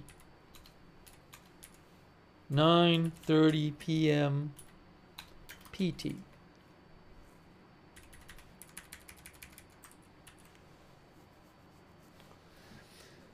So, again, you're looking at it, the latest update.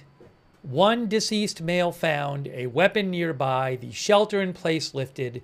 Everything about this suggests that police believe that they have found the shooter.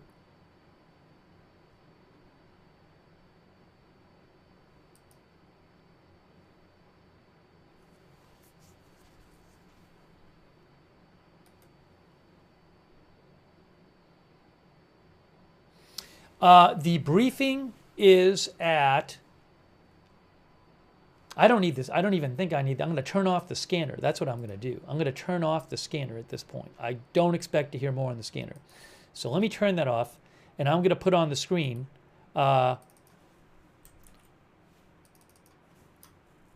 press briefing at 12:30 a.m. ET.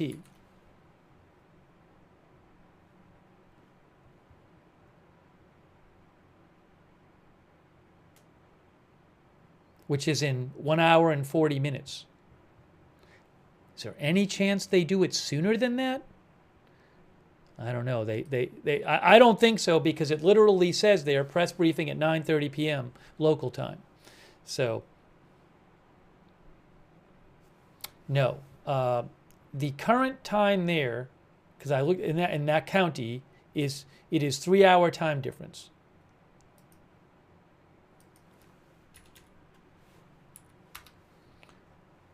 It is 7:53 p.m. in Kootenai County, Idaho. I just looked it up.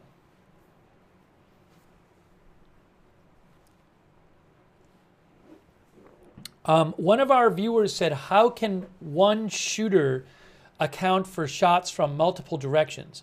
Well, what sometimes happens is people think sometimes shots are simultaneously coming from multiple directions, and they're actually not. I remember, for example, when we covered, I think I remember when we covered I don't want to get specific, but there are certainly shootings that we have covered where there were initial reports that there were multiple shooters or shots coming from multiple directions, and it turned out there was one shooter. Yeah, one of our viewers mentioned echoes, so who knows, why that happens. Also, maybe people, when they're being fired at, are quite stressed, and it's not, they're not necessarily reliable on where the shots are coming from. But yeah, I was thinking of Las Vegas. I vaguely remember Las Vegas. I thought some people thought there were multiple shooters in that shooting years ago. Let me see if I can get you any more updates here, by the way, on this. we will be covering the press conference. We will be covering the press briefing, no question. But that is not for an hour and a half, roughly.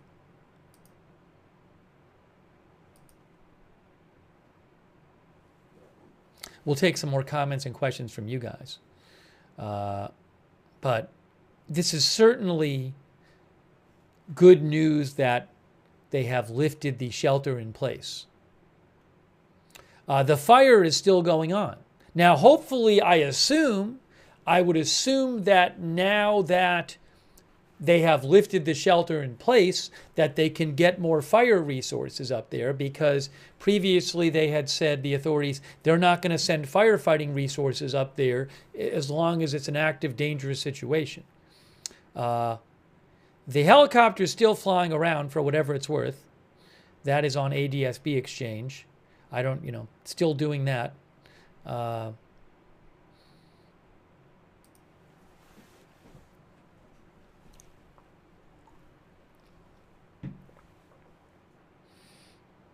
But you can see right there the announcement. Let me see if there's anything more on their page.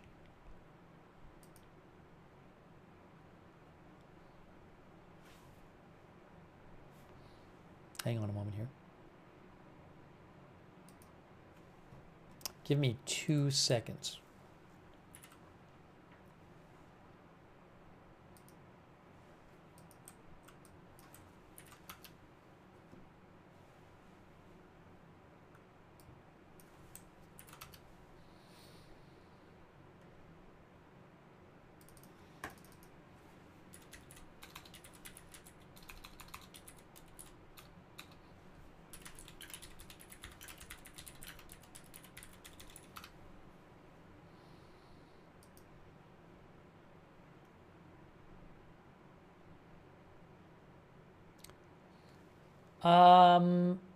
Yeah, this is still the same post is up there. They haven't posted anything after this.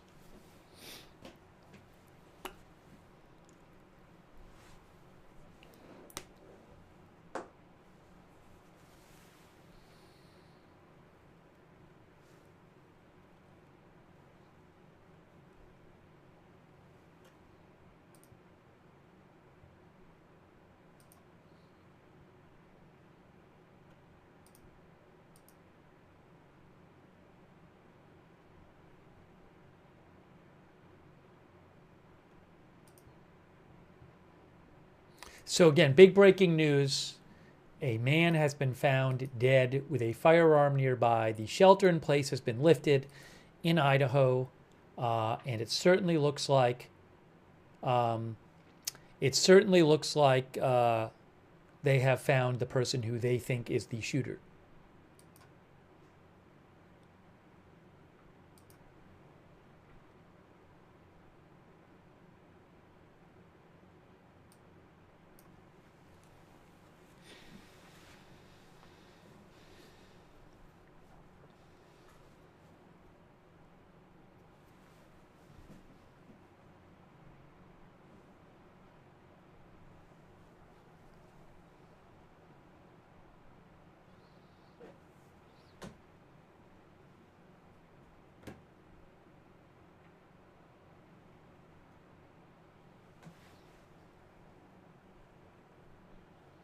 I do wonder if we'll have any more information coming out before the press conference. I mean, it's a little.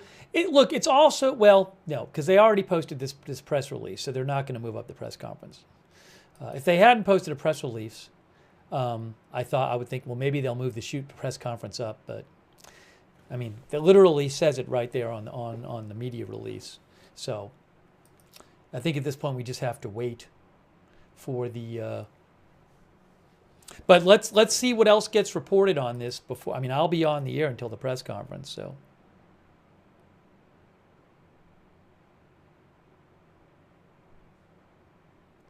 Yeah, a number of people have been messaging and writing in the chat about Travis Decker. Travis Decker is a man who is being searched for, who for weeks has been searched for. He is from central Washington state, and he is believed to have shot and killed his 3 young daughters. I have not seen any reporting at the moment that the person who did this was Travis Decker. So if I hear anything about it, I'll let you know. But Travis Decker was being looked for in central Washington, although he could have been somewhere else by now. But I've heard nothing so far to suggest this is Travis Decker. If I see something more about it, I will certainly let you know.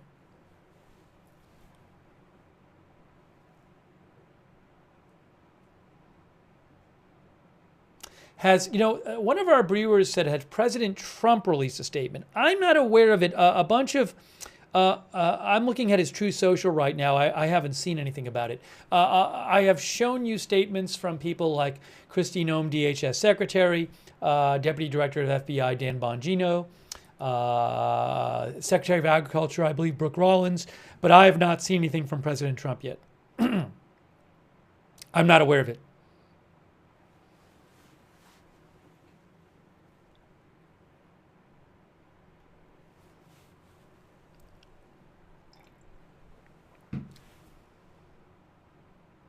Going to put on the screen coming up press briefing at.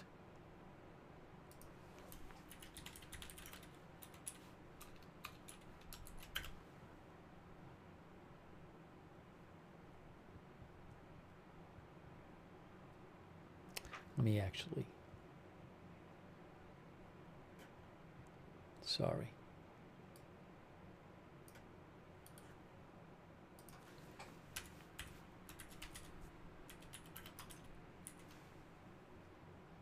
So people know it is coming up.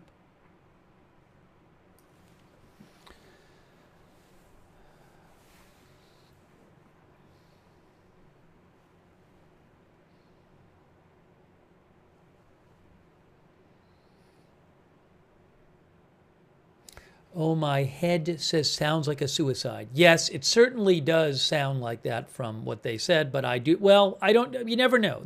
When they say, the language they use makes it sound like they found him, that he took his own life. But that has not been confirmed yet.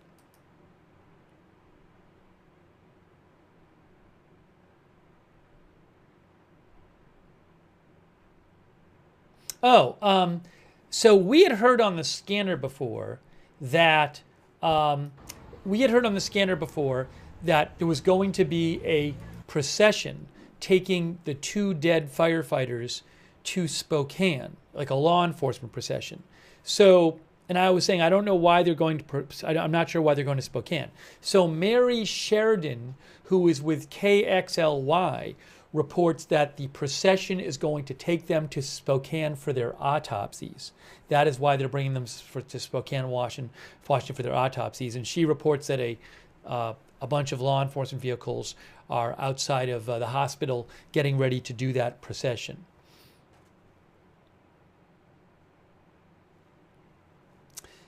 Michael McCaw says, I hope this isn't another peed off firefighter that did it. I can abbreviate.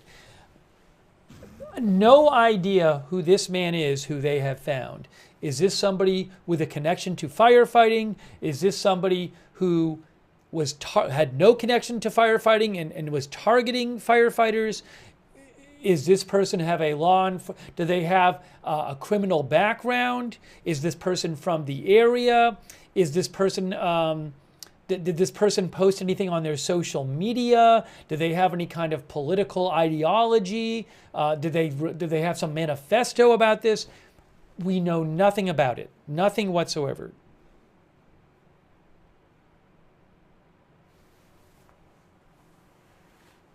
But it certainly sounds like there's a high suspicion that this was an intentionally set fire by this person.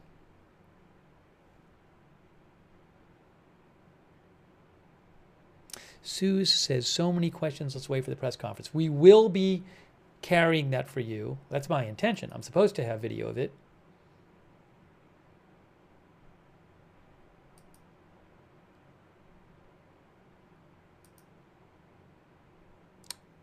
Yes.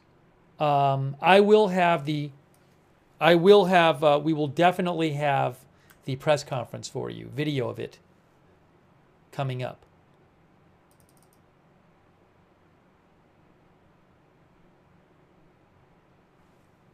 Just give me one moment here, but we will definitely have that for you.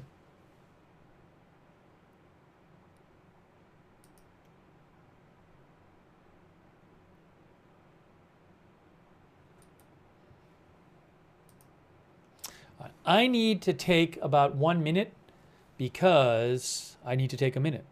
So I'm going to do that right now and then come back. And we'll get you more updates.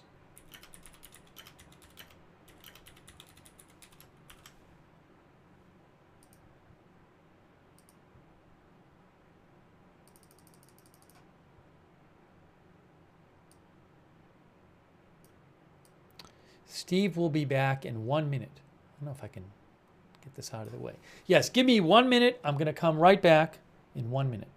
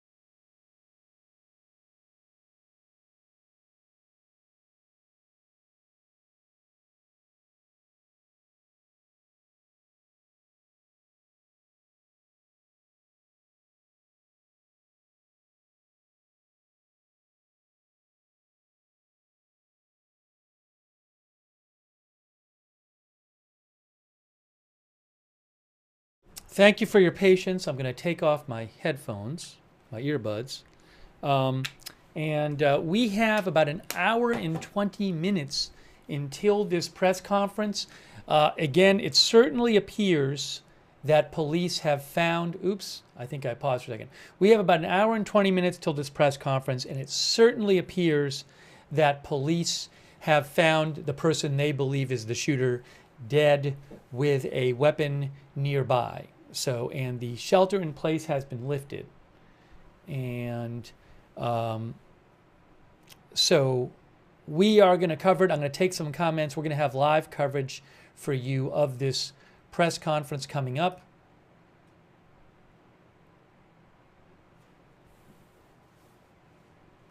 And let's also just see here.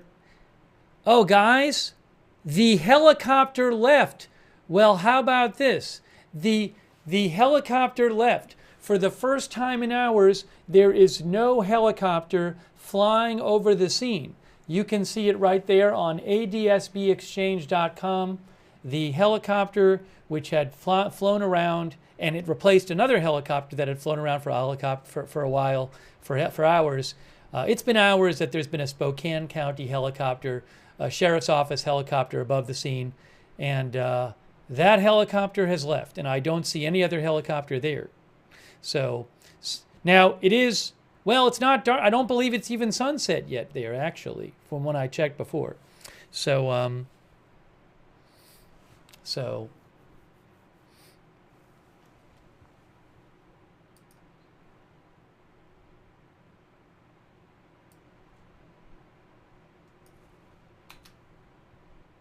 I'm going to update the ticker. I posted on the ticker that they have found somebody, but I'm going to remove a couple things from the ticker that are not really relevant right now.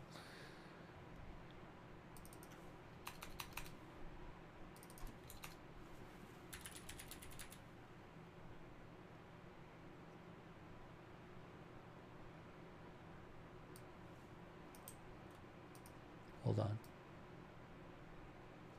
Let me put this first.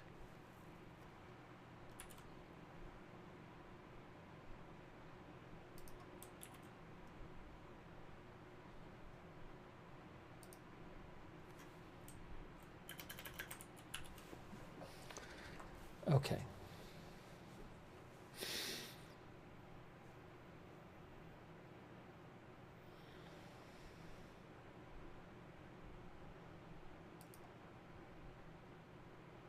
If people want to watch him, if you want to go and watch him, you can see that, hold on, I want to mention this. Some of our viewers mentioned this.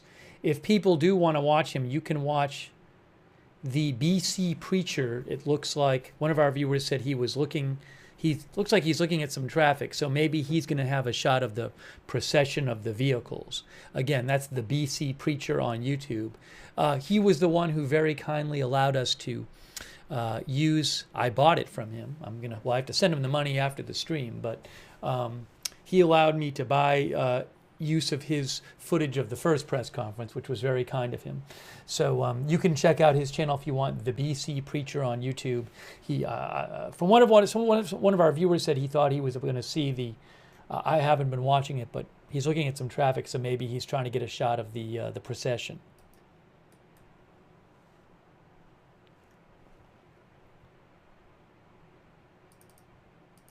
Let me see if I have any more updates for you here.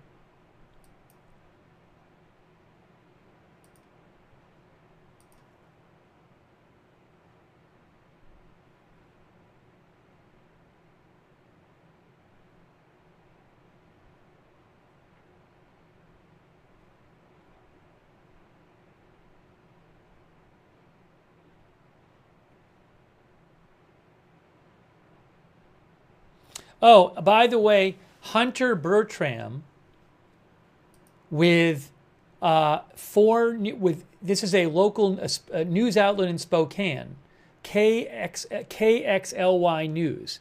KXLY News, Hunter Bertrand reports that crews are starting to leave. Police crews are taking down command posts and clearing out of the area. So we've seen that the police helicopter left the area and no police helicopters currently flying around in the area. We just heard that local report that police on the ground are clearing out of the area. Police have lifted their shelter in place. So everything we're hearing suggests that they think they have the shooter and he's dead. Now, I guess there could be a couple. If there's more than one shooter, I would think they would know where that person is too, because they're clearing out of there, and they haven't said anything about a second person. So my assumption is right now that there was one shooter. They believe there was one shooter. They found his body dead, and that's what they think that, and that's why they're lifting the shelter in place.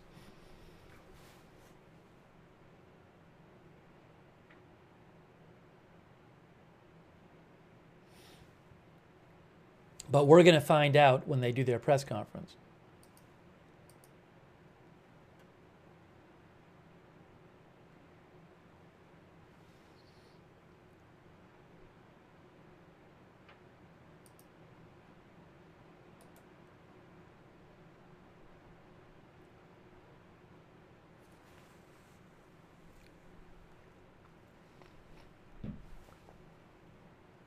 By the way, CNN is showing a shot of the procession as well.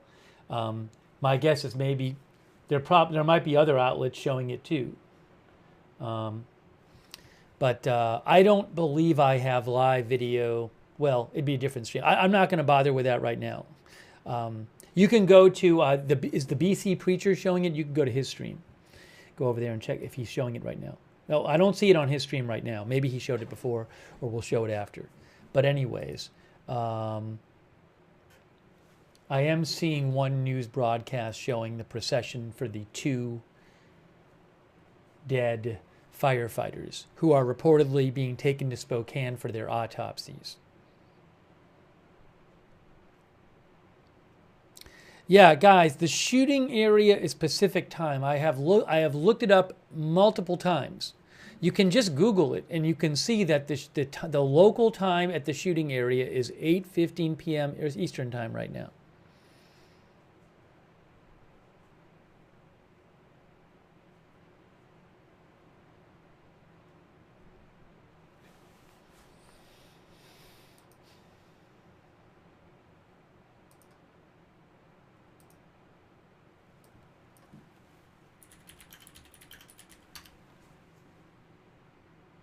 Excuse me.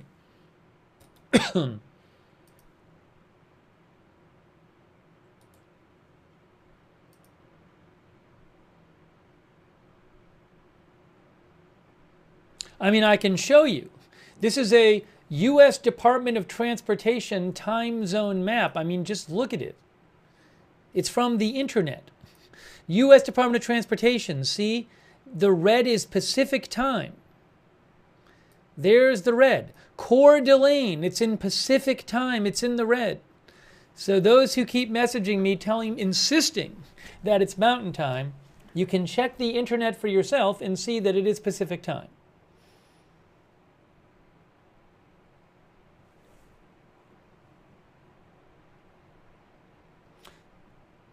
Soap Dish Mama says, we are Pacific time in North Idaho. Anyways.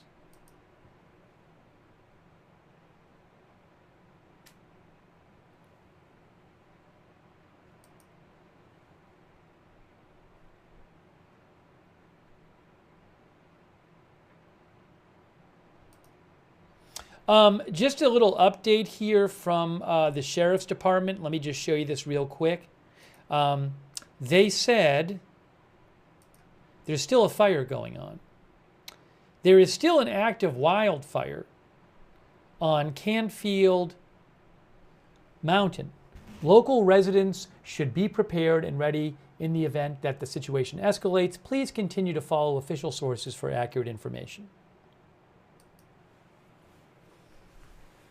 How do I do this here? Hold on. Now I got to do this. Hang on a moment. Hang on a moment.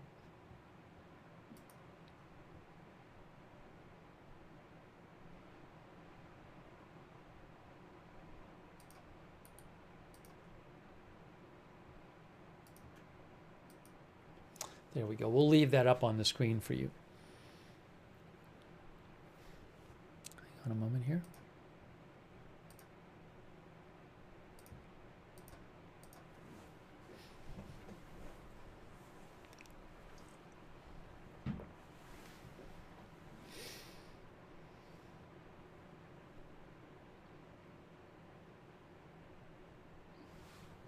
Let me take some more comments here from people.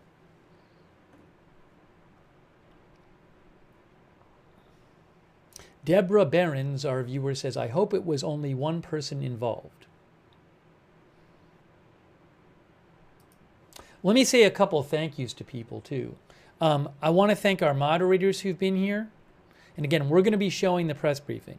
Thank you to our moderators, Janet B., and our other moderators over there on YouTube who have been there. Also on Facebook, our moderators who've been there, like Kay Lowry Body, Margaret Riley, Shannon Davis Hughes, Paul Anderson, Christina Neal, Linda Bell, Larry, Misha on X, Bastard Girl, David Green, Idaho Star, I Got That Fire, Matthew Kohai, 3 McBritches, Sarah and Surly Dev. Let me just say a couple other thank yous here real quick. People I've not had a chance to thank.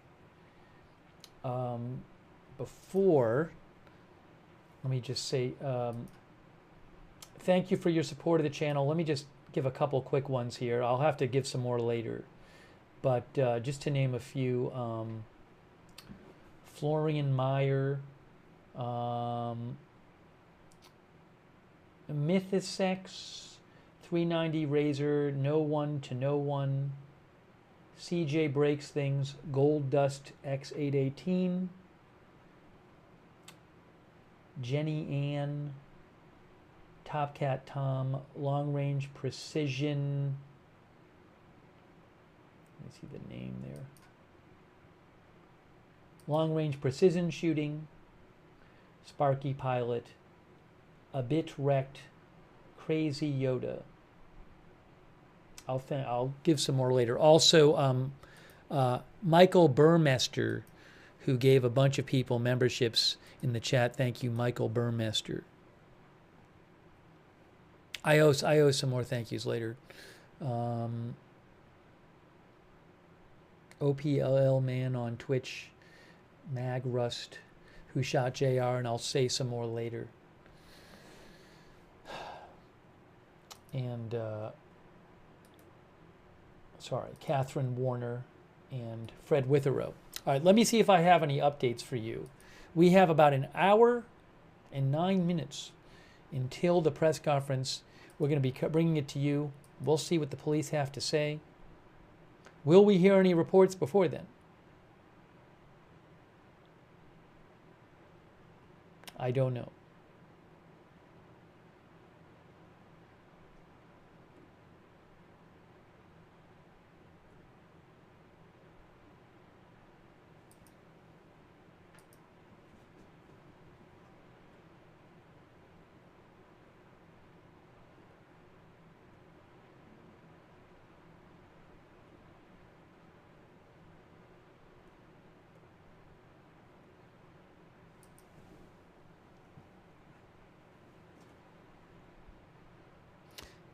Somebody in the chat posted something about the suspect's home. I have not heard anything about that yet. I will let you know if I do, but I haven't.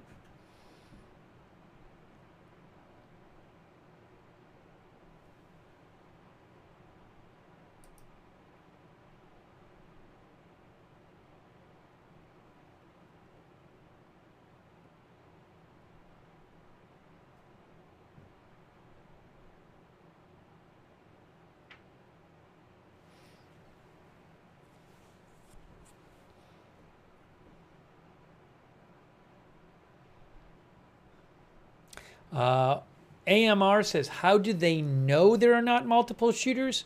I'm assuming it's one. They think it's one because of the information in front of you. That's a good question. I'm guessing they have their reasons. If they really thought there was another shooter on that mountain, they would not be lifting the shelter in place and leaving the area. So maybe they have evidence that tells them that. Maybe they have found out something about this person. Maybe they have ballistics evidence, or maybe this person like left a manifesto or something, or maybe the person made a video of themselves they found. Who knows what else they have found? Did they find the person's phone? Did they find a notebook? So they might have all kinds of evidence that we don't know about.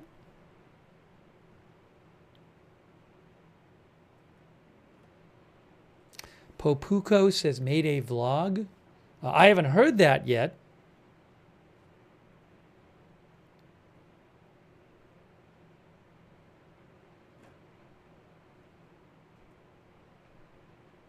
Grady Smith says they must be sure. I cannot imagine they would lift that unless they would not lift the shelter in place unless they were as sure as can be that there was not risk to people from another shooter running around. Miranda Sargent, our viewer, said, could this have had anything to do with ISIS sympathizers in the area? I saw some posts about this online. I have no idea. And she referenced some report about last year somebody being arrested in the area for trying to provide support to ISIS, which I haven't gone up and looked. I've seen reports like this floating around. I have no idea why this person did this. Some people are saying there's this thing that happened with somebody being arrested for ISIS last year. Some people are saying that like 25 years ago, there's an anniversary of something else that happened. I have no idea. I have not heard anything from law enforcement or any kind of reliable sourcing suggesting that any of those explanations are true. Maybe one of them is. I just don't know.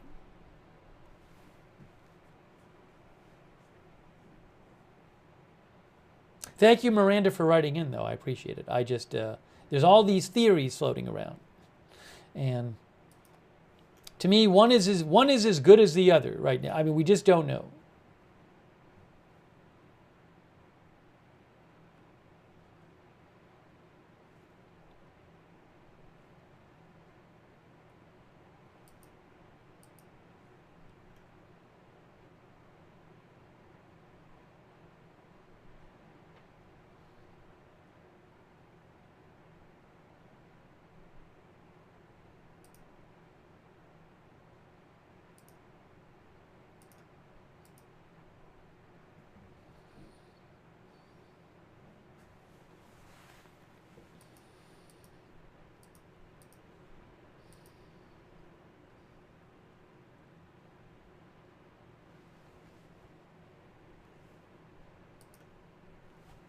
I'm checking for some other updates here.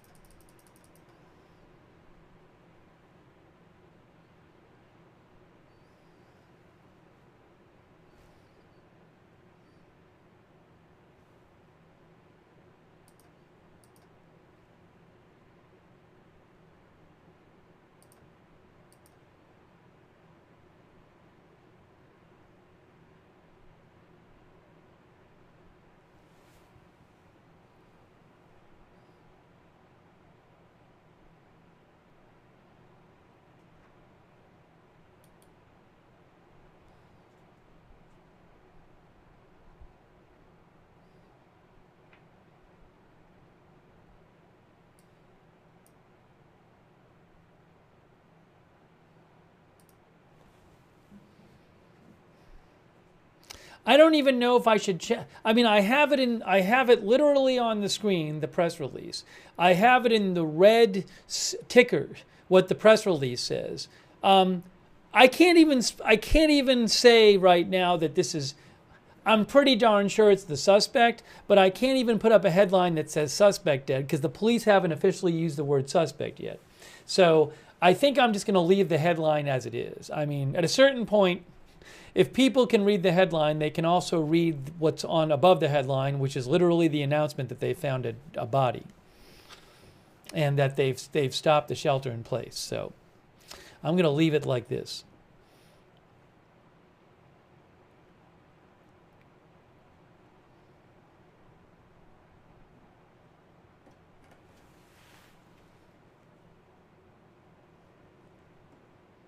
Man, I'm just thinking it wasn't that long ago that there was that incident where the incident in Minnesota where a man went to the houses of local politicians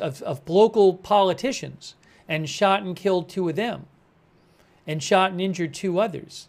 He was dressed like police. Again, it's not the exact same as this, but somebody attacking public workers, so to speak, you know?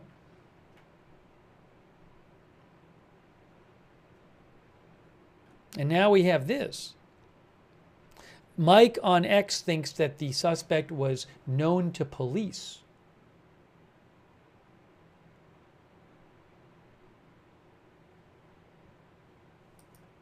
We'll have to see.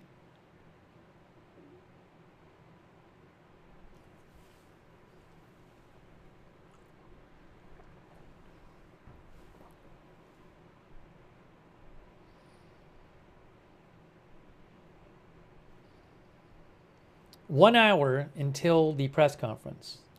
I'm sorry for the delay, but that's the way they scheduled it.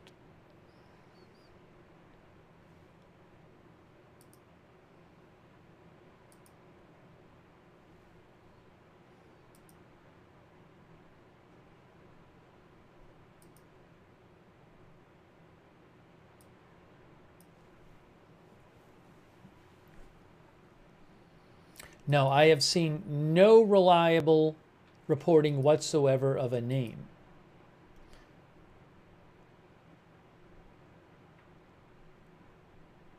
I will put a link in the chat of a video of the procession with the two firefighters, deceased firefighters in the procession. I'll put a link in the chat where you can see a clip of it.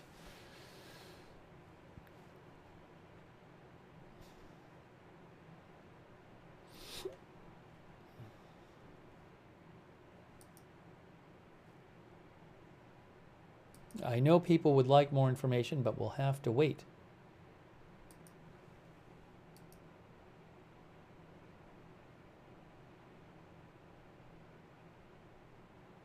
Adam Cooperstein says, I am flabbergasted and appalled.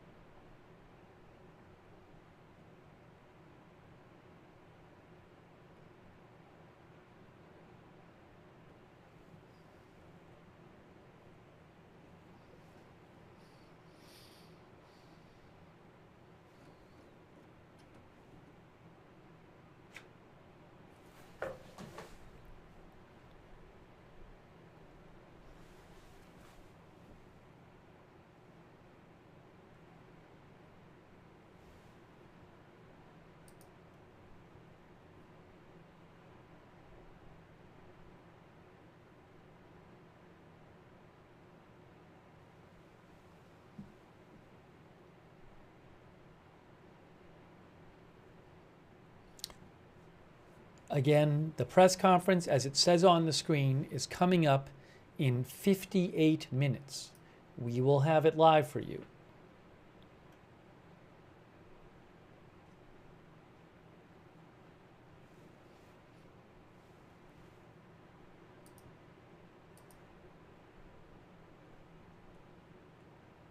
I do wonder if they will identify the person in the press conference.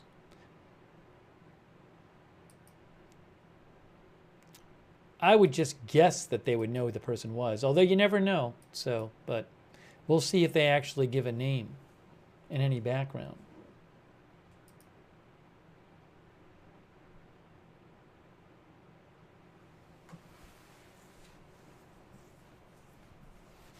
Summer Recall says it will depend on if his next of kin are notified.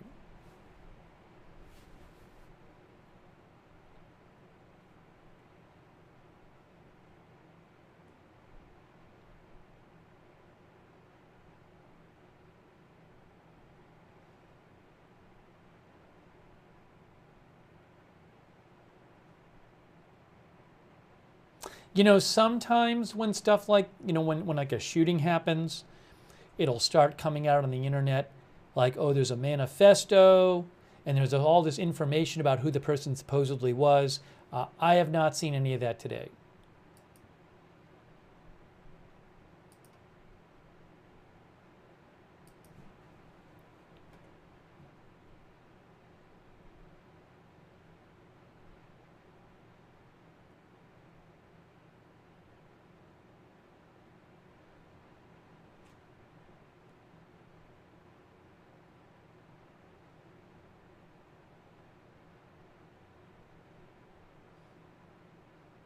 And this person didn't just initially fire. The firing went on for a while because hours after the initial report of shots, there was a press conference. And in the press conference, the police said he's still firing at law enforcement, firing rapidly.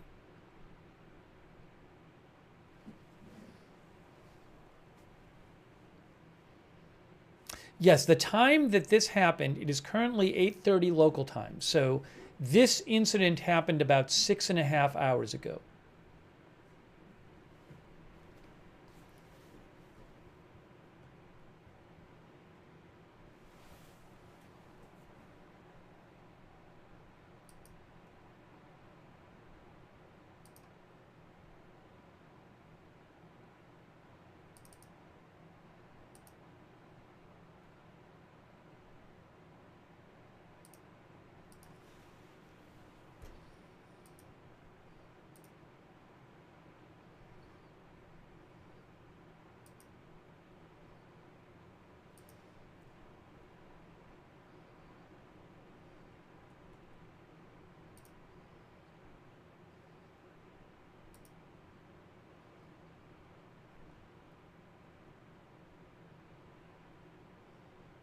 I haven't really seen any big updates at the moment. I'm looking.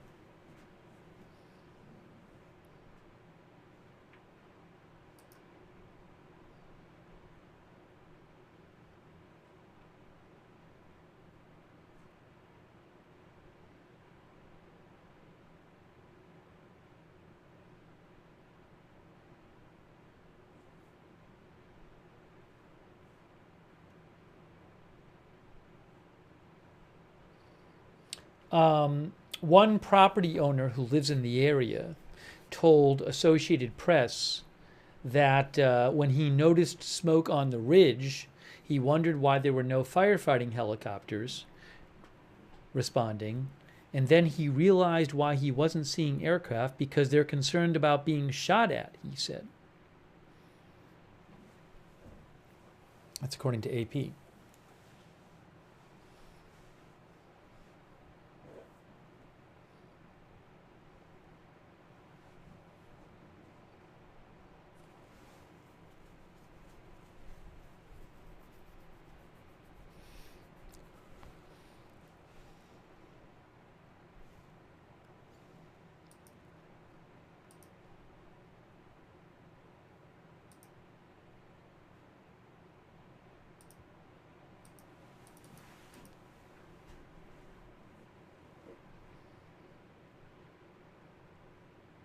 Papa Beard says one of my brother was very close friends with one of the fallen firefighters. Now, I'm sorry to hear that, Papa Beard. Now, I can't confirm that, but I certainly would not be surprised if in the community the identities of the firefighters who were killed is known. I don't know them, but again, I would not be surprised if that is knowledge in the community.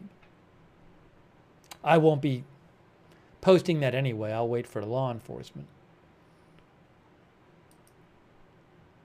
Even if I had that information.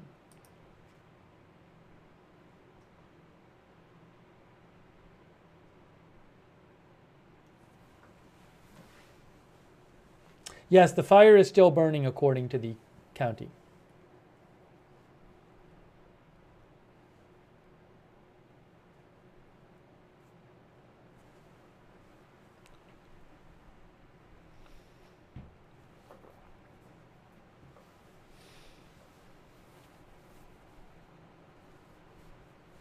Some of our viewers mentioned the Ruby Ridge incident.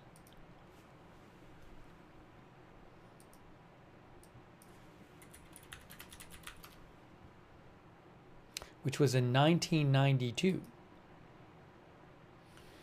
Wikipedia says it was in Boundary County, Idaho. The siege of a cabin occupied by the Weaver family. Deputies of the U.S. Marshal Service came to arrest Randy Weaver.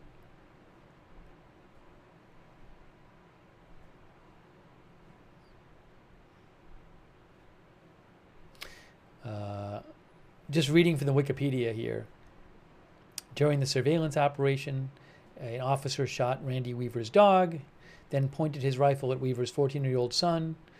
The son fired back at the marshals and was shot in the back and killed by the team. And Weaver's friend shot and killed a deputy. And then eventually Weaver was shot, and Weaver's friend was shot, and Weaver's wife was shot and killed. That was near Naples, Idaho, which is, I'd have to look up where that was. Directions. How far from this is that? Naples, Idaho is about 67 miles from where the incident happened today. About an hour and 14 minutes to the north, according to Google Maps. You can see right there on Google Maps where it was.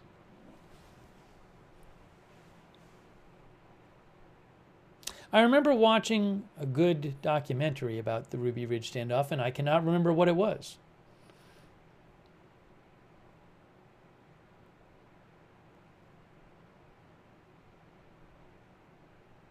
I'm not saying it's the same kind of incident. I'm just saying a number of our viewers mentioned it, so I wanted to mention it because a number of our viewers were mentioning it.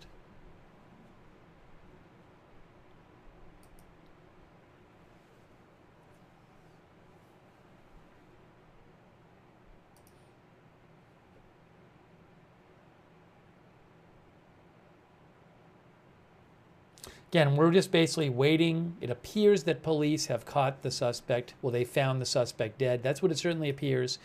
And we're just waiting to see what they say in the press conference. If there's any reporting before the press conference, I will let you know. The press conference is supposed to be in 49 minutes.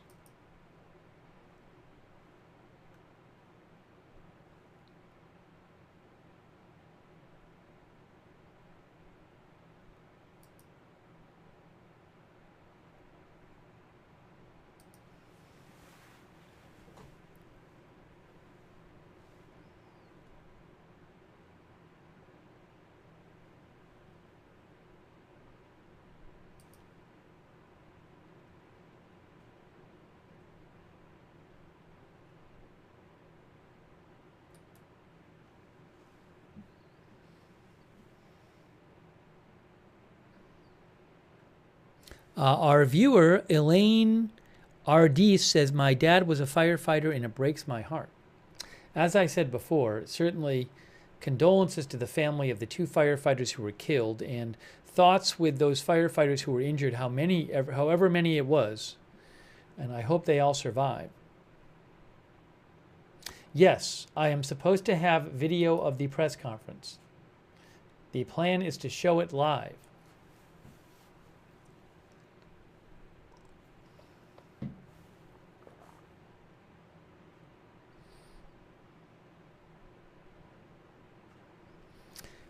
Wills GLS says, I have family there now fighting that fire. Thank you, Wills GLS.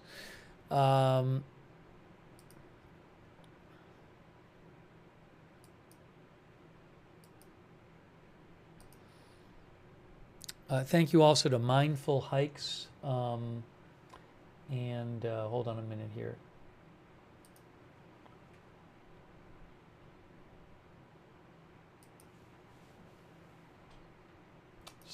Say a few more thankfuls. A few more thankfuls. Michael Burmester, FCO Fix, Mitchell Pilot, Pastime Classics, Wang Chung 405, CC Everest, Brian 045, Calum T. Ford, John Wolf, Yukano Can W Adapt, Jarulara, James Gentry, David Doltragi, The Polish Drunk, I Hear Crickets, J Bird, Eris Kalar, M Polis, Sid Skydeck, Two-Way Steph, Goddess, God Rides a Harley, Boomer Wow. Sorry that the screen names are messed up. On YouTube for a couple days, the screen names have been kind of messed up for a lot of people. Sorry about that. Thanks, Orvit PNG and Boomer Wow as well.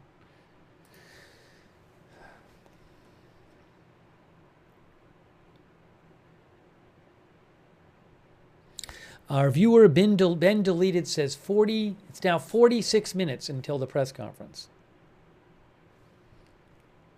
I'm looking to see if there might be any new reporting before the press conference.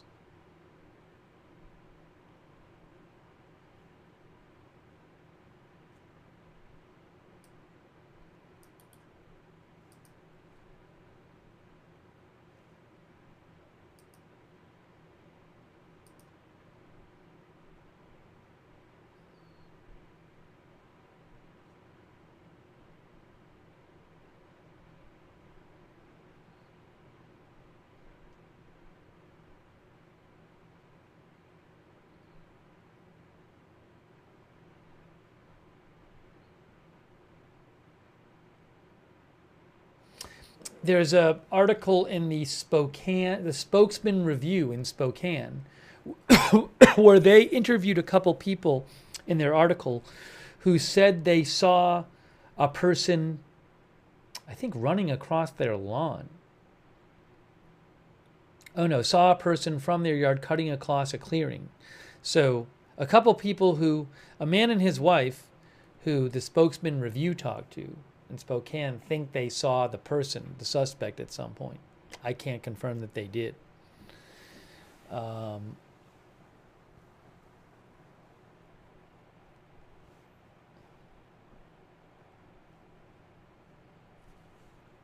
Pumpkin Spice says they only lift the shelter in place if they were sure there is no further threat. Yeah, I think they're pretty confident about that.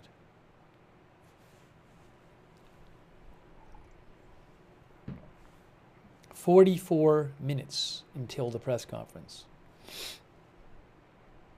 Mr. Anth says, I have photos of suspect from locals. Well, that's not something I could verify, so I wouldn't be able to show that anyway, but maybe Mr. Anth does. Thank you, Mr. Anth.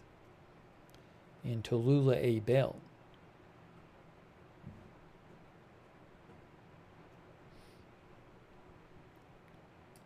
I appreciate you mentioning it, but there's no way I'm going to be able to verify those.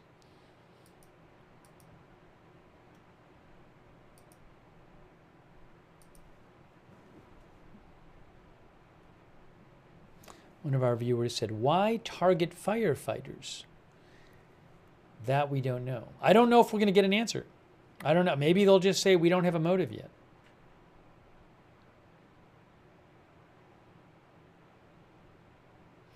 I got big thinks the person was mentally ill.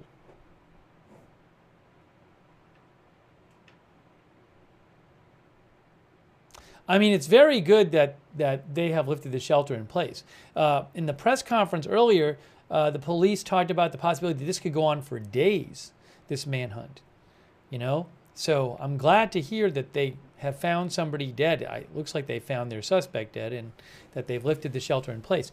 We've talked about this. The manhunt is still going on for Travis Decker, who is a man who in central Washington was being searched for killing his 3 young daughters.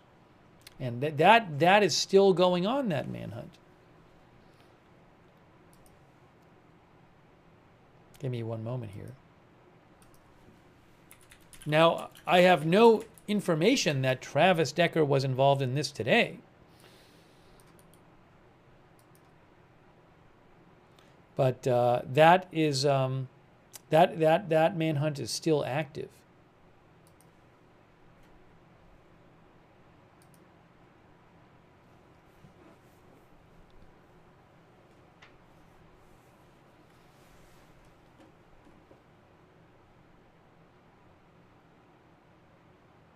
Sunbeaming thinks it might be a deranged firefighter. Do not know if this person has connection to firefighters.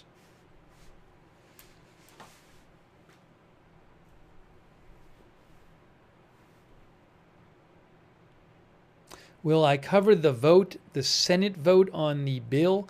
It depends. It's possible I will. The Senate, it's possible we will. It just depends.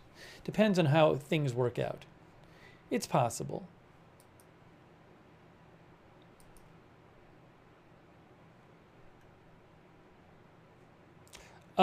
Breaking news. Tom Winter of NBC News says that this was a self-inflicted gunshot wound. Now, that is not in the press briefing. That is not in the media release. That is not in the media release. I'm not surprised to hear this, and a number of you thought that might be the case, but Tom Winter of NBC News says that, according to the local sheriff's office, this was a self-inflicted gunshot wound. He is a crime reporter with NBC News, justice reporter, so sounds like, again, not really a big surprise, but that's the first report like that I've heard.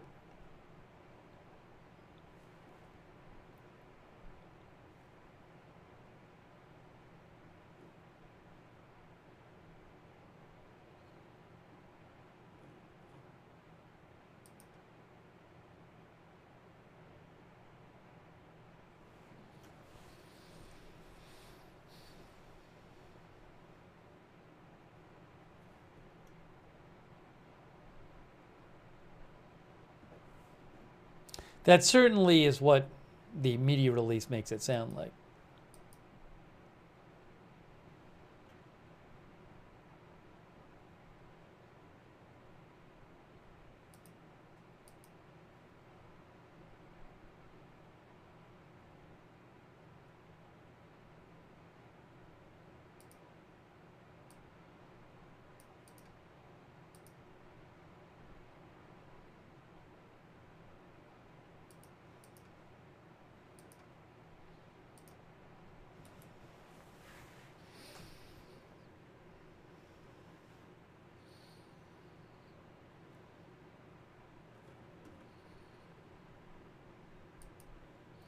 A quick thank you on Twitch to Circleface, Who Shot JR, Beautiful Profanity, Magrust, Colin H, 1985, Soul 8712, Big Dog Gaming, OPLL Man, Doros Judd, Michigan Rowdy on Twitch, Rodub Back Chick Bliss, and Shaggy over there, and J Drabble, James A.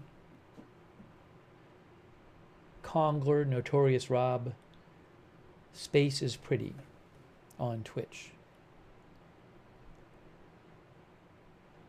And also, hang on a moment.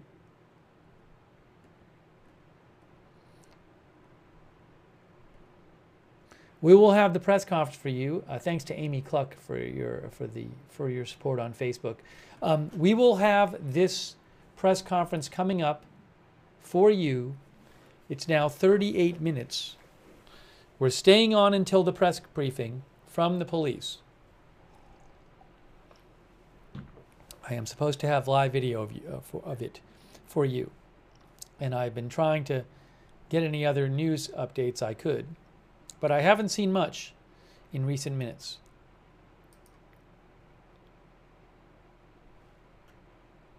Nothing new from the county that I've seen.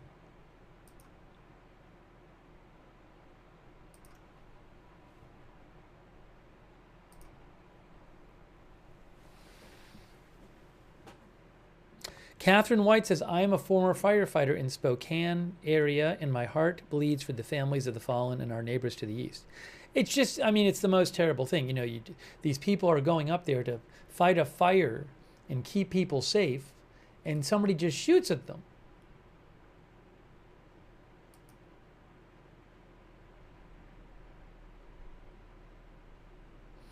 Rich M thinks it's someone with a personal beef who did it. I do not know. We'll see what they say in the press briefing coming up. Our viewer Darian Carroll, J. Carroll, says it's evil.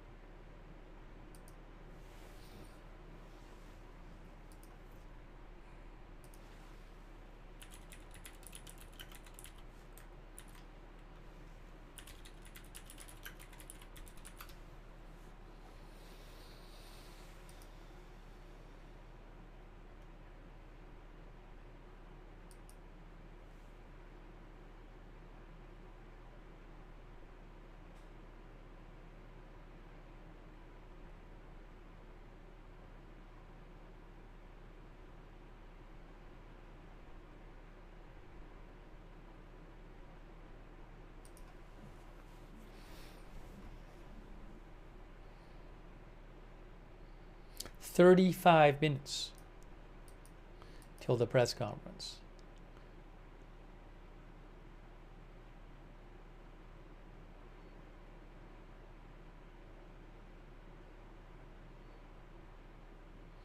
Again, as we said earlier, Tom Winter of NBC News said that the deceased male found, presumably the suspect, was found with a self-inflicted gunshot wound.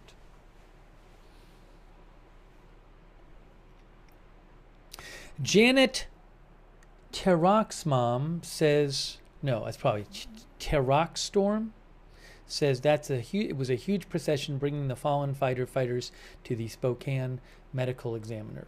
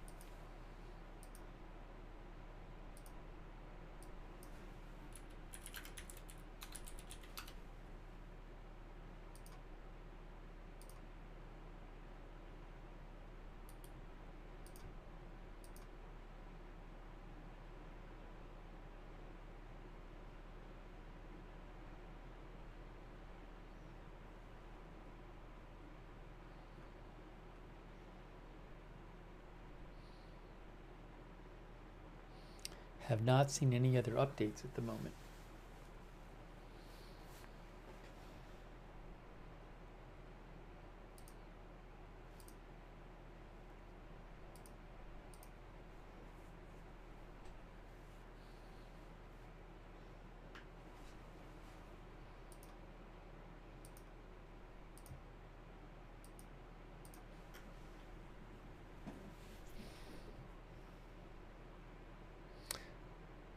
We're still waiting for the press conference. 33 minutes. Grady Smith says, let's pray for the families involved. Yeah, so I'm just here waiting for the press conference, waiting to see if we get any updates before the press conference. I'm looking for stuff here. I haven't seen much new. No identification, no public identification of the suspect yet.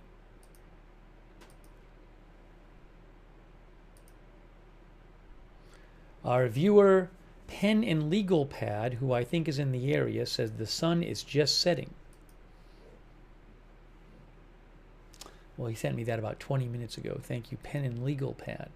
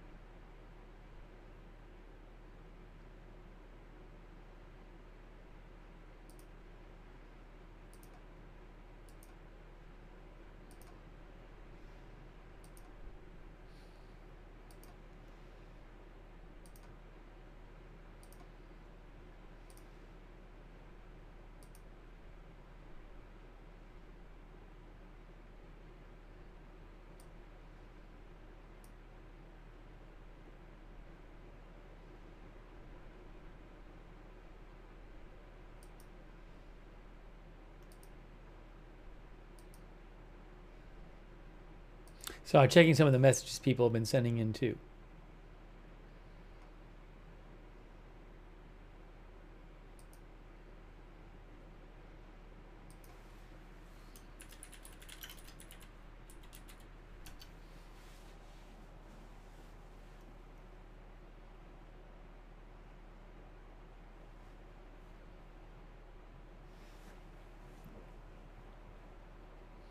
I have a fan on in the back, which you might hear. We don't have any other. We don't have the scanner on or anything right now, but you might hear a fan on. We're just about a half hour away from the press conference. I have a fan on in the back, which you might hear something. So.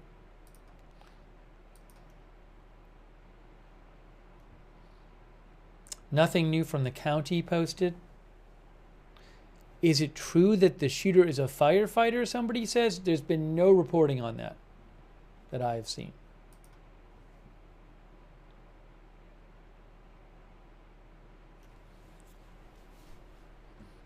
It is midnight here on the East Coast. 30 minutes. Free Speech says we need to know who the shooter is ASAP. Maybe we will at the press conference. Brian Trades a Little says the sun has set here.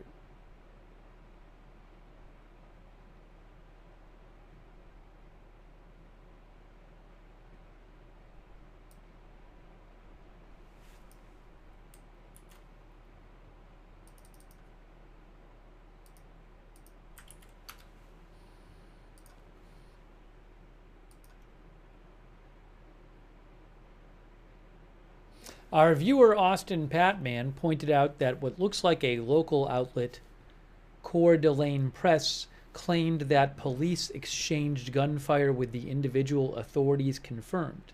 Now, I haven't seen that report myself. Certainly, the individual was firing at police. We know that. Did police fire back at some point? I don't know. I wouldn't be surprised.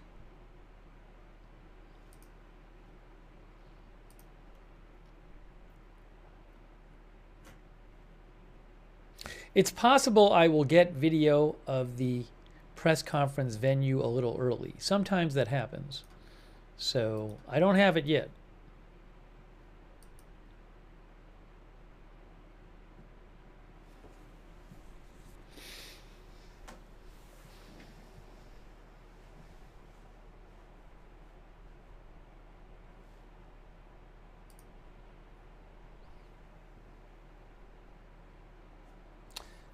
Frosty Winter says supposedly there's audio going around. Yeah, I'm not going to play it again. We earlier played the scanner replay of when the firefighters called in the shooting. We played several times. We played so people could hear it who were coming into that stream. Several times we played it's really chilling, the audio of the first call in from the firefighters about the shooting, and then we listened to some of the other scanner replay as well. I'm not going to replay that again, but if you rewind, you probably can find it on the stream.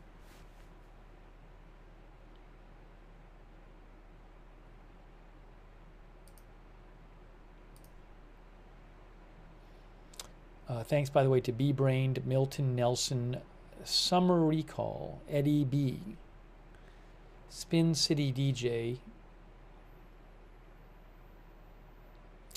Nate Jones, and Not Applicable.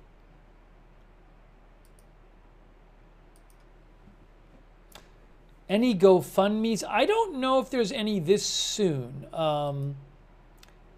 I will look, but I mean, it's pretty soon. You know, we don't even have the victims publicly identified yet. So when I go to GoFundMe, I don't see anything on the front page there. So if I find out about some official one, you know, or some kind of official thing, I will let you know. But again, they haven't, the two who died have not even been identified yet publicly.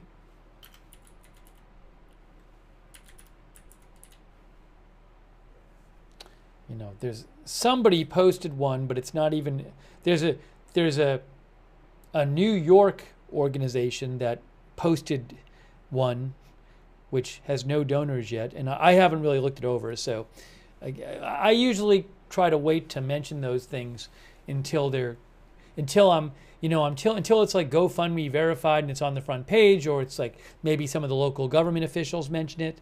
If I hear something like that, I will certainly pass it along to you.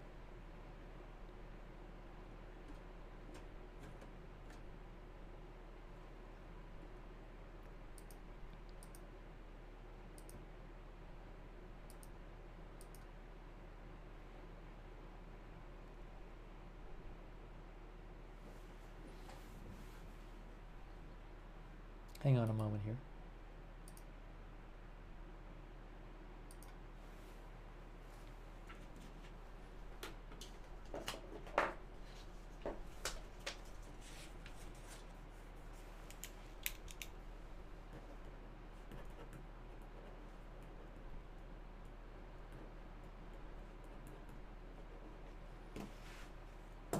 "25 minutes until the press conference, if it starts on time.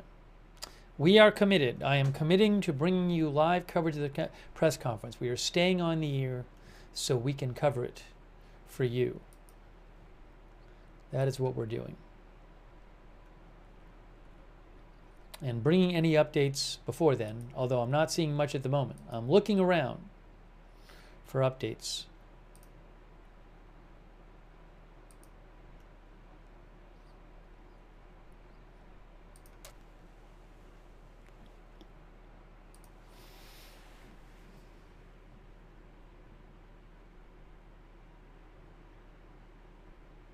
Oh. Hey, you know what happened?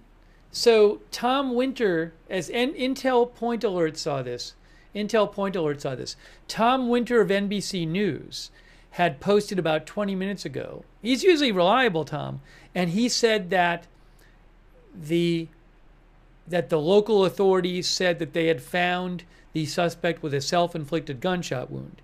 Now he posted again and said he corrected the post, and Tom Winter no longer said there's a self-inflicted gunshot wound. So I think what actually happened, I was wondering about this when he posted this, but normally, I mean, he's quite reliable. So I think maybe Tom Winter from NBC saw this media release and just misread it and thought it said that he had a self-inflicted gunshot wound. And then I think maybe he realized, oh, wait a second, it doesn't say that. Because now his post said the sheriff's department said they found a deceased male with a gun next to him at the scene. Or it's also possible that he got some information that he wasn't supposed to release or something. That's also possible because he's pretty well sourced. So for whatever reason, Tom Winter from NBC News has corrected his post. It no longer says self-inflicted gunshot wound. Personally, I'm guessing it'll end up being a self-inflicted gunshot wound, but we don't know that. We don't know that. So we'll have to see.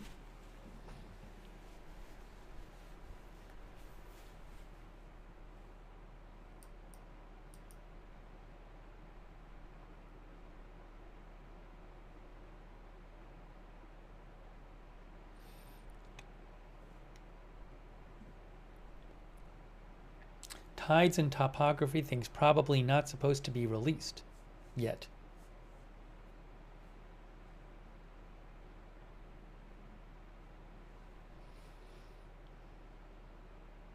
I have heard no reporting whatsoever from anyone that I would consider reliable that the shooter was a firefighter. I have not heard that anywhere.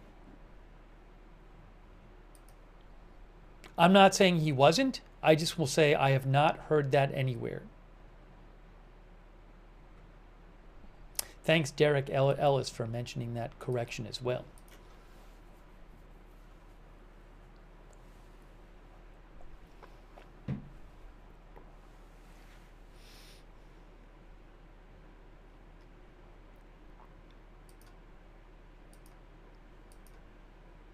Oh, if you want to see it, by the way, so I should have Reuters video from Reuters for the press conference, but one of our viewers mentioned the BC preacher, who he was nice enough to let me pay for his first press conference video today. He is actually, the BC preacher is in the room for the second press conference. He's just showing an empty podium, but feel free, you can turn on his channel, the BC preacher on YouTube, and you can check out the room if you want with the press conference. We are supposed to have video here.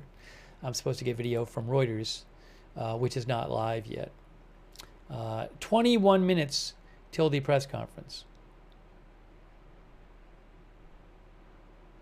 One of our viewers said it's all conjecture at this point. That's what Sunkissed said.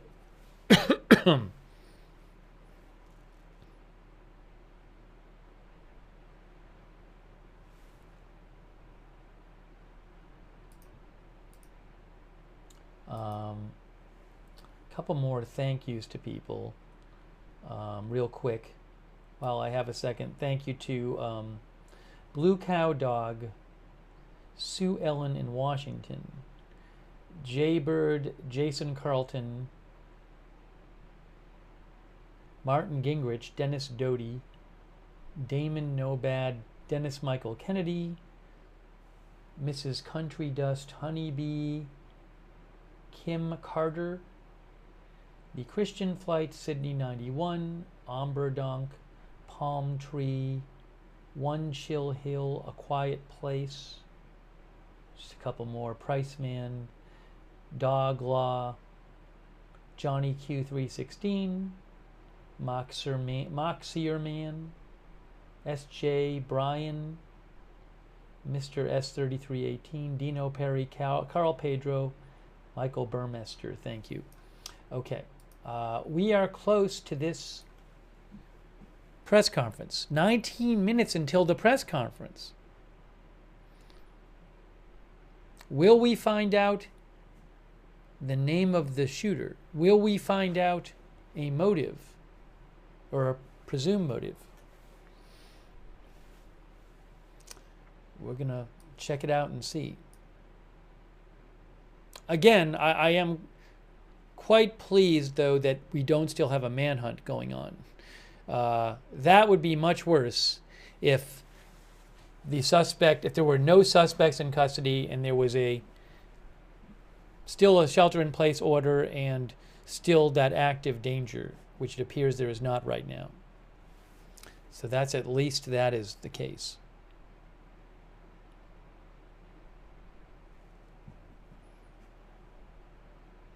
Praise says, any chance this is actually an Iran-sponsored terrorist attack? I mean, I have no reporting on this either way. It strikes me as unlikely that an Iranian-supported terrorist attack would be a person setting a fire and then shooting at firefighters. I mean, is it impossible? No. There would seem to be. Again, it just doesn't really strike me as likely. And also, no responsibility announcement taken or anything. So, I would be surprised at this point, but I can't rule anything out.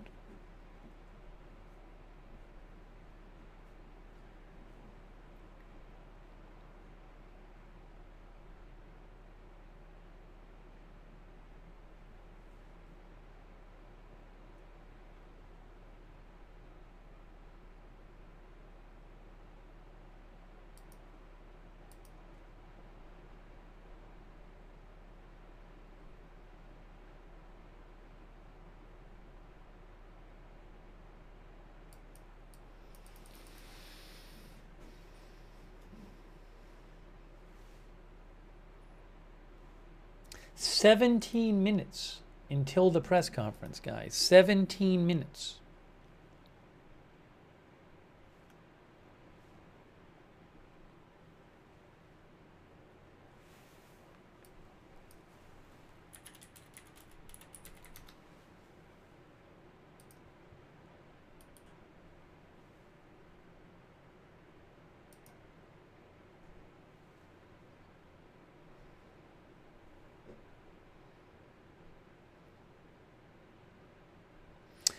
Jenica says, was anyone using the gun range nearby? Somebody else had messaged me about something like that, saying there was a gun range nearby. I'll have to go look.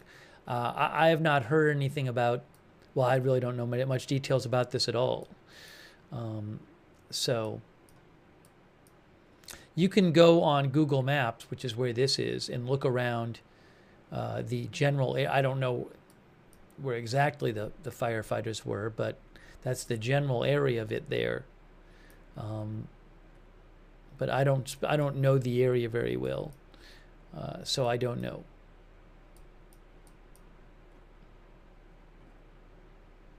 Maybe there is a gun range there, I'm not sure. Somebody else had messaged me about it, but again, I don't know the area.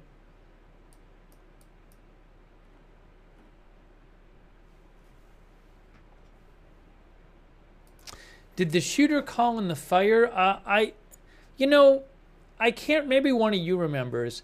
I think that was asked in the first press conference, and I don't think they said he did.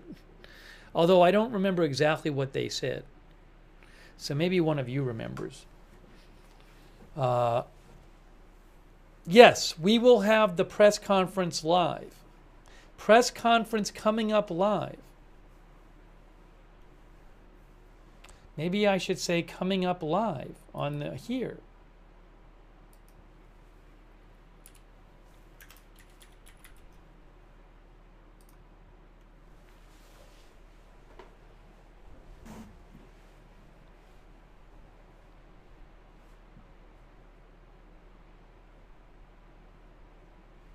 Leatherhead said the gun range is 3 miles to the east. That's what Leatherhead Garage said.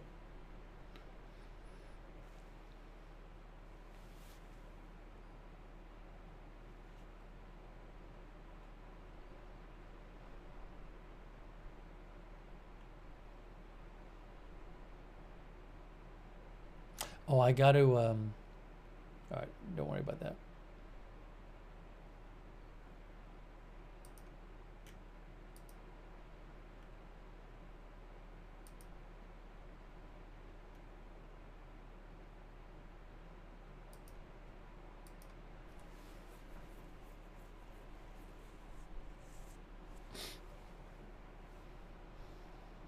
.407X says shocking shootings. Yeah, it's really crazy. Iron Jaw says the shooting range is up past Fernon Lake.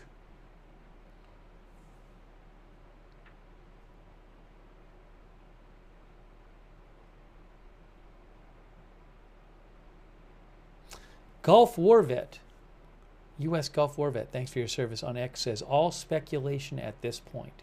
Hey, only 13 minutes until this press conference.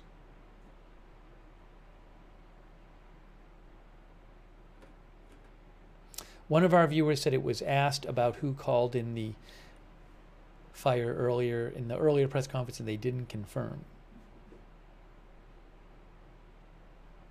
We watched it a couple times. I just can't remember. I don't remember them confirming. James T says a big press conference coming up. Why is this thing all weird? Why is this like this?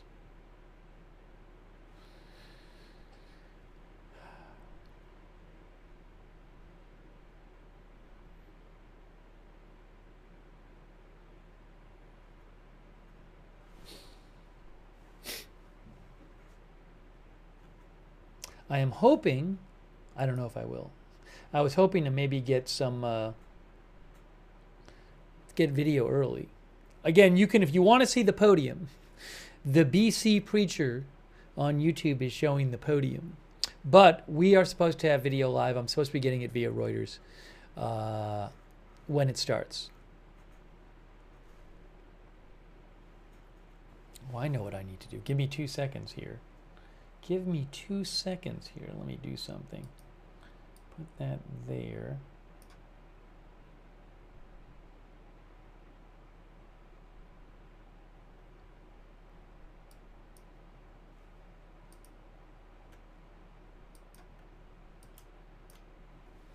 Okay, I'm getting prepared here. About 10 minutes, guys, until this press conference. We are getting close. Bubba Sizemore thinks it was terrorism. Did this person have some political motive? No idea. I don't know if President Trump has posted about this yet. I hadn't seen anything earlier. Some of the Trump administration posted about it, but I'm not sure if President Trump did. I'll have to look again.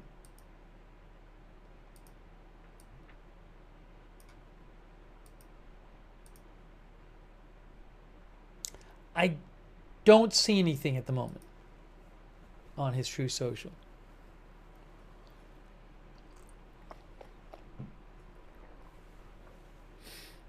Lisa S. thinks it's a local nut.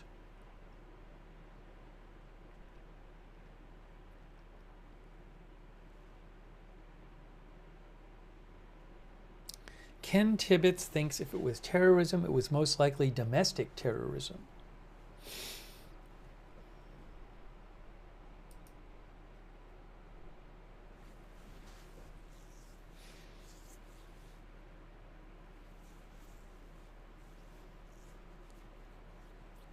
How many injured? We do not know. We're waiting to hear that. There's been some numbers being thrown around online, but unconfirmed.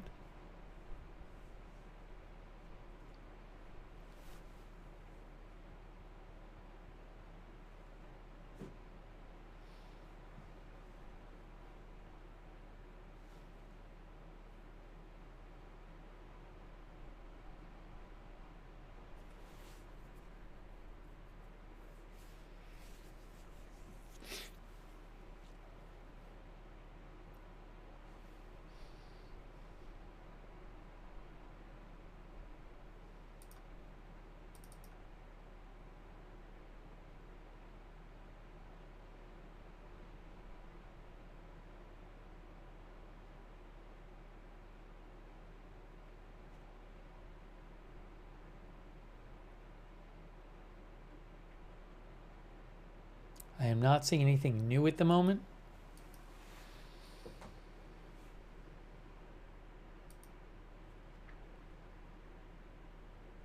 Oh, this is interesting. Derek Ellis mentioned this. Thank you, Derek. This is very interesting. Melissa Luck, who is the news director with KXLY News in Spokane, She says, a source tells me all 3 of the people shot were firefighters. That's very interesting because she's saying that she's hearing 3 people were shot and not more than 3. We have heard a couple reports today. I think I heard, there was one report I read that the hospital system said that 2 people had died and 1 was in surgery, or another one was injured. And then a firefighters union, a big firefighters union, said 2 people died and 1 was in surgery. So we had certainly heard reporting of at least 1 injured. It would be great if no more than 1 was injured in addition to the 2 dead. I can't guarantee that. But again, Melissa Luck, who is with KXLY4, said a source tells me all 3 of the people shot were firefighters, which would be good in that it's not more than 3 people shot. So we'll have to see what is said in the press conference. Thank you so much to Derek Ellis for mentioning that to me because I had not seen that yet. Now, she only posted that about 18 minutes ago.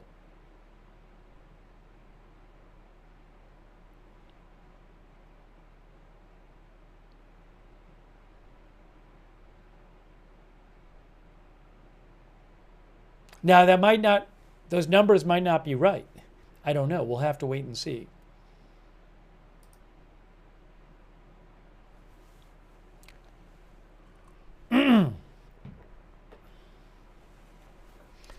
We have about 6 minutes till this press conference. About 6 minutes, guys. If it starts on time. It might not start on time. What I'm going to do,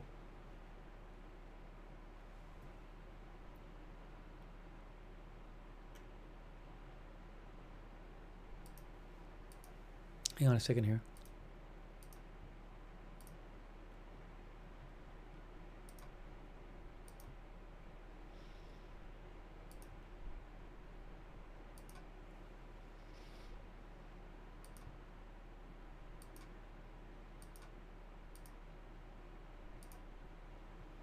Give me 1 minute here. Oopsie. Give me 2 seconds. I need about 10 seconds here. But just about 5 minutes until this press conference. We will be bringing you live coverage.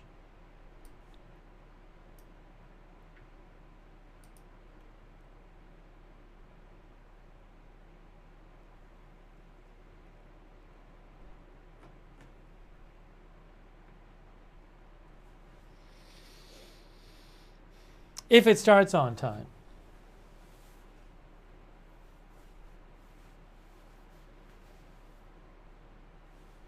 You know what I need to do?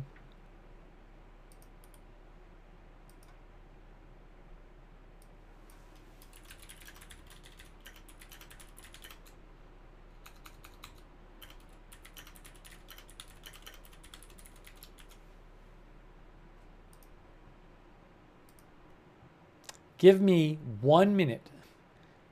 We have about 5 minutes till the presser if it starts on time, but it has not started yet. Give me, I'm going to disappear for 1 minute. I'm coming right back.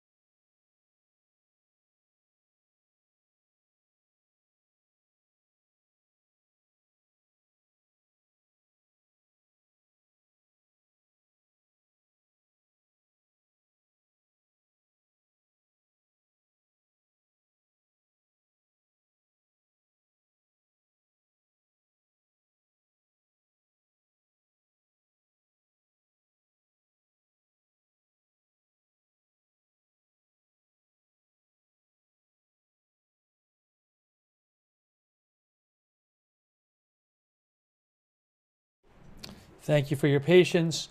All right, we have supposedly less than 4 minutes till the press conference, but we'll see if that is the case.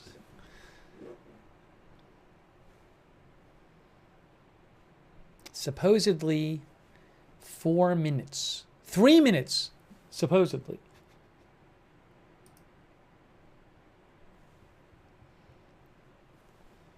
Now, I can tell you it has not started.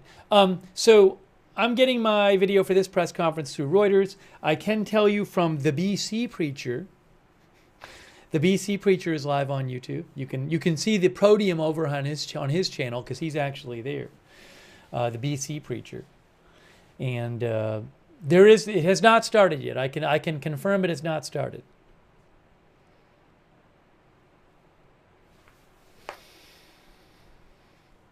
I think the source I have from Reuters will go live right when it starts.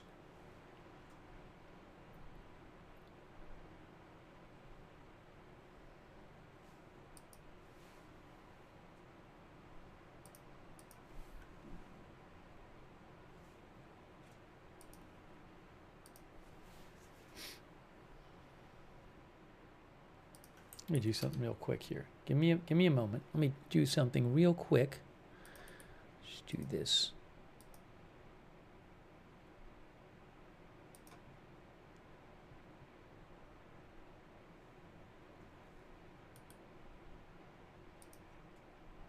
Okay.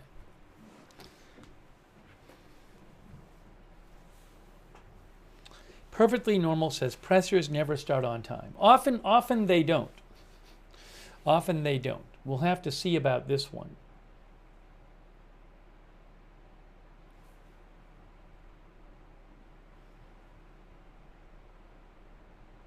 Thank you, by the way, to Ryan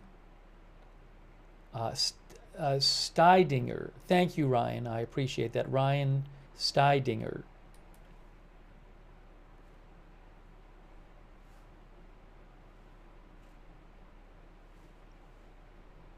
All right, so at this point, it's basically,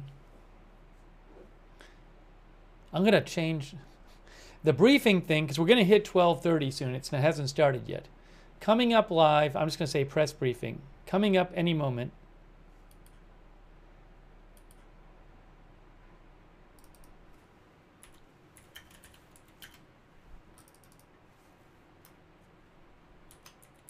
Press briefing coming up live at any moment. And that's the best I can tell you because they had said it was going to be at 12:30. But it has not started yet.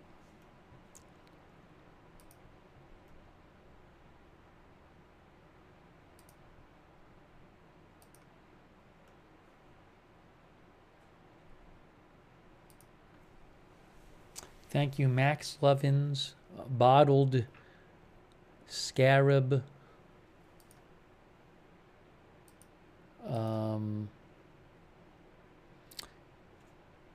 And Trevor Mohan, and Donnie Trevor, and Emo XP7ED, Bax 7669, B-Brained, thank you. Looks like they're getting close. Again, we will have it live when it starts.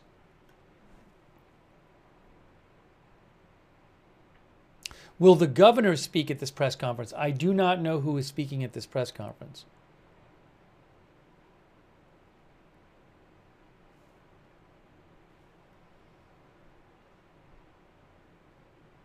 I am just waiting until I have the video to show you, and we'll show it to you.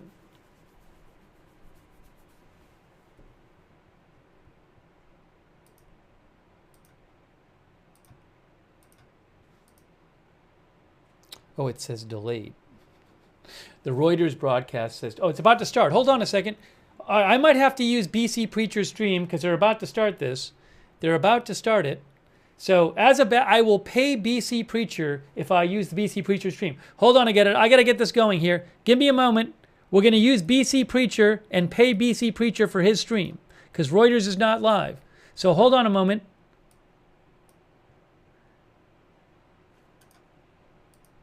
I got to get it on the screen for you. Wait, here it is via BC Preacher.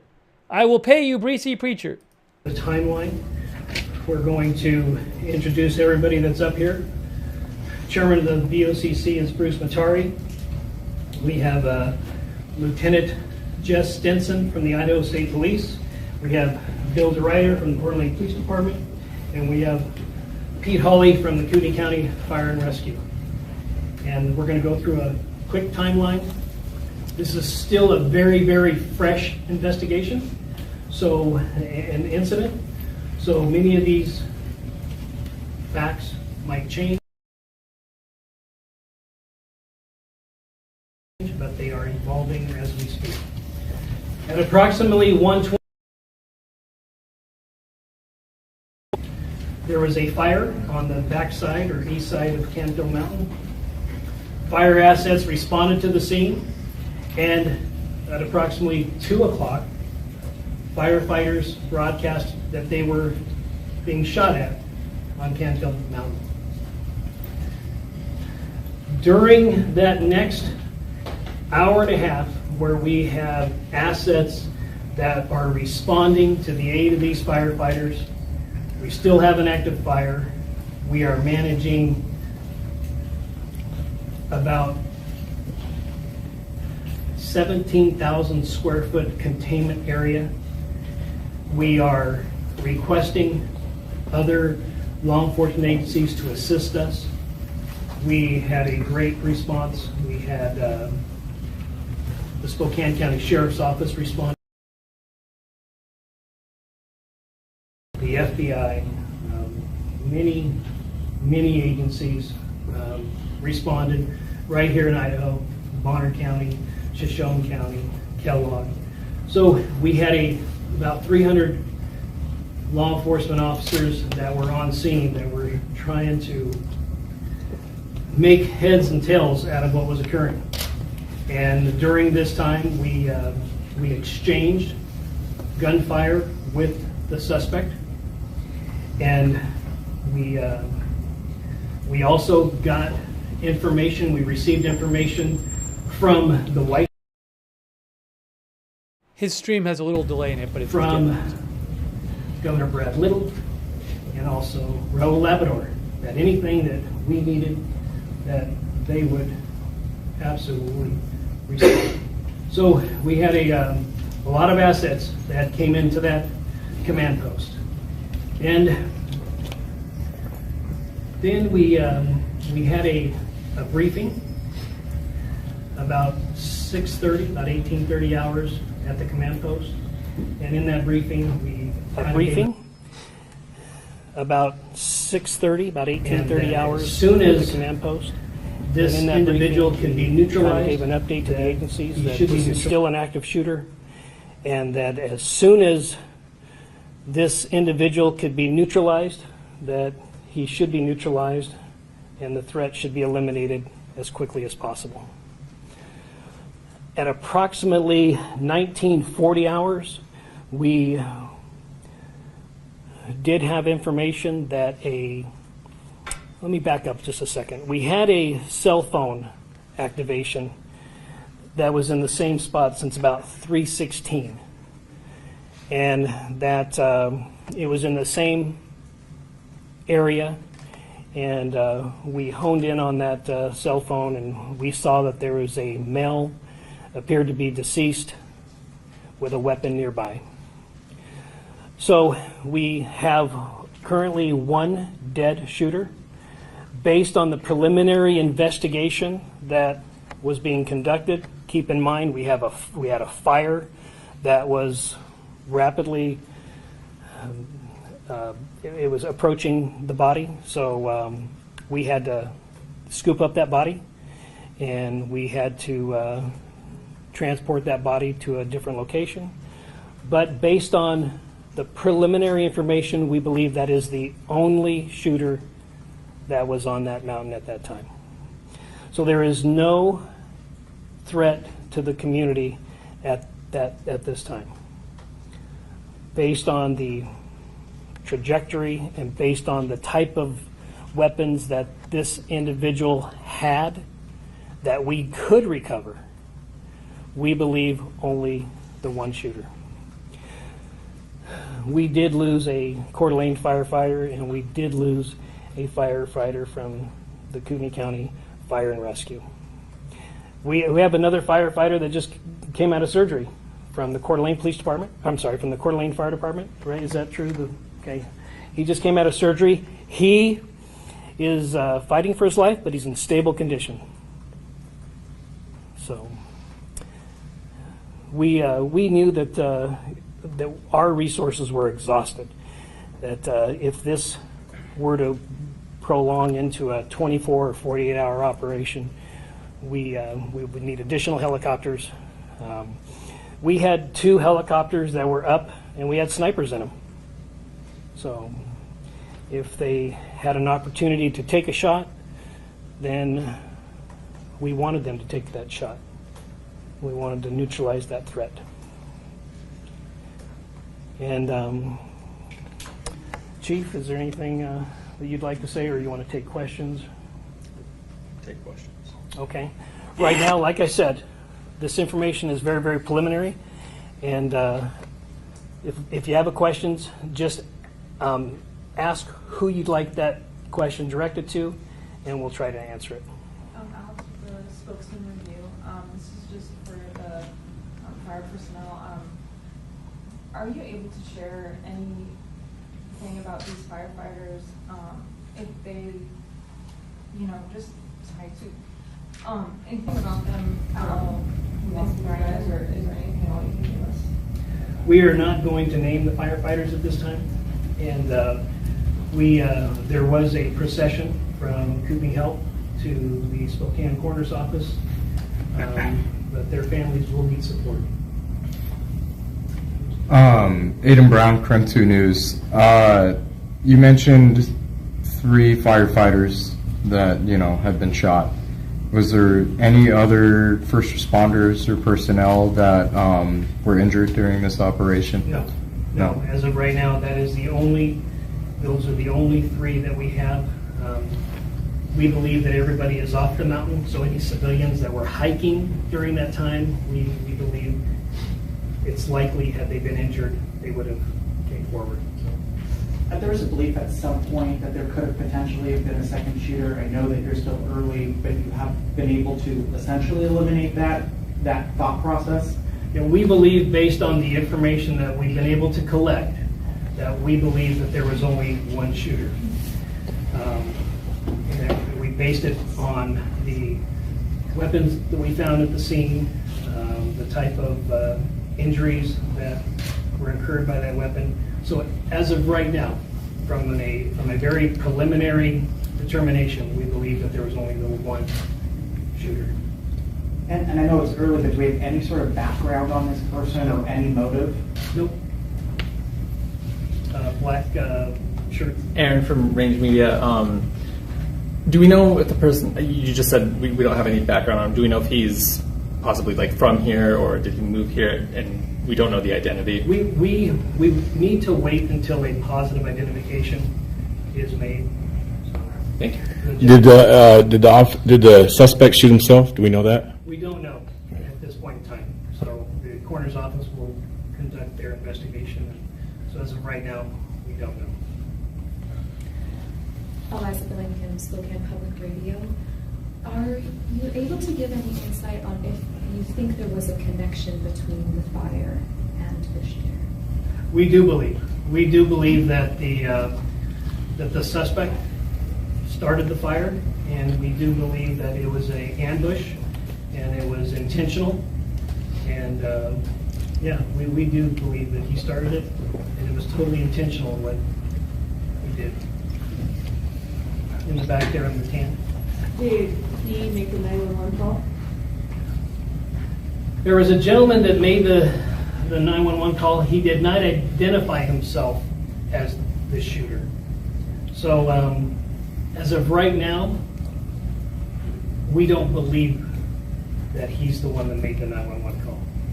But, that could change, because many times people don't use their real names and what have you. So. Any description of the suspect at No, all? Not at this time. No. Okay. Gentleman in the red hat. Okay. Brian Neal, KXOY. Does the fire present any problems with you as you're trying to collect evidence? Oh, absolutely. Yeah, we scooped up that body, and as far as the preservation of the scene, it's not perfect in this particular situation, but it's something that had to be done.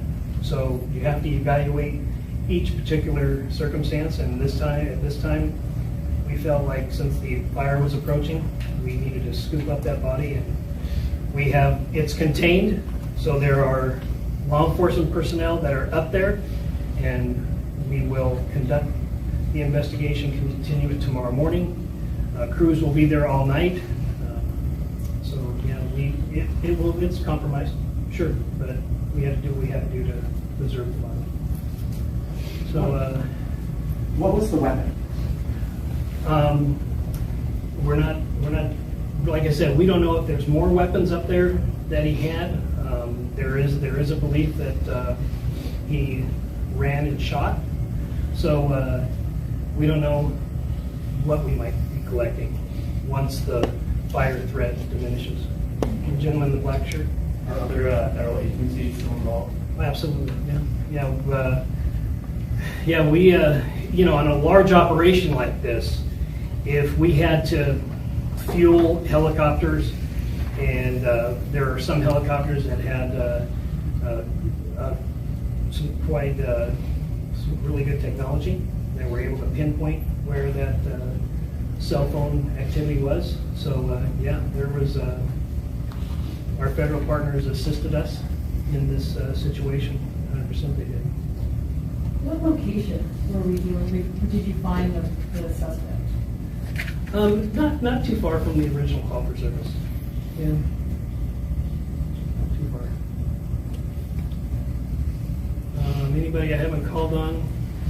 All right, gentleman with black shirt. You said you picked up the cell phone signal around 3:16, I believe. Yes. How long was it between that signal that you got and you were able to recover the body?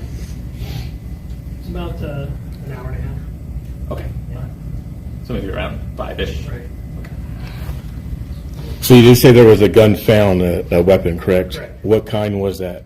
We're not releasing that right now, just because we had to scoop everything up so quickly. We could not preserve the scene like traditionally we would like to. So we believe that there's a likelihood that when we are able to enter the scene again tomorrow without the threat of fire, that we'll find other weapons that were placed. This was a total ambush. These firefighters did not have a chance. Sheriff Garrett, with the spokesman review, can you just describe the terrain and how difficult it was, or maybe how simple it was to access that area? When you have an environment where you don't know where the bullets are coming from because of the trees and the shrubbery and what have you, it is daunting for police officers, let alone firefighters who are there just to put out the fire. So it's very, very difficult. Very difficult for drones or helicopters to see any individuals up there. So this was a total ambush, taken by surprise, and it's unfortunate. Sheriff, firefighters deal with ambush. Police deal with ambush all the time, but firefighters, are they trained in that type of situation? No, this is something that we don't train for. It's not something we expect. It's not something our firefighters should have to deal with. In this situation, they were called to a grass fire, which is already something that we're very heightened and are anxious about this time of year. And they were doing everything the way that they were supposed to do it. Can we get an update on the fire? Do you have any sort of acreage or containment information? It's about 20 acres, but unfortunately, we weren't able to put any resources on it because of the gunfire exchange. So, man in the white there. Sheriff Doris, Regan with Crime 2. This is the week of 4th of July. First responders are already on defense with, this coming week. Just emotionally tell me how it feels to have something happen like this, especially with, such important authorities that are super important for a week like this too. Yeah, I haven't, it hasn't sunk in yet. I mean, this is a situation where I don't even think a lot of us in this room has processed this. So, this community supports firefighters and law enforcement. Any structures lost in the fire? No, not at this time, no. Is there any specific information about the actual location of where the shooter was at? Like, is there like, I don't want to say like an address, but like maybe like coordinates or anything like that? We might be able to get that for you later, but I don't have that information. Okay, I'll call later. Thank you. You know, I would like to say something. There was some information that was broadcasted on social media, and it's very, very important. You know, these firefighters and police officers, in some cases, have family, and for some of this information to have been broadcasted, I hope we can ask with our social media and our First Amendment auditors and our civilian journalists to take in consideration what you're putting out there on the social media, because it can be devastating it's devastating when somebody knocks at your door to tell you something like this, but to hear about it on social media, I'm just asking for people to be considerate in the most significant of injuries and times. So, federal apparatus, I'm wondering what the White House has committed to on the FBI and Homeland Security. We had helicopters and personnel on the ground probably within the hour. Also, in follow-up to that, this is obviously going to hit our community incredibly hard. It already has. I know, again, it's early. What can we do for the families? Will there be a memorial fund set up? Will there be some sort of way that we can, as a community, come together to support them? Because this is a devastating loss, and people want to put that emotion somewhere. Yeah, you know, we're grieving as an organization, and I can speak for Fort Lane Fire as well. So a lot of those steps have not been completely brought to fruition, especially with it being a weekend. We know that the Red and Blue Foundation and Anchor Coffee has already offered to do a lot of the donation collection, and we appreciate them. They've been a great supporter of law enforcement and fire, and they'll continue to be a good partner for us. So that's where I would initially encourage people to seek to provide some support for the families. I'd like to add, until a press release comes out by these two agencies, do not give money to a entity that says they're representing these people. They will put out a press release with the information, whether it's going to be an account at a bank or an account at another entity, but we will likely have some people that will try to scam based on this tragedy. So do not give money to any entity until a press release is released. Is that fair to say? Absolutely. On where exactly to give this money. Can you say sort of what you're doing for your firefighters right now? Just because I know. I would say it's very early on. They're just processing this right now. So I mean, they're in shock. So is that a fair statement? Absolutely. Yeah, I would say let's give it a day or two and. We have mobilized peer support groups from all over the region for our people, and so that is something that we've already put in place. But like Sheriff has said, we don't know exactly all the extent of what we're going to need to do for our people just yet. I did get information that some White Hawk helicopters were also committed in the event that we needed to go. The Idaho National Guard was prepared to provide a Black Hawk should we need one. Let's go here. To your knowledge, is there any special significance to either June 29th or to the mountain that has happened? No. Is there any information you have on when the firefighters were shot at to begin with? Was it when they were actively fighting, or was it when they first arrived? At approximately 1,400 hours. Okay. Is there a potential for this situation to shift policy or add policies to the fire department in any way? I know you guys said earlier, So, yeah. as a rule, you know, what's predictable is preventable. In this situation, I'm just not sure how it could have possibly been predicted.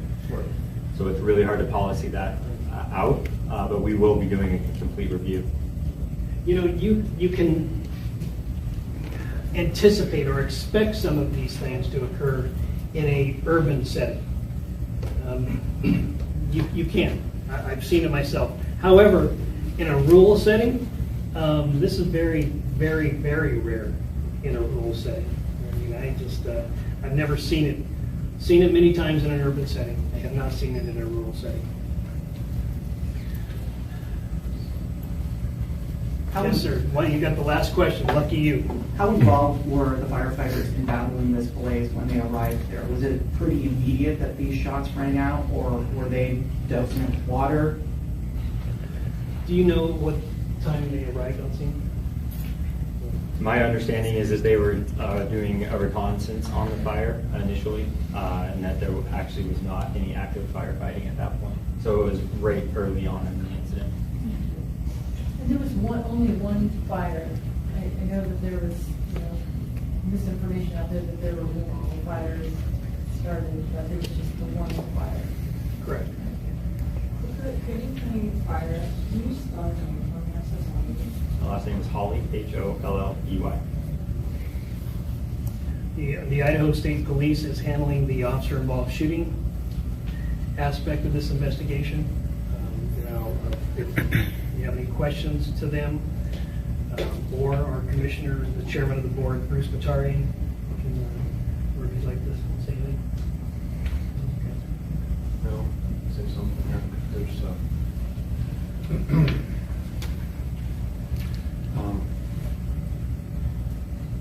My name's Bruce Batari. I am the chairman of the board of the county commissioners in Kootenai County. First, I want to extend my most sincerest condolences to the loved ones of the firemen we lost today, and give my prayers to those injured and fighting for their lives. What happened was senseless and tragic beyond words. I also want to highlight the incredible rapid response from Sheriff Norris and his office, and how they rallied quickly with surrounding law enforcement agencies at the local, state, and federal level, and that includes outside the state in Washington. They quickly contained the suspect and prevented him from further harm to others. The response was phenomenal. June 29, 2025 is a day that we will not forget in this community. It is the day evil showed its face, and we lost two outstanding professionals of the highest quality. And I cannot fathom why anyone would commit such a heinous act. This kind of senseless violence is unheard of here. As the sheriff had mentioned, this is not who we are as a community. And when you hear how others portray the people who live here on the news, it's not true. What happened here decades ago is not reflective of the fine people who live here today. And I want everyone to know that this is a wonderful place to live, to raise your family, and visit. It is a place that is comprised of caring and considerate people who look out for each other. And we, this community, will look out for those who are grieving from this tragic loss of their loved ones today. And I ask that the people watching allow time for this community to heal from this unbelievable loss. And that I also want to thank the fact that the resources are here and that they've been made available at the state level to support our local law enforcement and even at the federal level. It was an outstanding response, and Sheriff Norris and his office deserve all the credit for that. So thank you.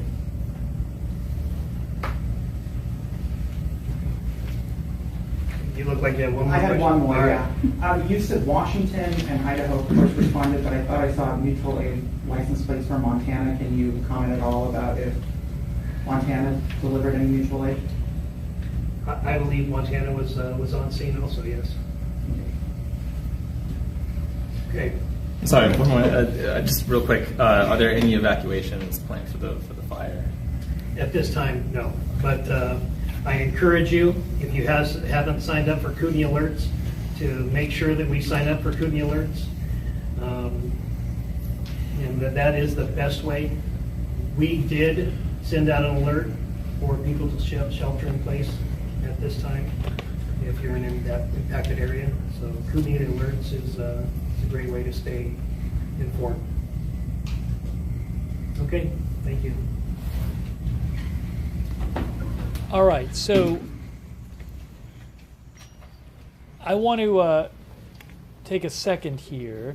First of all, I want to thank the BC Preacher on YouTube, because the feed I thought I was going to have via Reuters didn't actually happen. So I'm going to pay the BC Preacher for that stream as well. I'm going to pay him for 2 streams. So thank you, the PC Preacher on YouTube, for letting me buy the stream from you. Okay, so as I understand it, because let me get this thing off the screen here. I was dealing with the video stuff at the beginning, and so I didn't really get to fully hear everything right at the start. But there's one suspect. It's the man found dead is believed to be the one suspect. They think there's one shooter.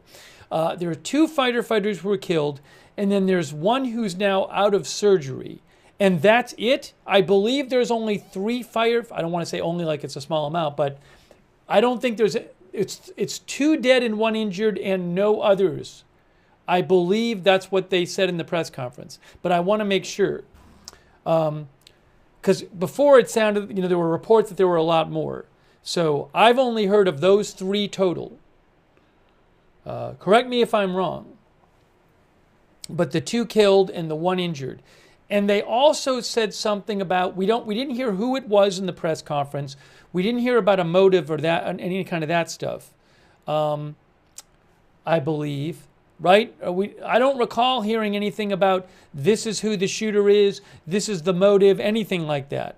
Am I wrong about this? I don't recall any of that.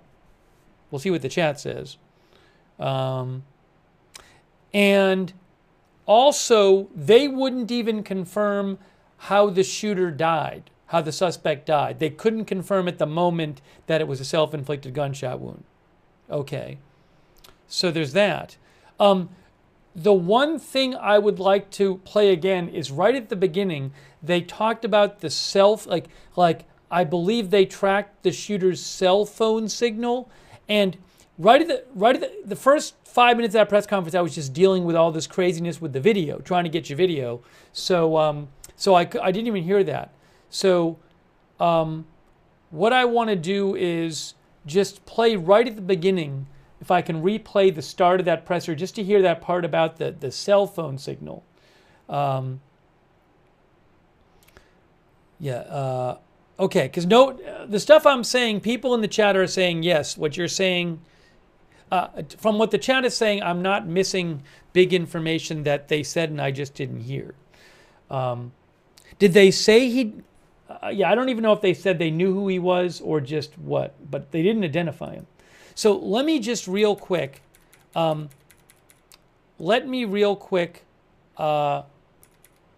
just play, I'm going to play the start of that again, because I didn't even really get to listen to the first. I just want to hear that part about the cell phone at the start, the cell phone signal. So again, and this is via the BC Preacher on YouTube, who really nicely let me buy the stream from him. So I really appreciate that, because otherwise we wouldn't have had one. And let me just put that this is a replay. I'm not going to replay the whole thing. I'll replay the first couple minutes, then take some comments from you guys.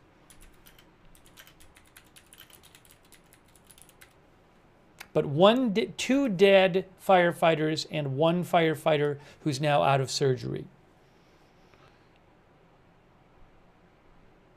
All right, let's see here.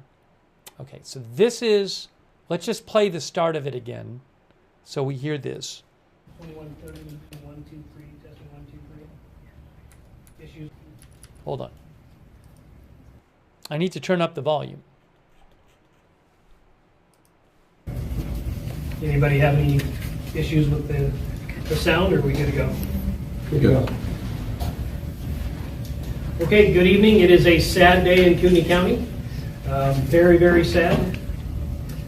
Today, we're going to go over the timeline. We're going to introduce everybody that's up here.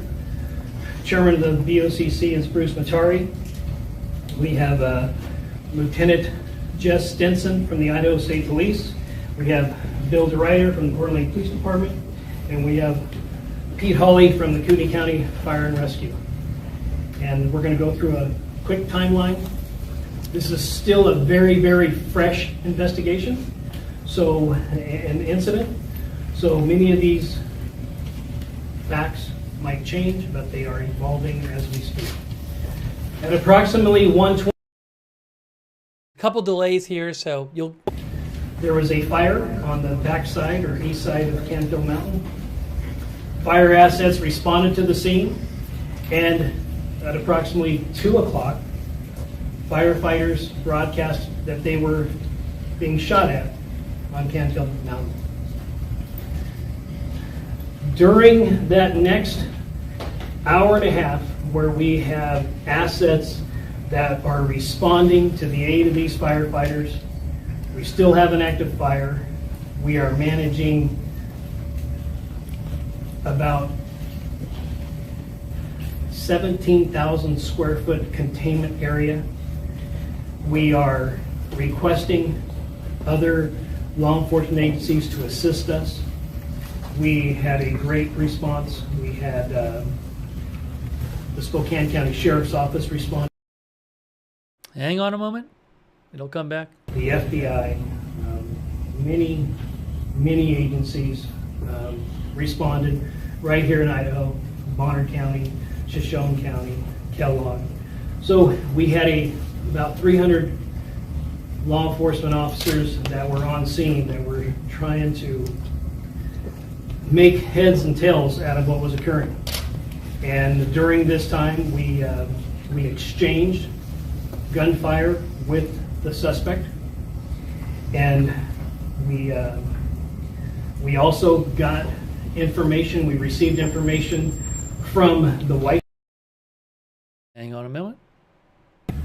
From Governor Brad Little and also Raul Labrador, that anything that we needed, that they would absolutely respond.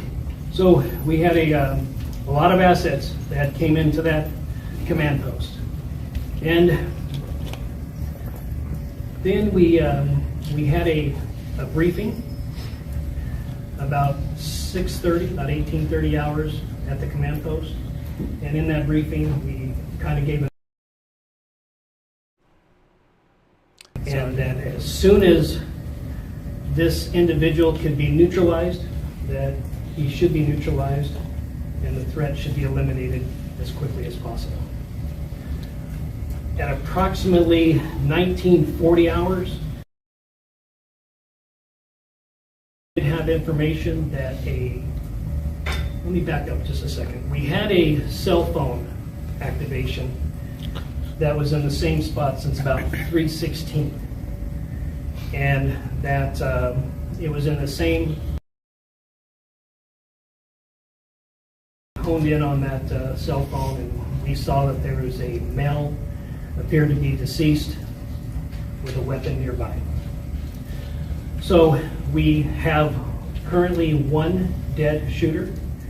Based on the preliminary investigation that looking the body, so we had to scoop up that body, and we had to transport that body to a different location. But based on the preliminary information, we believe that is the only shooter that was on that mountain at that time. So there is no threat to the community at this time. Based on the trajectory and based on the type of weapons that this individual had that we could recover, we believe only the one shooter. We did lose a Coeur d'Alene firefighter, and we did lose a firefighter from the Kootenai County Fire and Rescue. We have another firefighter that just came out of surgery. from the Coeur d'Alene Police Department. I'm sorry, from the Coeur d'Alene Fire Department, right? Is that true? Okay. He just came out of surgery. He is fighting for his life, but he's in stable condition. So we knew that our resources were exhausted. That if this were to prolong into a 24 or 48-hour operation, we would need additional helicopters. We had 2 helicopters that were up, and we had snipers in them.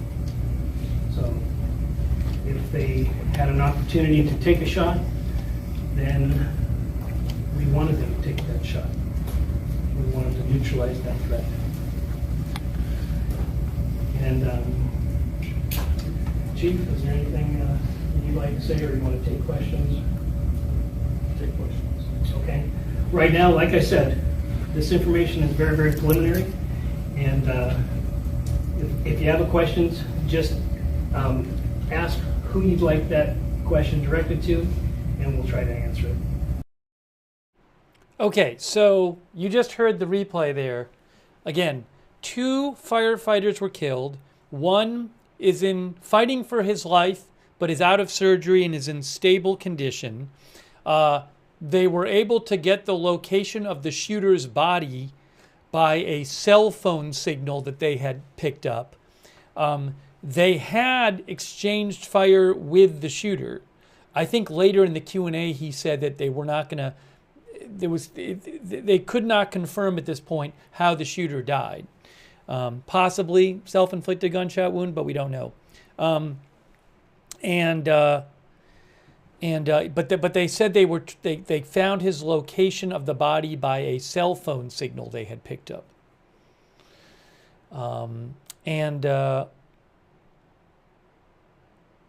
Did they mention his wife? One of our viewers said they heard from his wife. Did they say that in here? I was dealing with some video stuff during the first time we played this through, so I missed some of the things in the. They said they had snipers and the helicopters flying around. Did he mention the wife in the Q&A? Oh. No, the White House, the part where it cut out, I think he said that the White House had offered them what they would need. I don't think he said wife. They were talking about the White House. They were talking about it. He was talking about authorities offering what they needed. Yeah, I think that was the White House part.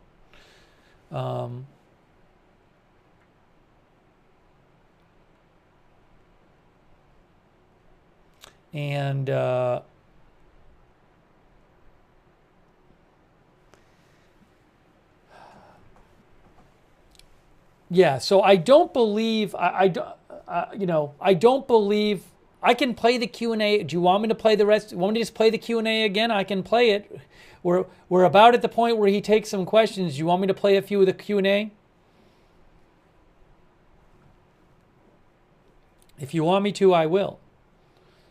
I was listening to the first part again because I needed to hear it. But I don't believe we got any kind of big new information in the Q&A. All right, let me just play this. It's a couple minutes. I'm gonna hit play and keep playing the replay of this so you can hear it. So it's just a couple minutes. Let's listen to a few of the questions. It's not that long, so let's just listen to a few of the questions here. Out the spokesman review. This is just for the fire personnel. Are you able to share anything about these firefighters?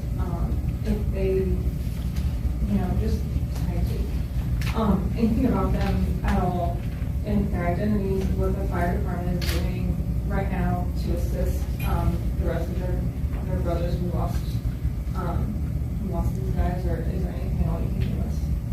We are not going to name the firefighters at this time, and there was a procession from Kootenai Health to the Spokane Coroner's office, but their families will need support.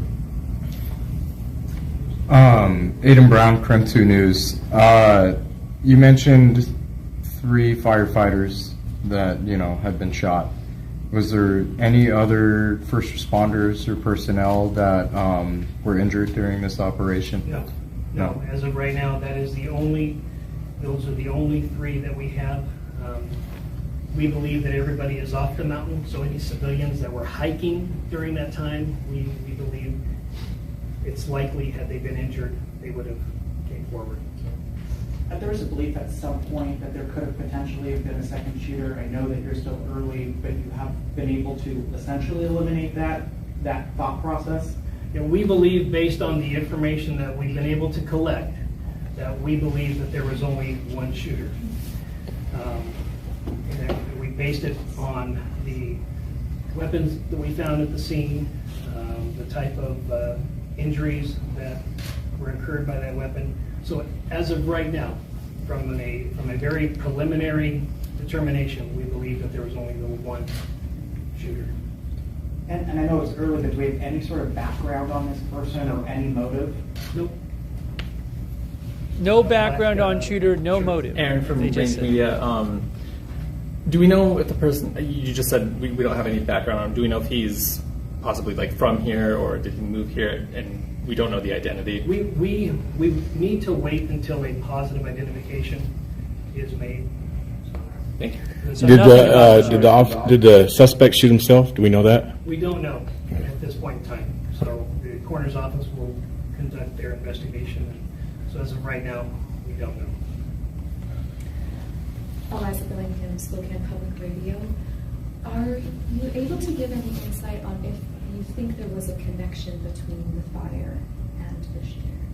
We do believe that the suspect started the fire, and we do believe that it was an ambush and it was intentional. And we do believe that he started it, and it was totally intentional what he did. In the back there in the tan. Did he make the 911 call? There was a gentleman that made the 911 call. He did not identify himself as the shooter.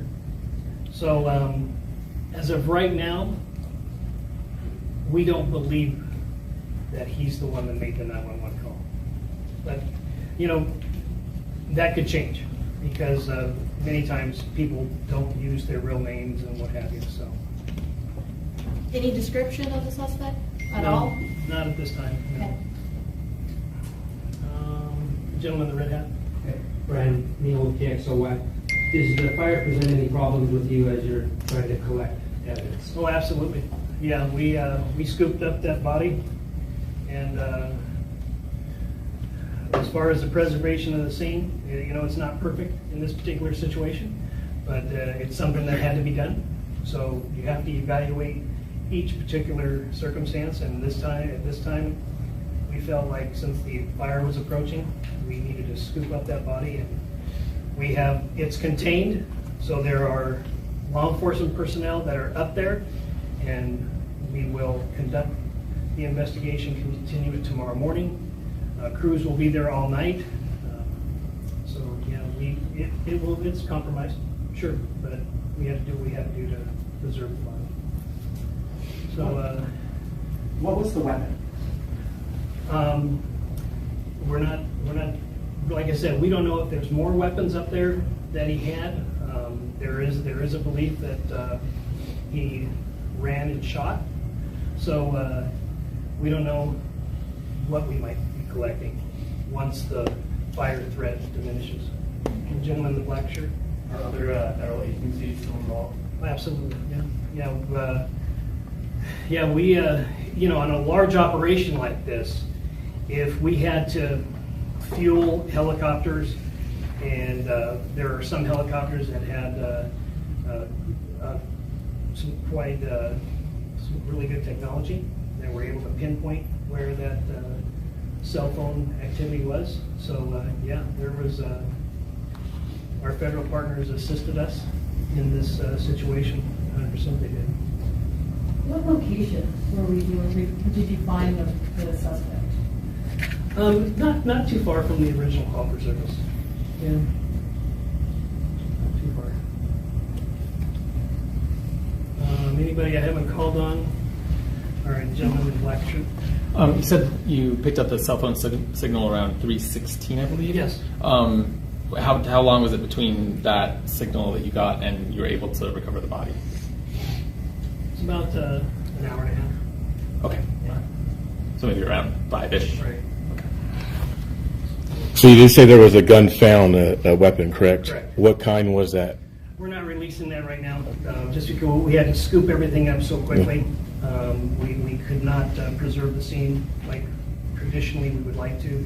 So we believe that there's a likelihood that when we are able to enter the scene again tomorrow without the threat of fire, that we'll find other weapons that were placed. This was a total ambush. These firefighters did not have a chance.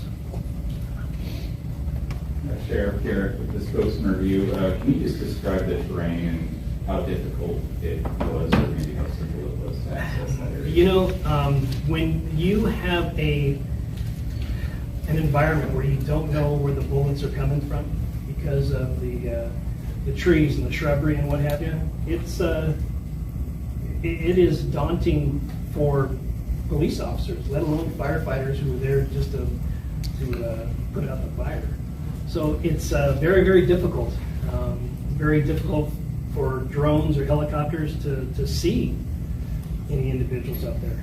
So this was a total ambush, taken by surprise, and it's unfortunate.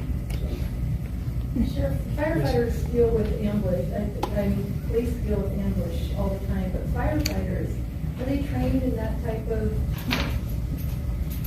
situation? No, this is something that we don't train for. It's not something we expect. It's not something our firefighters should have to deal with. In this situation, they were called to a grass fire, which is already something that we're very heightened and are anxious about this time of year. And they were doing everything the way that they're supposed to do it. Can we get an update on the fire? Do you have any sort of acreage or containment information? It's about 20 acres, but unfortunately, we weren't able to put any resources on it because of the gunfire exchange. So, man in the white there. Sheriff Doris, Regan with Crime 2. This is the week of 4th of July. First responders are already on defense with, this coming week. Just emotionally tell me how it feels to have something happen like this, especially with, such important authorities that are super important for a week like this too. Yeah, I haven't, it hasn't sunk in yet. I mean, this is a situation where I don't even think a lot of us in this room has processed this. So, this community supports firefighters and law enforcement. Any structures lost in the fire? No, not at this time, no. Is there any specific information about the actual location of where the shooter was at? Like, is there I don't want to say an address, but maybe coordinates or anything like that?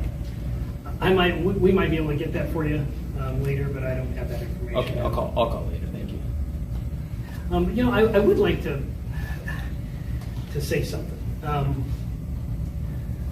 There was some information that was broadcasted on social media, and it's very, very important. These firefighters and police officers, in some cases, have family, and for some of this information to have been broadcasted,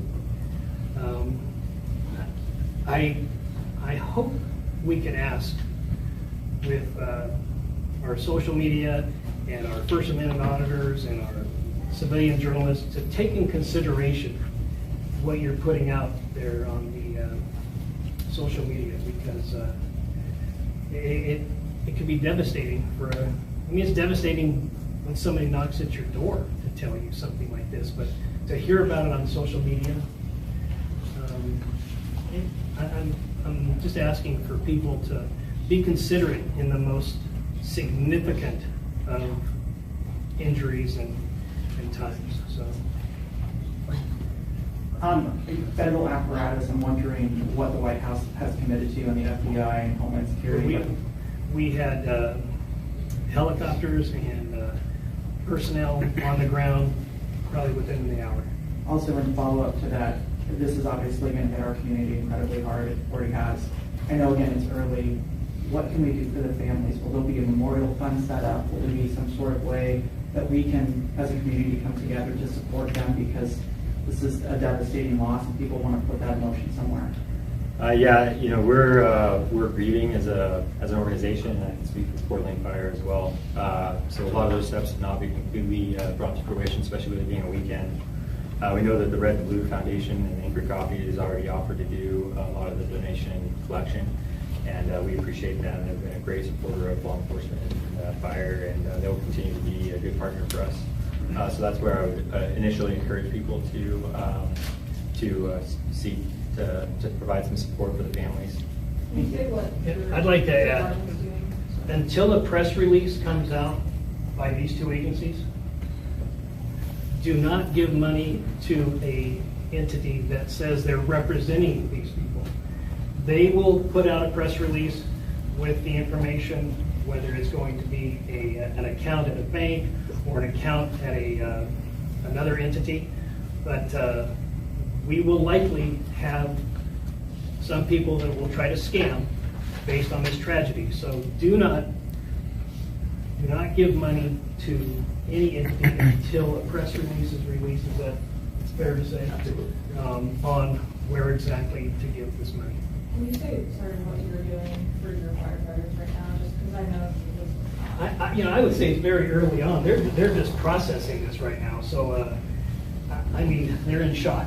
So is that a fair statement? Absolutely. Yeah, I would say let's give it a day or two. And we have mobilized peer support groups from all over the region for our people, and so that is something that we've already put in place. But like Sheriff has said, we don't know exactly all the extent of what we're going to need to do for our people just yet. I did get information that some White Hawk helicopters were also committed in the event that we needed to go. The Idaho National Guard was prepared to provide a Black Hawk should we need one. Let's go here. To your knowledge, is there any special significance to either June 29th or to the mountain that has happened? No. Is there? So she asked right there, is there any special significance to the June 29th or the mountain? And he said no, the sheriff said no. So I want to mention this because some of our viewers have mentioned this, and I've seen a bunch of talk online about it.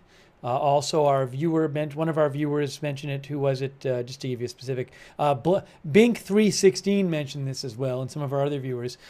They pointed out that supposedly, from what I can gather, I guess on this day 24 years ago, federal authority, some kind of authorities did a controlled burn of an Aryan Nation compound in Hayden Lake, which is a short distance from where this took place. So I guess some people were thinking that there was a connection between this burning by authorities of a Aryan Nation white supremacist group compound 24 years ago, and on this date in a connection with this shooting. I have not heard any reporting that it's connected. The sheriff was just asked there if there was a connection, if there was any kind of special significance to this date, and he said no. If I hear that it reported from some reliable source that there's a connection, I'll certainly let you know. I don't see anything at this point that is suggesting there is. But I've seen a bunch of people talking about it online in our chat. So again, she just asked about it. She asked about the date and he said no. So for whatever it's worth, it was brought up in a sense in the press conference. All right, I think I'm going to, I don't remember there being anything really big from the last part of the presser. So I think we basically watched it twice. So we'll take a few more comments from you guys on this. But yeah, we didn't hear, we don't know anything about the shooter really from that press conference. They haven't even identified him. They say they haven't made a positive ID. 3 people total shot, 2 firefighters killed. and one who's fighting for his life. So all 3 shot and 2 killed of the 3 shot and 1 fighting for his life.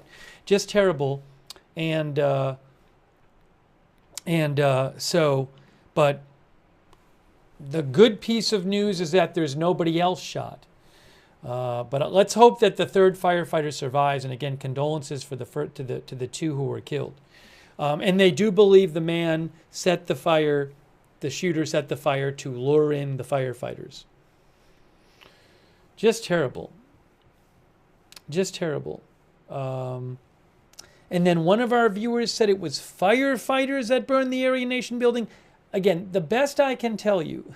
Yeah, I'm seeing. So I guess part of this story is that supposedly, I haven't confirmed this, but supposedly in 2001, it is firefighters who burned this Aryan Nation complex. Again, I don't want to get all into this now, but as you saw in the press conference, the sheriff was asked, is there any significance to June 29th? And he said no. So maybe that'll change, but right now I have no reason to think that that is a reason that this happened today. If I hear differently, I'll let you know. So that thing that happened in 2001 happened fairly close by in Hayden Lake, which is fairly close by to here. It's right in the area, basically. But again, I've seen nothing to suggest that there's a connection between those 2 events. So, anyways, if you want to debate that online, you're welcome to. All I can say is I don't have any information right now that it's a connection. And it was asked about in the press conference, and the sheriff said no. So, Judy Von Claire says we have to wait for the investigation. Yeah, so we'll see what the investigation says. I'm just telling you what we've heard right now.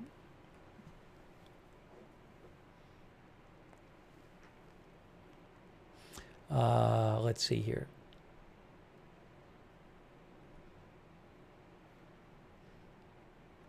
Emily Bolt says it's so much better news than what we heard before. Yeah, I mean, there were people online talking about 9 injured and 4 dead. And look, I say this stuff all the time. You got to be careful with these breaking news events, with stuff being said on social media, and it's not well sourced. And that's why I'm such a stickler for this stuff, is because people just throw stuff out there on social media. And look, I will say there was a point on the scanner where even the scanner said that it seemed to say there were 4 people shot. And that's I've told you that. I said scanner it's not always accurate because people are in the moment and they're hearing things or they're seeing things, but it may not be accurate. But I mean, this is a perfect example today, is all the people saying 9 injured. Well, there was 1 injured. And it's like, and it's not just people saying 9 injured, but no sourcing on this stuff. So, you got to be careful with this stuff. A lot of stuff gets thrown around with breaking news, and it's not well sourced, and it turns out to be false.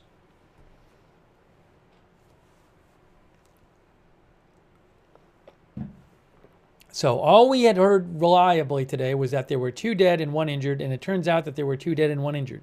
Although, again, we did hear on the scanner suggested that there were 4 people shot at one point, but scanner can turn out wrong, as I said. We'll read a few more comments here. Really quick, also, I owe a couple thanks to people.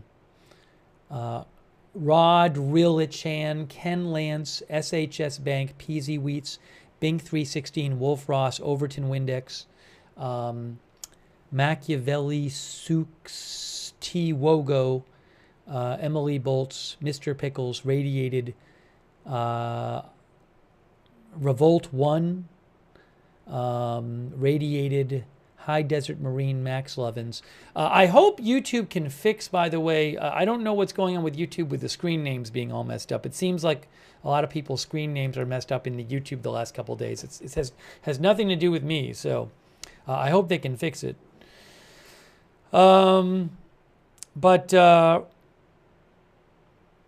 I'll read a few more comments here, but that's what we have for now. So maybe, look, obviously there's more to the story. We'll have to hear who this shooter is, but we don't know right now.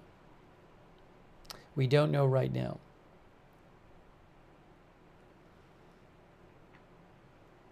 Cinder Flame says it would be creepy and shocking if it was related to the thing in 2001.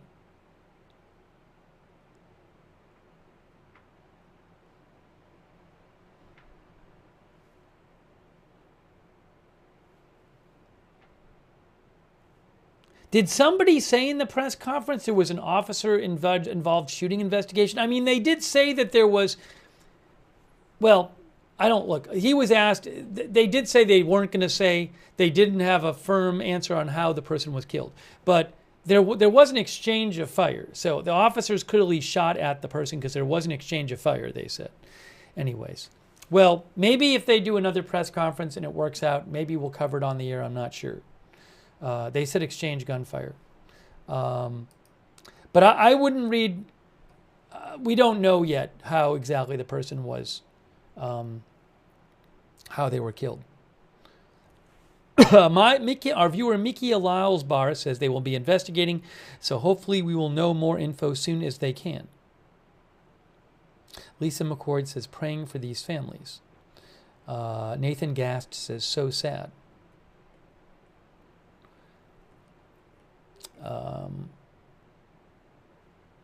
Okay.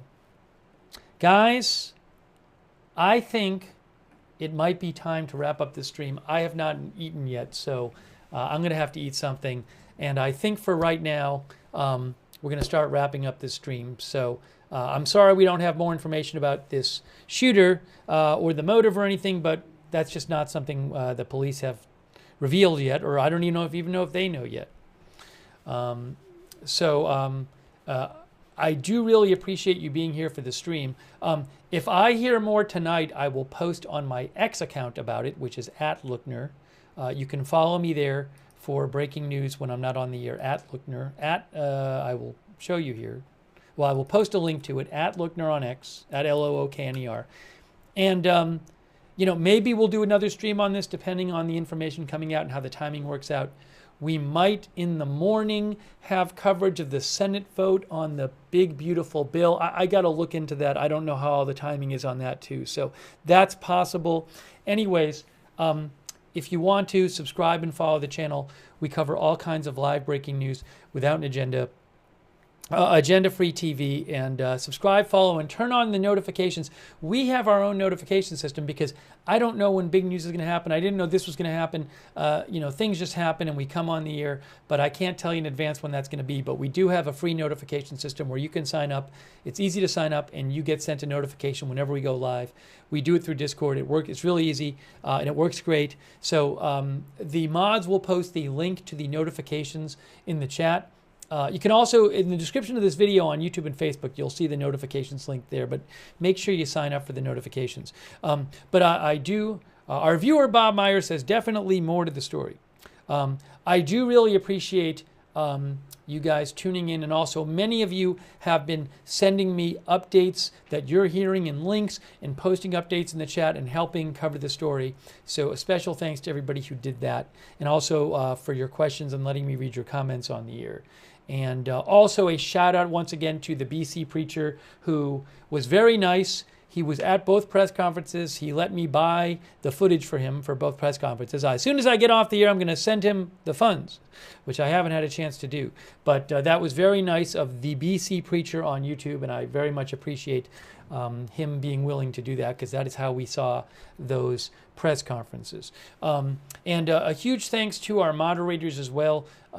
They are awesome. They are the ones in the chat room keeping things civil and respectful in there. So, for example, people on YouTube like Sarah and Roberts May Queen and One Way Street.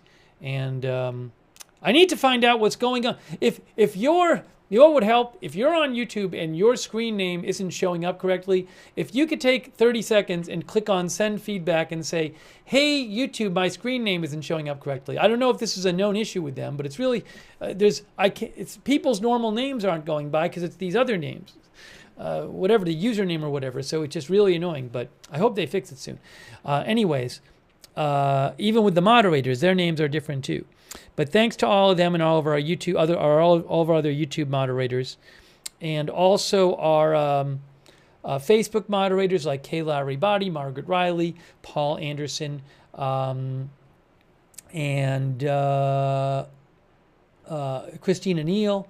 I believe it's Shannon Davis Hughes, if I'm saying that right, our new moderator over there. Thank you so much. And also our Twitch moderators. Thanks to all of you. Bastion Girl, Good Luck Duck, Idaho Star, Matthew Kohai 3, Sarah, and our other Twitch moderators, and our X moderators, Linda Belk, Larry, and Misha moderate for us on X. Thank you. I owe a couple more thanks. Thanks to everybody who supported the channel today. I really appreciate that. Kosher Chasing, and hopefully I thanked everybody. Oh, I think I owe some thanks on Twitch. Love Francis too, and thanks for your support for the channel, which allows this channel to exist. Hopefully I thanked everybody. Some of it was quite delayed, so I apologize about that. But it's kind of the nature of the stream. I had to wait for a while to thank people. Yeah, as you heard in the, I don't have like an official GoFundMe to give you to support the Idaho firefighters. It was actually asked about in the press conference, and I believe the police said that they didn't have an official GoFundMe or anything yet, and they said be careful of the ones that might be posted early, because they said, you know, they were just telling people be careful, because I think they were saying, you can go back and watch it, but I think they said something to the effect that there's not an official one yet that they could give. So anyways, I'm sorry I don't have that for you, but it doesn't exist as far as I'm aware. But if we're covering this again and there's some official GoFundMe, I'll let you know. And another place, by the way, to find out when we're going live is our X account, which is, no, that's not our X account. Our X account is right here. At Agenda Free TV, I always post there when we're going live. I post updates about the channel, so that's another good way to find out when we are going live. Also, we do have a chat where you can chat with other viewers when we're not on the air. Our Discord chat, it is free. A number of our viewers like doing that. You can find that by going to the same link as the free notifications link. You can find the chat there as well. And so check out the chat if you'd like. Thanks so much to our Discord moderators for all you do as well. And could the shooter be Travis Decker? People have been asking about that all day. I have seen no reporting suggesting that the shooter is Travis Decker, who is a missing man from Central Washington who is accused of killing his 3 daughters. And there's been a manhunt for him for several weeks. I have not heard any kind of reporting suggesting it's him. If I hear otherwise, I will certainly let you know. Brody Walker says YouTube channel names are now being displayed instead of screen names. I hope they can, whatever it is, I hope they can fix it. Paul Hamka says it's showing registered names instead of chosen screen name. Well, hopefully they can fix that. Catherine Polinas said they said in the press conference, do not donate until sheriff notifies of officials set up a fundraiser. That sounds right, like what they said. Well, you can go back and look at it for the exact wording. We played it here. Thank you. Beat Monster says I reported the problem to YouTube. Thanks for those who have reported the problem to YouTube. Let's see here. For those who watch on YouTube, I would suggest you turn on the YouTube notifications for the channel as another way to find out when we're going live. But it's a little tricky to do that. If you want to turn on the YouTube notifications, what you need to do is subscribe to the channel, and then you need to click on the notifications bell and choose all notifications. So again, subscribe, click on the bell, and choose all notifications. Okay, I also want to mention, I want to thank our subscribers on Twitch who subscribe over there and support the channel. People like Artful Nothing, Coagoose, Devil Doc. Why doesn't it highlight them anymore? It's like not an option, is it? Anyways. Used to highlight Well, anyways, I'm not going to. I have to mess with the Twitch chat for a second. Anyways, Koa Goose, Artful Nothing, Sarah, thanks for subscribing. Steve's Air Fryer, Captain Crossbones, Wall Street and Shaggy, Matthew Kohai 3. Thanks for subscribing over there on Twitch. Did I say Artful Nothing? Allistic, Susan CHFO4, thank you. And all of our other Twitch subscribers, Jazzy Renee, Lil Pinkus, Douthus, and all of our other Twitch subscribers. Oh, there it is. Now they're highlighted there. For some reason, it's highlighted now. I don't know why that changed. Thank you. Oh, I think I know what it was. All right, it's working.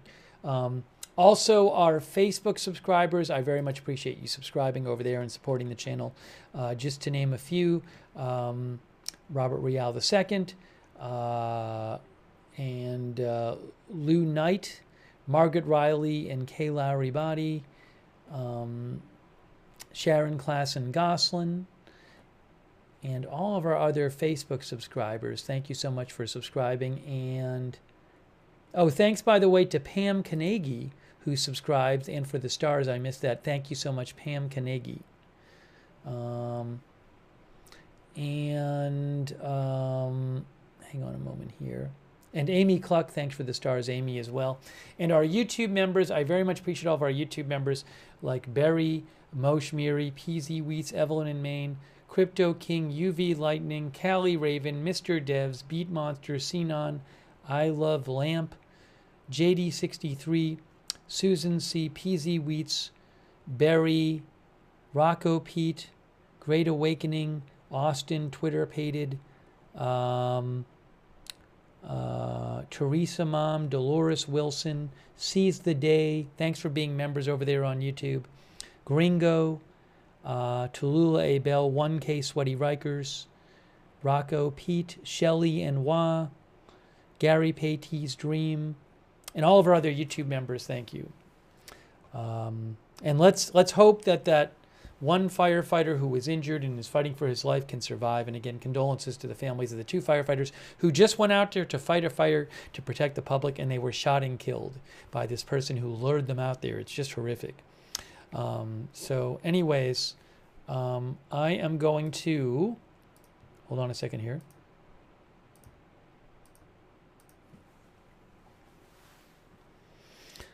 I am going to start wrapping up this live stream. Again, I will post on my Twitter if I get any updates. Well, Twitter, X. Did I say Twitter before? I meant to say X. I'm sorry if I did.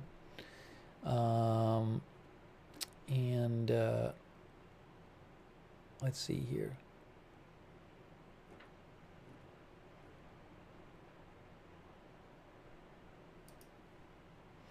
Yeah, if I hear more, I will post it. I will post it.